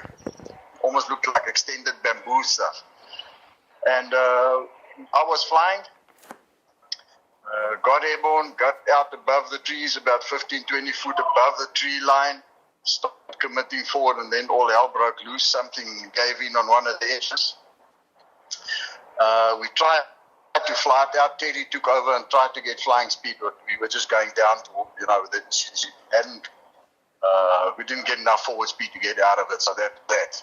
So we started plummeting down through the trees, landed, still on the wheels, came down, and then it bounced and rolled onto its right-hand side. So I was now at the top, relying on our right-hand side, and I then tried to open the escape hatch. You'll remember it's got that little lever to pull, and then you can push the whole door, because the co-pilot side was just a hatch. You didn't have a handle as the captain side. So I tried to push that out. Being a 98-pound weakling, that didn't go down too well, and also with that rubber standing in the sun at Ondangs every day, it was quite sticky. So Terry by then had undone his harness, so he stood up. So he was actually standing on his door with his head sort of in line with my head was still at 90 degrees to his, but he could then push with both arms, basically just push up to push the panel out. So he got that pushed out, and that's where my no-step name comes from, because I claim he then got out and stepped on my head in doing so. Then one of the guys from the back, one of the 3-2 guys, had pushed the engineer forward, so he fell into where Terry's seat was, and the 3-2 guy went up before you. Over me. So I decided that was enough, and there wasn't enough respect for an officer, so I got out as well, and the rest followed. The guys behind us said that as we were going down, it was already burning on top, just below the gearbox. They could see flames there, so something quite badly had gone wrong. That's why we lost power on that one engine. But yeah, one guy died, unfortunately, because the Puma rolled or fell on him. The rest got out. There were quite a couple of guys with burns. The 3-2 guys probably know better than me, but they did have burns. And but anyway, the other guys were quite quick, got us out of there and flew the guys back to the Hague, and then back on down to Ondangs with all the Casevacs. Really, that's a very short version. Yeah, and Terry's deck chair and umbrella were burnt in the fire as well. I can't remember. It probably was. Yeah, his famous chair and umbrella. Yeah, it probably at least kept his fuck off cap. Anything else you want to ask him, Papa Whiskey? Yeah, so I just want to know what happened to the aircraft. Did it go nose up or? So you just came down vertically, eh? By the time you stopped the forward speed and then came down straight down. And that's why it bounced. No, there was some forward speed, but very little, because we couldn't commit. We couldn't get flying speed. So, but it was going down slightly forward. I remember sitting there. Everything went slow motion. So I remember looking at these trees coming at my feet and then being pushed to the side, and then doof, one goes left, and doof, the other one goes to the right of the nose of the Puma. It was quite surreal, because it was at that stage I was experiencing it in slow motion. But yeah, we landed on the wheels and then bounced, and it sort of spun with the torque and then rolled onto its right-hand side. The guys in the back had quite difficulty getting out, because if you lie sideways on the Puma, they had difficulty with it on its side to actually reach the side to try and pull themselves out. That's why some of them were going out through the front cockpit. It was difficult for them. That's why they got burned, because they spent a bit of time trying to get out of that chopper lying on its side. No. After the incident, who took you and where did they take you? Yep. So did you just walk back to the Hague or what? Or the LZ? So again, did you just walk back to the Hague or the LZ where you just picked the guys up from? I know Arthur Walker brought you guys back to Yondi.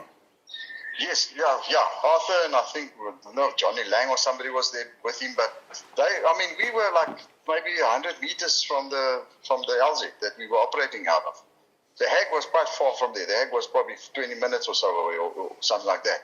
So we were in this LZ, picking the guys up there and taking them 30 miles away or something. Do you remember exactly where it was? We were very close to the LZ.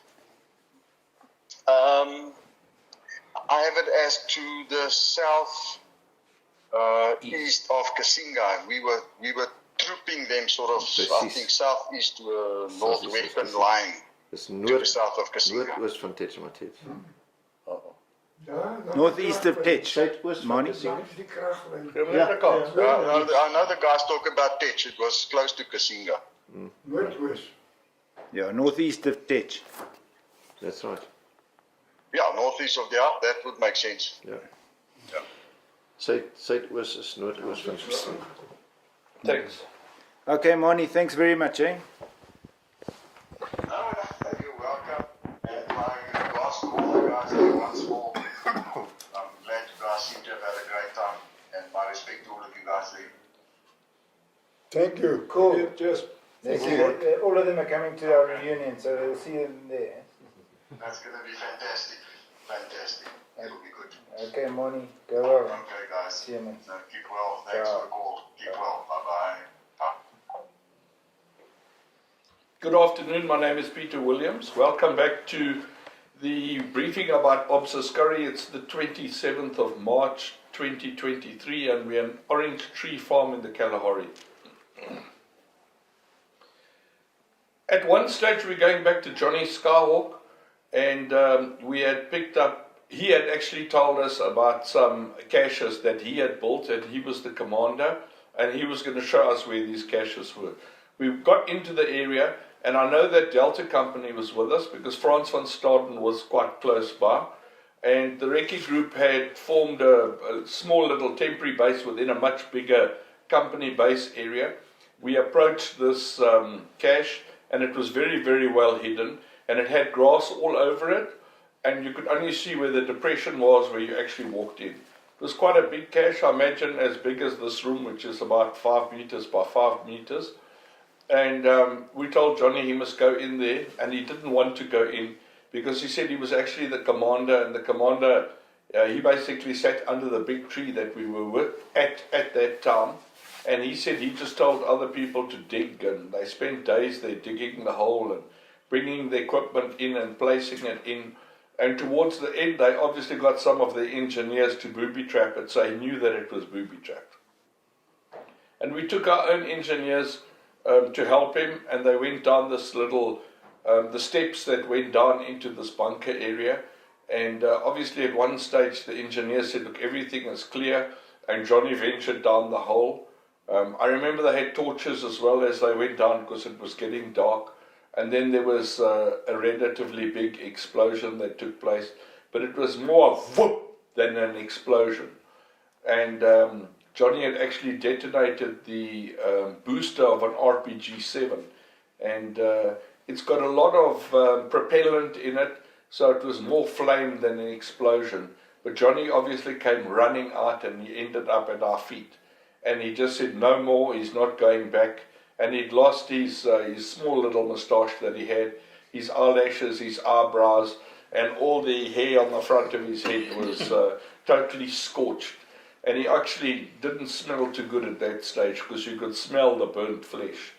And we obviously calmed him down and gave him some water and explained to him that we weren't going to go in the hole. And Johnny just said to us straight that we must shoot him now by the tree. That's fine, but he's never going back in the hole.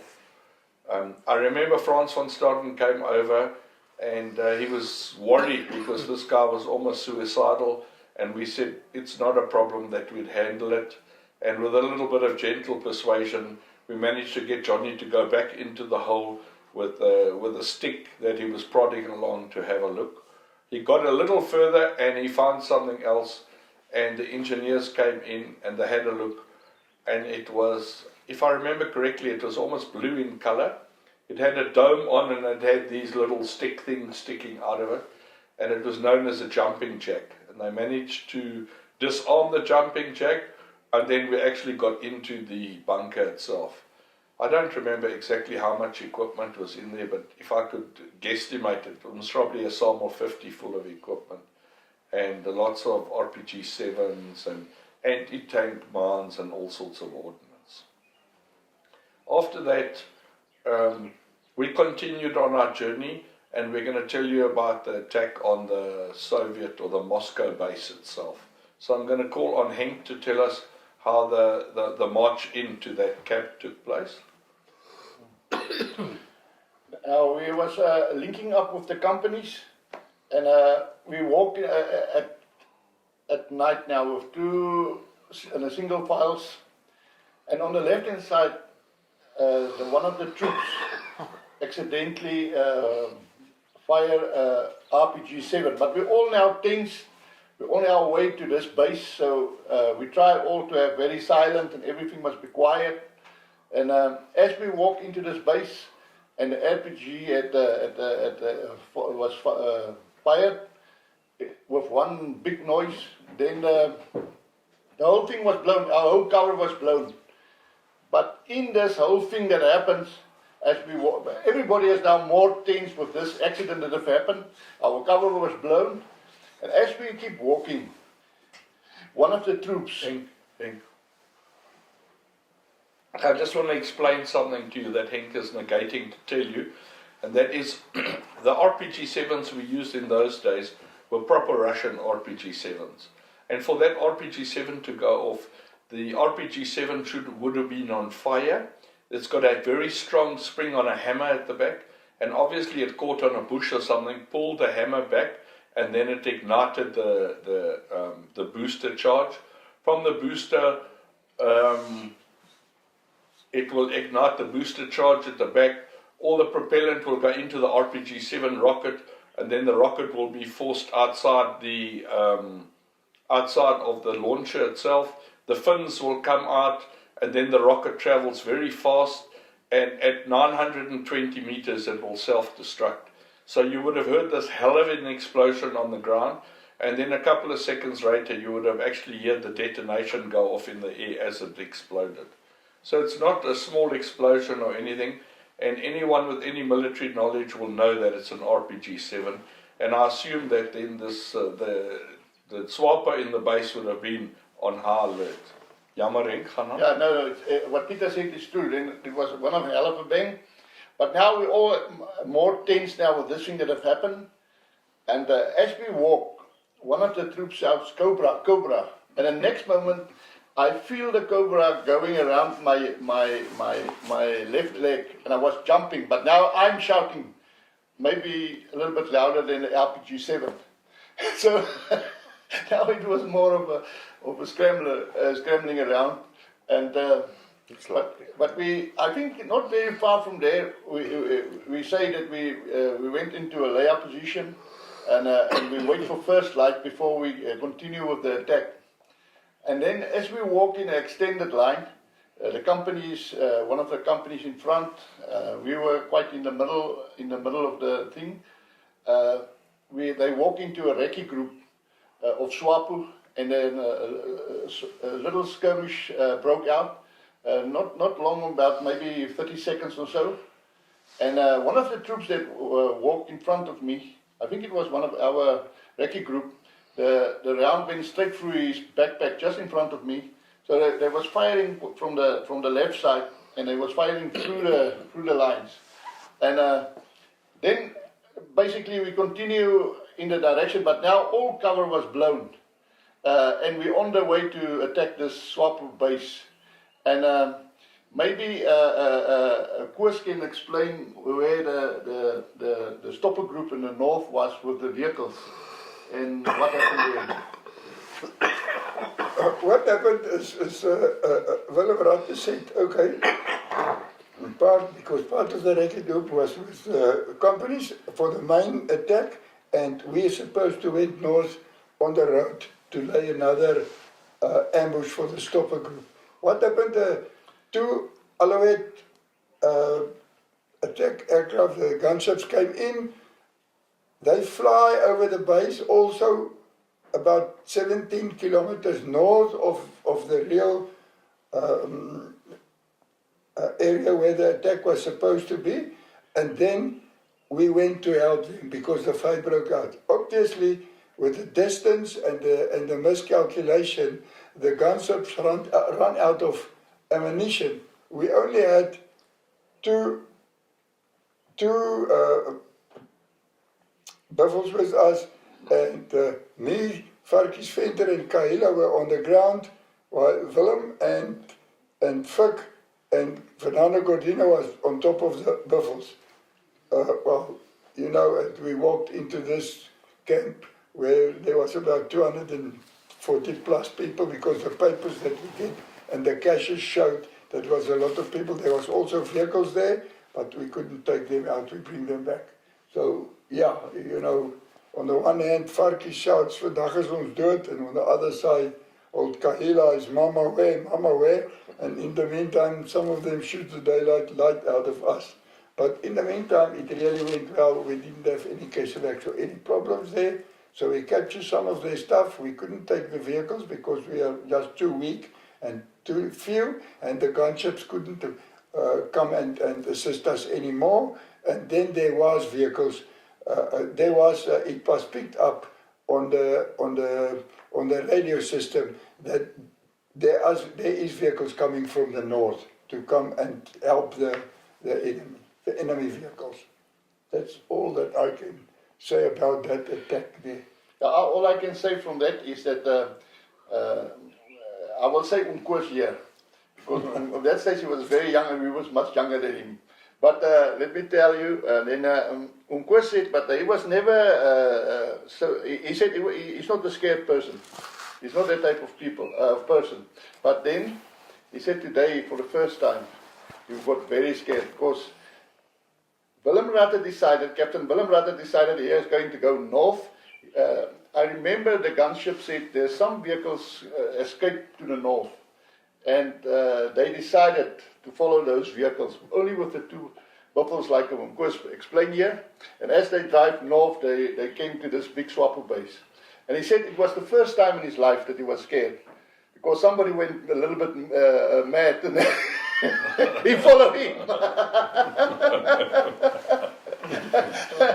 So we had our few jokes there, and Peter, maybe you must explain what happened at the attack itself.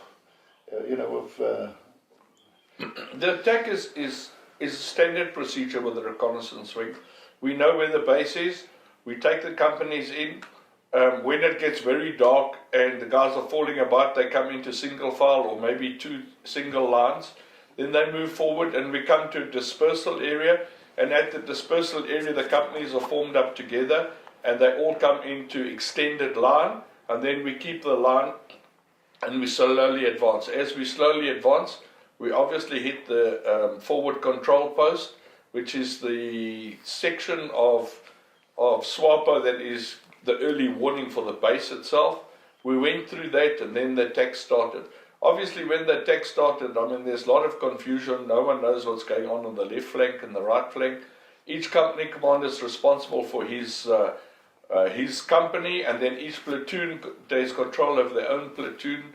And then 3-2 obviously only have one tactic, and that's buddy avanza, which basically means you in buddy pairs you're moving forward, and then the whole rank 2 just move forward, and they, I think, just by pure fear and high firepower, the enemy invariably decides to disengage and basically run away. But if I'm correct now, I just start remembering a few things. Because of what happened the previous night with the RPG, I think that base was evacuated partly. Partially, yeah. And they went to the one north where Koos and Willem went, and where the chopper said where the 240. So in the area that we were attacking, most of the SWAPO have withdrawn. Evacuated, yeah, evacuated. So there wasn't much, as I could remember, much fighting, and we was looking. Kuni, maybe you can also remember.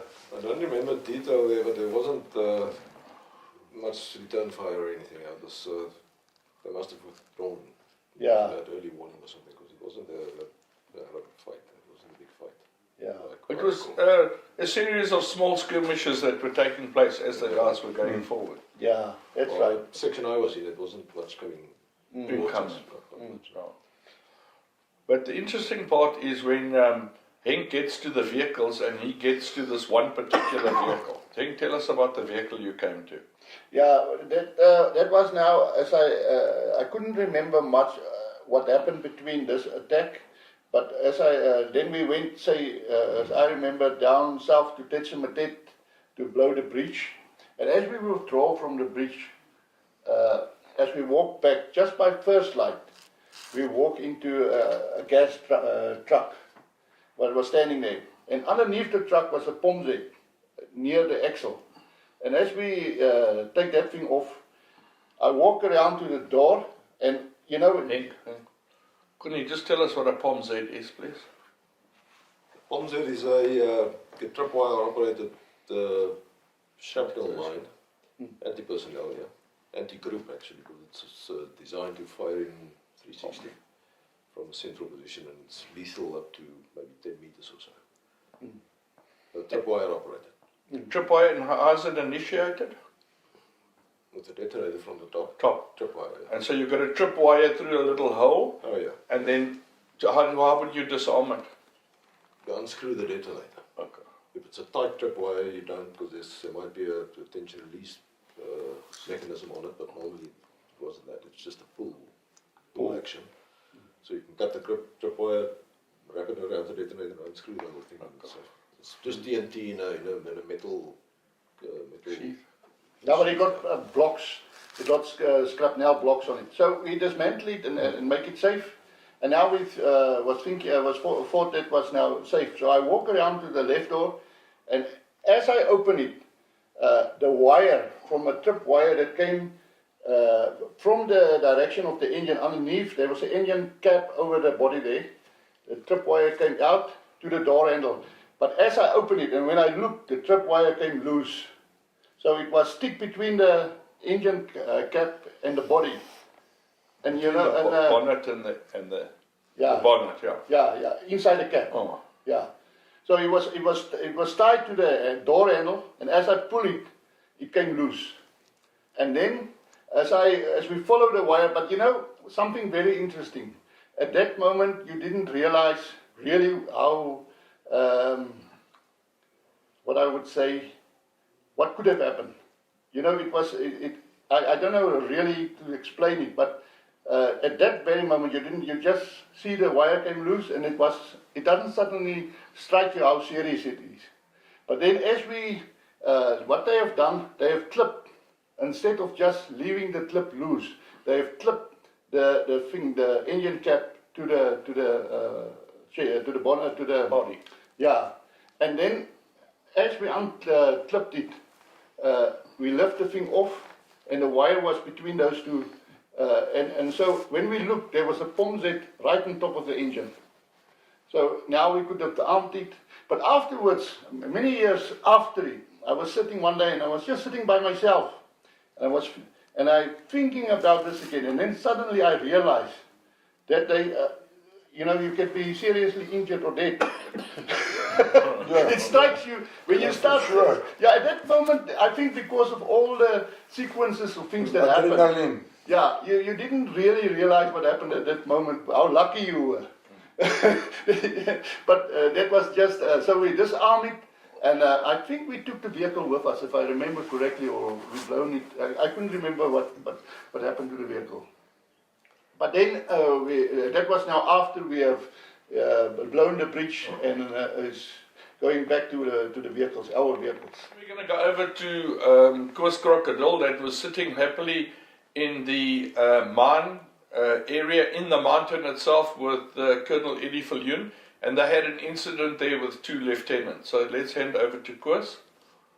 What happened is the troops that do the all-round observation around Tech said that they hear people coming from the south, and that people is talking Portuguese, and that they are complaining that the South Africans is coming with a big force from the south, and that they on their way, and that a company of them had the previous night came forward with a tank to, okay, they didn't say it at that stage. Then the Colonel, Eddie Viljoen, Victor asked them, okay, but talk to them Portuguese, we are all dressed in camouflage clothes, so let them come in. And then they say, but must we disarm? Say, no, don't spook them, let them come in. So the 2 lieutenants came in, or the 2 personnel that was talking on the road came in. Some people believe they sergeants, but it was 2 lieutenants. They came up, and then they handed them over to me, so I took them to Echo Victor, and then start talking and asking them questions and okay, but what happened? Then they explained to me, listen, a company last night was coming in with a tank. The tank was taking White Russians out of the fight, so that if anything in the south happened and they lose the fight there, that nobody will pick up that there's Russians in Angola. Okay, obviously everybody knows that there's Russians and Cubans, and they know we are also there, but they didn't know where exactly because they expected we are part of the people from the south. So they still thought that the base at Summertet belonged to their FAPLA command. They still believe it's their base and the people are there. Then Ekavika asked me, okay, ask them, who do they think we are? Then they said, because we are white and we are not, black is beautiful. I had a long beard because already 7 months in the bush, so we look like anybody else. And then what happened is they said, but you're Cubans. And then Eka Victor shaked his head and say, no. And then I said to them, no, we are not Cubans. Then they say, you are Russians. They say, no, we are not Russians either.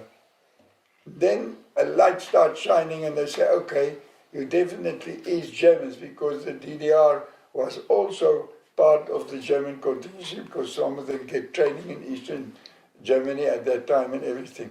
And then we said, no, we are also South Africans. Now the one really looked at his friend and he says, I told you, I think something is wrong. And then, okay, I said to them, okay, take off your weapons, they were so loaded with grenades, all their magazines, their AKs, everything. We just took it off.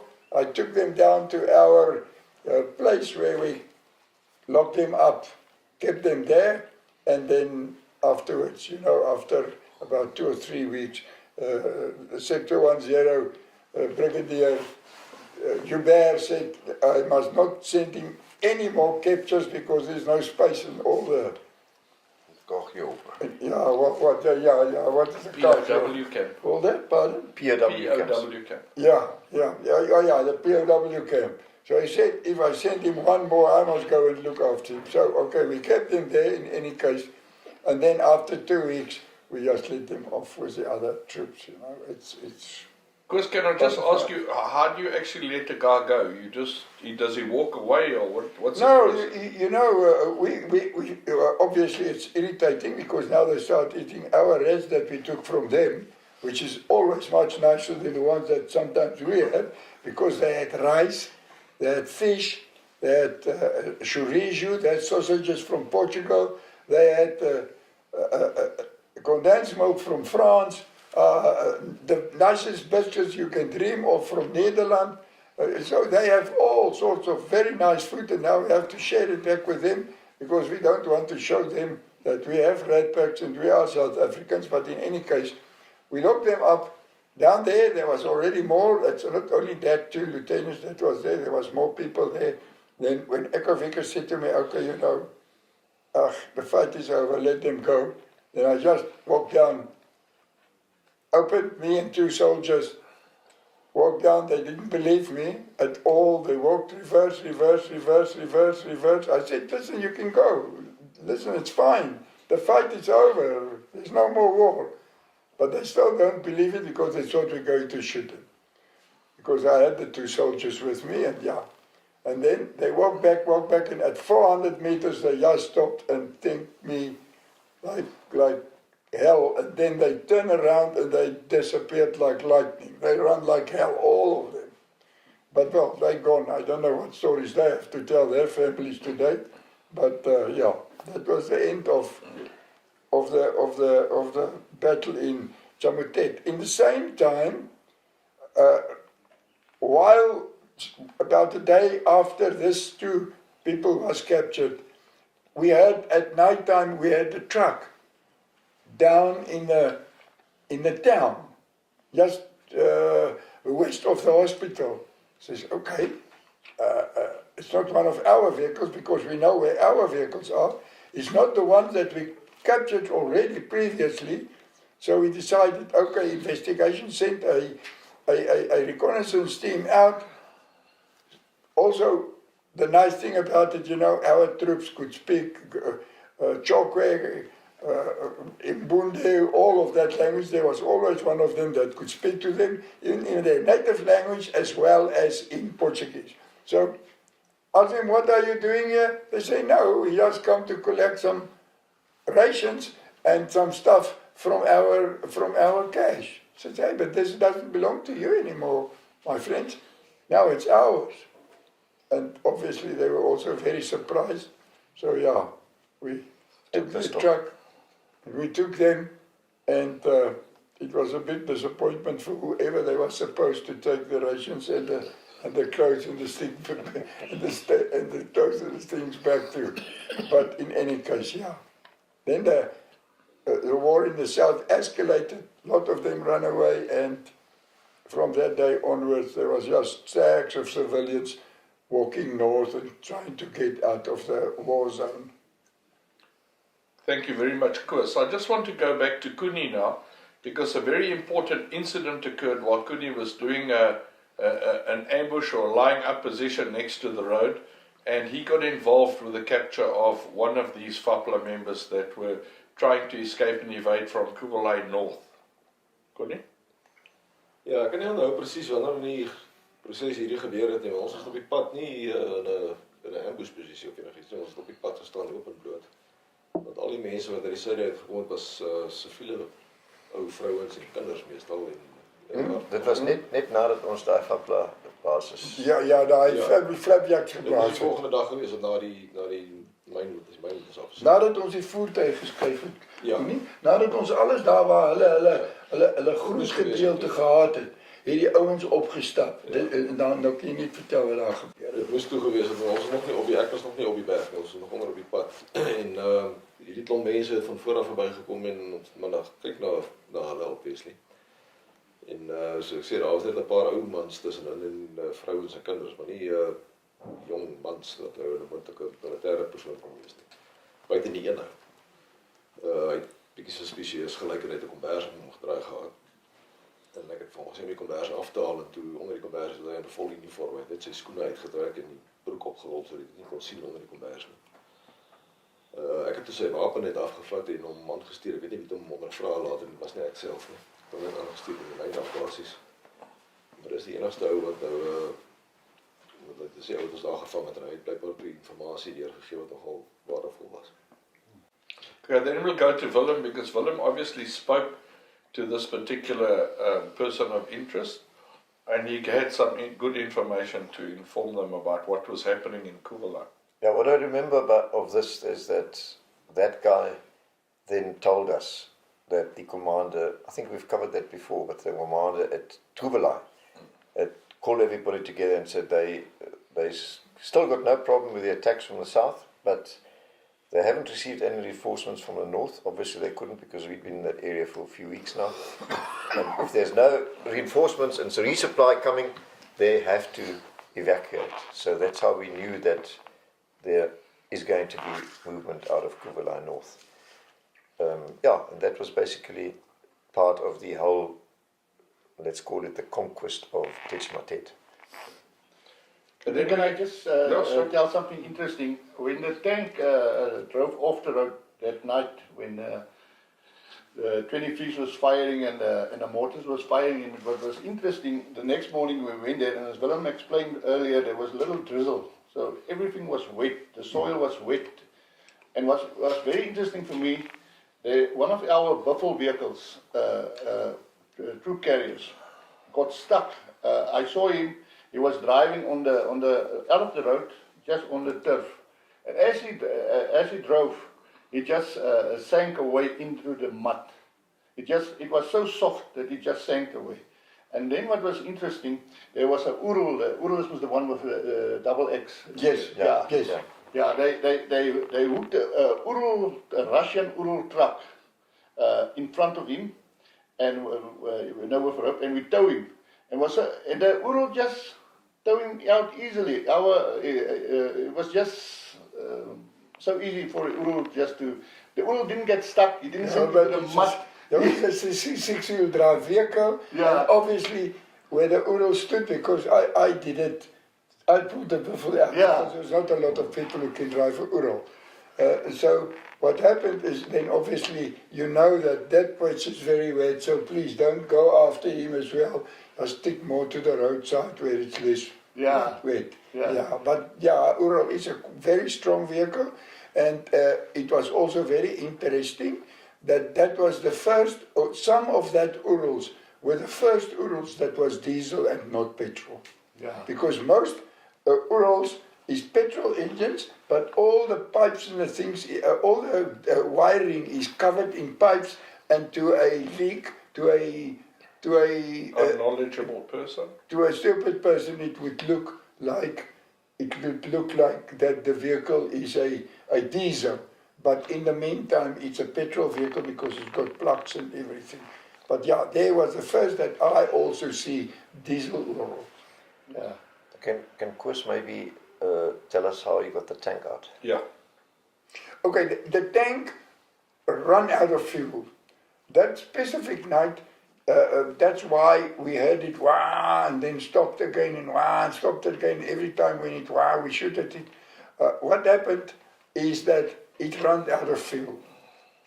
Then me and Papa Whiskey, Peter Williams, went to try to get it out. Obviously there was we didn't know it's without fuel, so we tried to start it, and okay, obviously with Peter and his lot of fingers, he pulled the wrong switch and we get locked into the vehicle for some time, and then after about make it half an hour, you know, it's quite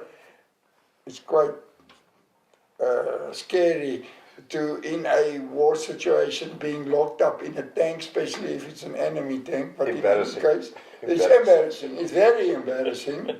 But in any case, after some time, it released itself. It opens itself, and we get out. And then the main force from the south came in, and they pulled the tank out with recovery trucks. I see. Okay. We couldn't move it because it ran out of fuel, and we didn't have, with the little bit of vehicles we had, enough fuel to supply the tank. But because the Rattles and the people, they come with bunkers, so they had enough fuel, they just filled it, and then they gave it all to UNITA. All that vehicles, even my nice little GP. I'm still pissed off. Tell us about that GP a bit. That was a unique vehicle, wasn't it? Just before you go on with the Jeep, can I just ask you, was that the first T-54 caught then in southern Angola? That's the first T-54, 55, because to be honest, I'm sure the armor will be able to tell you exactly the difference between a 54 or a 55. But that's the very, very first T-54, 55 that was captured in Angola. The very first. Before that, in the Operation Protea, it was only T-34s. Okay, well then... And then was we talk about that we went south in the direction of Kugelai where we had that skirmish. Yeah. Can I continue with You that? don't want to finish the Jeep? Oh, maybe. Okay, you want to say something about the Jeep quiz? You start The Jeep, you know, with the 4 Urals, the 2 IFAs and the 4 gases, we also got the command Jeep. Now, you know, we all like the big vehicles, but I mean, a command Jeep is, you know, nice and fast, driving up the mountain there at the mine itself and coming down, and it was brand new, and it was loaded with Russian signal equipment. It was a real command Jeep. That's why we also estimated that it was a battle group laying down there in that base, and not just a anti-aircraft position or something small, because the kitchen were big, the amount of trenches was quite a lot, and you know, the tracks and the spoor and everything that you find there. Yeah, so I'm sorry, I can't say how many people at the base that we captured in the north of that. it was easy because there was logistical papers and everything, and then the caches and the what do you call it, their bivvies, their sleeping places and the tents, was easy to estimate how many people was in there. But down, I don't know, but it must definitely a company plus this HQ part, and they would not have had that command jeep if it wasn't for some people high. So probably Russians, probably Cubans, but it wasn't definitely not only Angolans.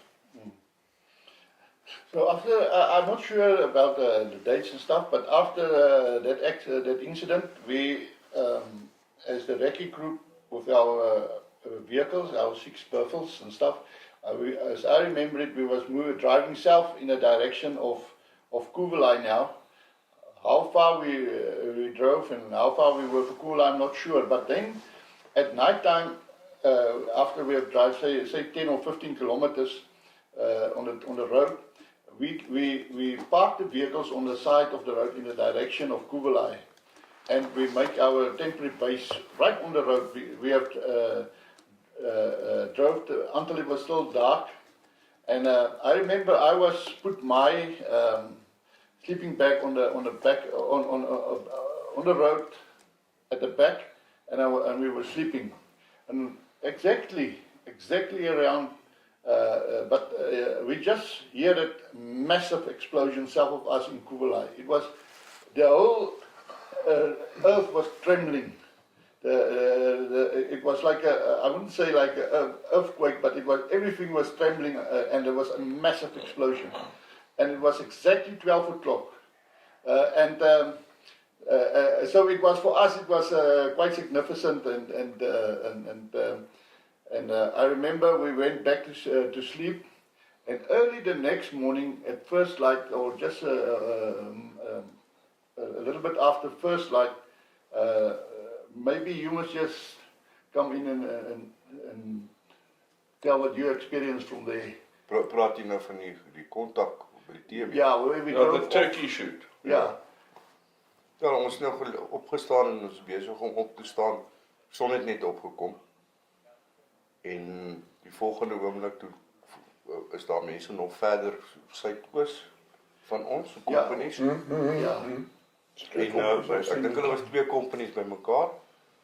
En die SWAPO het tussen hulle ingestap en hulle TV's ingestap.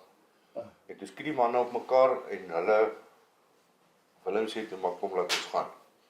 Ons spring op die voertuig en ons jaag daar aan daai pad af. En die volgende oomblik is ons tussen die SWAPO's. Ek was so derde dink ek.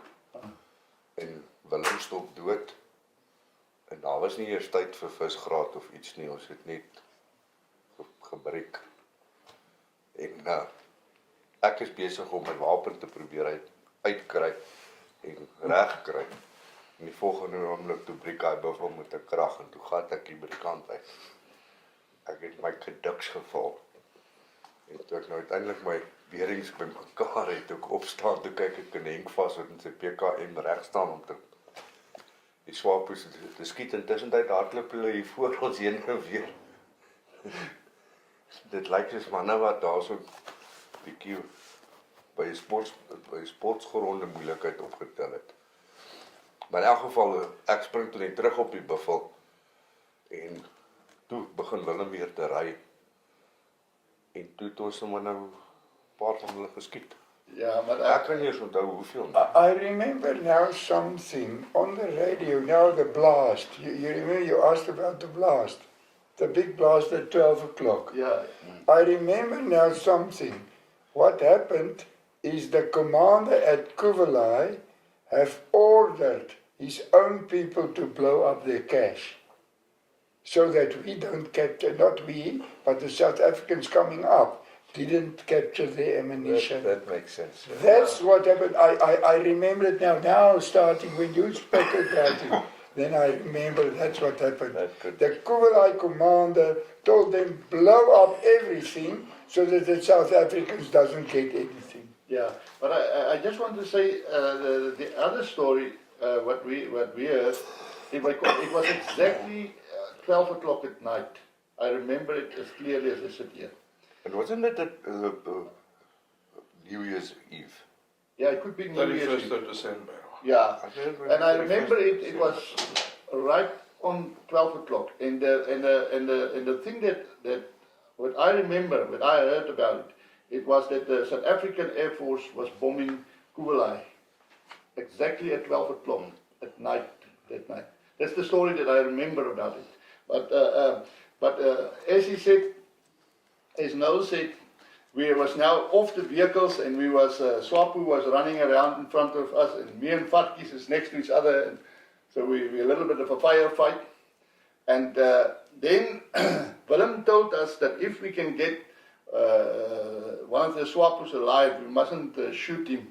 So, but I think Farkies was just in a funny mood, not a funny mood, but he was now in excited and adrenaline and in a fighting mode. He was focused. He was focused. Yeah. And the danger of the whole thing is if somebody lay down and lay with his hand underneath him, you're always thinking that maybe you have a hand grenade.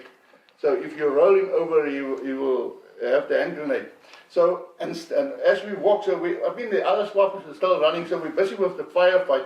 And this guy, we saw he was alive, but Parkies doesn't really, he just went and he take him out. And I remember Willems was angry with Parkies. Why did he shoot that guy? He was still alive. And but the fight was, and then at one stage, at the very last, and we stop the vehicles now and we look and remember it clearly. And somebody say, still there's a SWAP there. It looks like there's a SWAPO moving. And Fuck with the 5, I remember Fuck with that big 5 sitting there. Was it that day? Huh? Was it that day? Yes, it was. Yeah, I remember him firing a few shots into the area where we fought. We saw. Crazy. Huh? Fuck went crazy with it. Yeah, he went crazy. He enjoyed the 5 now firing with the 5 at the back of the buffalo, and then the whole thing was basically over, and we collect everything. But I remember Farkies was a little bit very aggressive. He didn't take nonsense of anyone. But the firefight was over then. Tell me, sorry, before we move on, you mentioned something about not being or had time going into Visgraad or something. Yeah. Visgraad is a drill that we used to do if we stop and in a emergency situation or a contact situation. All the vehicles mustn't stand in the line. The first vehicle you go like this so that everybody have an arc of fire, and obviously you're not all a target for one bomb or whatever. Noel, explain it to us, please. What, the Visgraad? Yeah. This is what you said. The first vehicle? The principle is that you disperse. So the first vehicle goes left, the second vehicle goes right, and so on and so on and so on, until you have your control over the firefight, and a decision was made by the commander what to do next. Do you retract or recua or advance? That day, with the amount of SWAPO running around, they actually thought, we found out afterwards that we were their people. Mm. So they were not aggressive to meet the foe. They were really worried, yeah. They weren't expecting enemy. And this one that Henk was talking about, okay, so basically we didn't do the first ground. It just happened too quickly, and then Willem realized that he needs to move out. And the other reason was that this little wall, we're talking about, we're on a road. It was basically a track. Yeah, a track, yeah. And it was very thick bush around us. And it opened up in front of us where we found the swaps. It opened up, and it was quite open. Yeah, it was open, yeah. Yeah, so we couldn't go past the other vehicles. But what Henk was referring to, that was a funny one, because everybody's agitated now, and everybody's hyped up, and everybody's full of adrenaline. And Henk and them are on the ground, and we're sweeping the area now. We found one guy that was shot, wounded. He was sorted out, and Koos and I can't remember, Koos was right in front of the buffel, the 5-0 buffel. And all of a sudden, we saw this bush moving. But the guys on the ground were focused on this flooded, the flooded vlei. the plane, En want daai spruitjie was in vloed en die ou sê, "Wat die fok, hoe gaan ons nou hier deurkom?" En die volgende oomblik begin daai bos te beweeg. En ek skree vir Fikkie, kyk daar en hy sien dit nie. En ek vat die AK en ek skree, "Volg my truiser," en ek skiet in die bos en daar trek Fik los, jefes. En hierdie manne op die grond draai om en wat gaan? So those guys they were shooting at, were they own forces? No, they were SWAPO. They were enemy forces. No, it was SWAPO, but SWAPO didn't know it was enemy shooting They at thought them. friendly They forces. thought it was MPLA, to be honest. Yeah, there was, as I understand it, as we drove, then, I mean, we didn't see them first, but when suddenly, as we drove, they came running up. Is that right? Yeah. Yeah, and then everybody said SWAPO, and we're just jumping off. And I didn't remember that I was nearly killing him. But one day on one of the media platforms, I read about it. He said, "Henk, you nearly killed me." But I couldn't remember such an incident. But now that you talk about it, when in such a situation, you just focus on what's happening in front of you because you just have to do the job. The main thing is Teachamatet was taken so fast that none of their own forces known that Chamatet has already fallen. That's the main thing. That's why SWAPO didn't know that it was the South African forces coming from the north. That is the problem. They only heard from South African forces coming from the south. So it was a process of elimination. You aren't Cubans, you aren't Russians, you aren't Germans, obviously. Nothing made sense, and then they didn't really know what we are. We had to tell them we are South Africans. Okay, well, Okay, that was now Tech and Kuvelai, which evacuated, basically fell apart, and from the south they then eventually entered Kuvelai. And in the north in Techimatet, we were basically in charge. But from the north, we got intercepts that there's a big force coming down the road from the north. Correct. Now, because we'd already moved fairly far north on that other op that was mentioned before, when we ended up in that camp, we knew the road and we knew there was one specific bridge north of Kasinga. Otherwise, there was to stop something coming from the north, or to delay it, to try and delay it actually. There was only one place we could delay it, and that was a rickety makeshift bridge that FAPLA had built across a little streamlet. And we decided to blow that, just to delay them. If there were force coming down, we can delay it. Now that was done. And I think, Peter, you played a big role in placing the charges and blowing that bridge. Maybe you can just talk about that. At some stage, we blew that to try and delay any reinforcements coming from the north. Yeah, I had relinquished my 5.0 Browning vehicle to Noel, so he had come in, he was in there. But there's a very nice picture of us from above on the bridge. You could actually see the 5.0 vehicle below you. And with the help of the engineers, which was Leon Margberg and so on, we had some anti-tank mounts that we placed there, but we had a lot of PE4 in boxes that we moved on, and a ring main was made, and I think that we overestimated the amount of explosives we needed, and we obviously blew the bridge to Kingdom Come. We withdrew about 400-500 meters back. But it wasn't enough. And the next thing, when the shot went Parts off, of the bridge all the debris and everything was coming down between us, and everyone was scurrying for cover. They were lucky. That's why I said that we'd used too much explosives. Can I just go back to one thing now? Can you just clarify? You said you got a wounded soldier on the way in, and then you sorted him out. Now, what did you mean by sort him out? He was taken Well, away. He was evacuated. He was medically attended to. Okay, I just want to make sure that we know Medically what we're attended talking to about. and Evacuated. given the full treatment a la UN regulations and park klapper and Okay, I just want to come on to another maybe controversial subject now. But the story that I heard later, first of all, I spoke to Farkis after this incident, and he said he was only aggressive because a couple of days before that SWAPO guy had shot his weapon and burnt his face and everything, so he was just getting his revenge. But I subsequent to that heard another story, where Farkis during the Turkish shoot got hold of two guys. And the one guy was the commander and he had the map case, and the other guy had a pistol on him.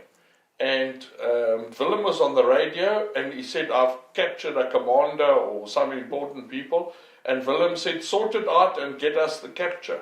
And then Farkis took the one guy at the back. Now what was common then was you take one guy at the back, pretend to shoot him but not shoot him, and tell the other guy that your mate has now just been shot. You better tell us. And Farkis shot the wrong guy there. He shot the commander by mistake and not the guy carrying the map case. But I don't know how true that is, and I don't know if you people can enlighten a light on that. No, what I remember is, here clearly Willem said, if we find somebody alive, we must capture him. And I remember this guy, me, Farkis was on my right hand side, and we was now moving forward in the contact. And this guy was lying in front of us. Me and Farkis linked up to him. And then Farkis give him some attention, and we keep going. Instead of capturing him, yeah, and then Willem was angry with Farkis about it. Willem was angry with everybody. Yeah, no, it was not. It was just. It's about information. The reason. If you can capture anybody alive, you can get such amount of information out of him. That's so, right. yeah, obviously you're disappointed if your target is not available for questioning anymore. Because with that incident with the guy in the bush, after we sorted that out, the gunships were in the air. Yeah. And Willem was asking me, did you catch him? Did you capture him? And I said, no. And then I couldn't hear Willem anymore. And that's when I clapped Fikkie. And he was demurring with me because I clapped Fikkie. Yeah, but you mustn't say clap Fikkie because that sounds like you shooting. You must say, I really hit him. So after these skirmishes that have taken place, a new plan comes to the fore, and we're going to ask Willem to explain to us about the left hook movement. Now, as said before, after Kuvelai basically had fallen, Tetchamatet, we were in charge of Tetchamatet, the threat that remained was from the north, and we knew that there were reinforcements on the way.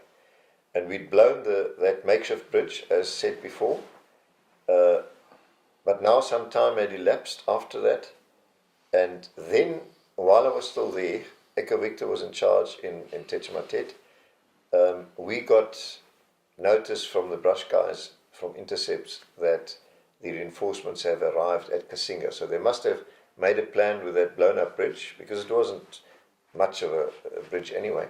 And they crossed it, and they're now sitting, these reinforcements are now sitting at Kasinga. And we assumed that was a big force. Later, it turned out to be so. It was a big force that was sitting there. But we knew they were there at Kasinga.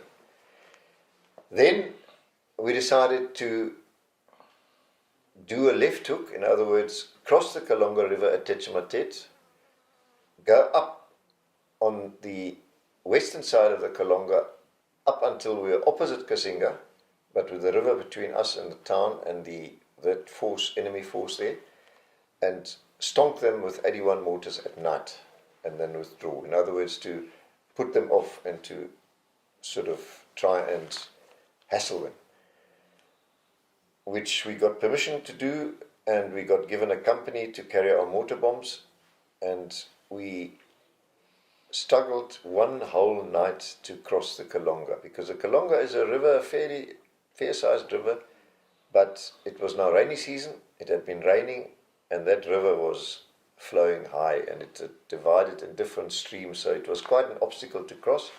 And the problem we had with the companies, not so much in our reconnaissance group, but with the companies, was that most of the troops couldn't swim. And now we had to get them across, and there was no ways you could cross the Kalonga on foot anymore. You had to swim, not more than one place. You had to swim across. And we had quite some good swimmers like Kevin Sido and so on, and we spent that whole night literally carrying and dragging 100 troops with their machilas and their extra weight with the mortar bombs through that river to get to the other side, just to get to the other side. And that was heavy work. And in the morning, just on first light, we finished. And on the other side, we basically went into all-round defense and went to sleep those who could. And the security patrol was obviously sent out to do a 360 around us. And I was sort of half asleep already when the radio came on, and the security patrol said to me, "Listen, are you sitting or standing or lying?" I said, "Well, I'm nearly asleep. What's the problem?" I said, "Well, at least make sure you're at least sitting down, because what I'm going to tell you now is going to be a bit of a shock to you." I said, "While we were struggling all night to get across that river, we've just found that a few hundred meters north of us, there is a complete bridge across this Kalonga River. In the middle of the bush, no access road, nothing on the other side, just that bridge over the Kalonga River, and that's it." And later I found out that that is normal procedure when they build a new road, when anyone builds a new road, at least in our sort of part of the world. They first build the bridges, and then they link that up with a new road. And that's what the Portuguese had done 10 years before. They'd been building a new road to Tetchematet, and they'd finished the bridge across the Kalonga, but then they withdrew and everyone left, and that's how the bridge had been sitting there in the middle of the bush. It was on no map, obviously, and yeah, obviously we didn't know about it. And if we'd looked a bit further north, we would have found the bridge and we could have walked across. Anyway, that's just interesting. And then we waited that day and rested, and that night we walked north until we were opposite Kasinga, set up our mortars, and gave Kasinga, we didn't know exactly where the reinforcements were, where the enemy was, but we just mortared Kasinga and surroundings.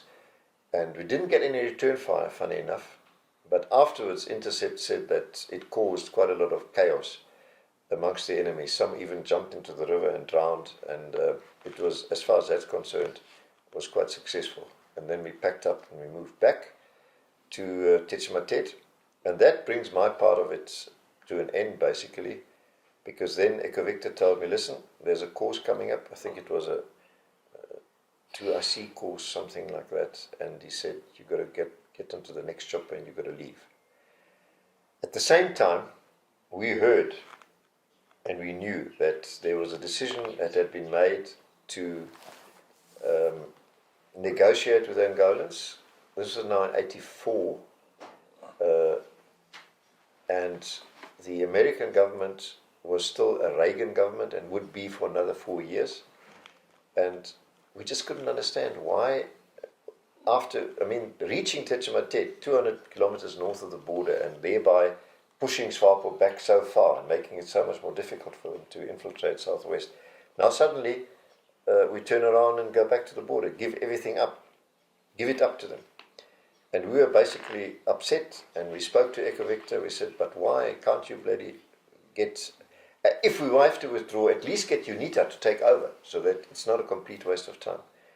But he was totally probably cheesed off with us that we dared to question higher command, and then he sent me away, and I asked Peter to please just carry on, trying to change their mind, that we don't have all these years, because we'd worked hard for over 4 years to get to the point where we are now.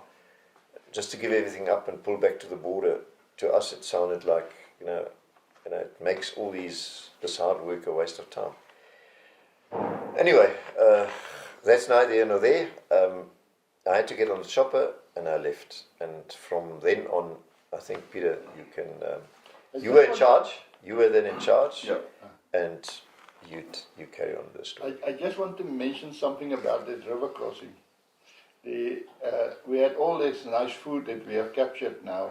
So we all eat it and enjoy the time there. And that day I eat one of those tins. You got a tin, it's like a Russian. They eat tins. And then when you cook them, they get very nice swollen and it's lovely, lovely, lovely sausages. So I eat quite a lot of it. And that night, during the river crossing, I start vomiting in the river. So it was quite, with the crossing and everything, all the struggle to get everybody over it, I was vomiting. All the nice food out again. Yeah. Just before Willem finishes, I just wanted to, you earlier on told us about the Milan span that was brought in from the Parabets. Can you just add that, finish that? Well, at some stage... You didn't know that. No, I was, you do. I was You're at least in the planning stage, because part of us trying to delay this, on the map, the Kalonga River comes down and the road runs parallel to the Kalonga River. And just south of that makeshift bridge, there was an ideal spot to place an ambush. There was high ground between the river and the road, just far enough from the road so that small arms fire couldn't reach it, but within range of the Milan. So we saw that if you put someone on that kopje, on that little hill, would be at the ideal position to take out any vehicles at your leisure, because you could sit on the mountain. I think the Milan's this guided rocket system, their maximum distance was 2 kilometers, and it was within 2 kilometers they could sit there and pick off one vehicle after the other in perfect safety and destroy any convoy that was coming down. And we suggested that to the higher command, well, to Echo Victor definitely, and I think that was passed on, and somewhere along the line it did happen.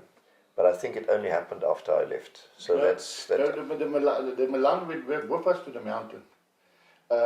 We went to the top of the kopje, and when we withdraw, we were still at the Milan, and I think we had one missile, as I remember it, and we fired it. Before we withdraw, we fired the Milan. But that was probably after he left. Can I just explain something there to you? With Peter.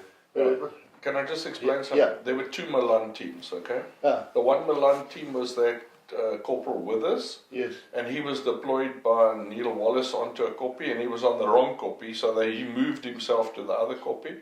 The other Milan team was walking with us, and they walked in with us. Yeah, when we crossed the river. Yes. That's right. Yeah, Yes, they walked with us, they did the river crossing, Yeah. and then we deployed them onto the other kopje. So Yeah. there were 2 different teams. Yeah, but I remember that one that went with us. Yes. We was then on the top of the kopje, and the next morning when we decided to withdraw, and instead of just taking the Milan back, we were firing one missile in the direction. So the Milan team came back with us. Yeah, they came back with us. Okay. So it's Peter Williams again. We're continuing with the ASKARIE, and some information came up about the Milan teams. There were actually 2 Milan teams of the Parabats, and the one team actually moved, did the river crossing over the Kalonga with the 3-2 guys. They then went forward and they lay up on the mountain, but no vehicles came, and before they withdrew, it was decided to shoot that one missile that they had up there. But the other team was deployed by Puma, and we have Neil Wallace here, who was the Puma pilot that deployed the team. So we just want to ask him to fill us in about what happened.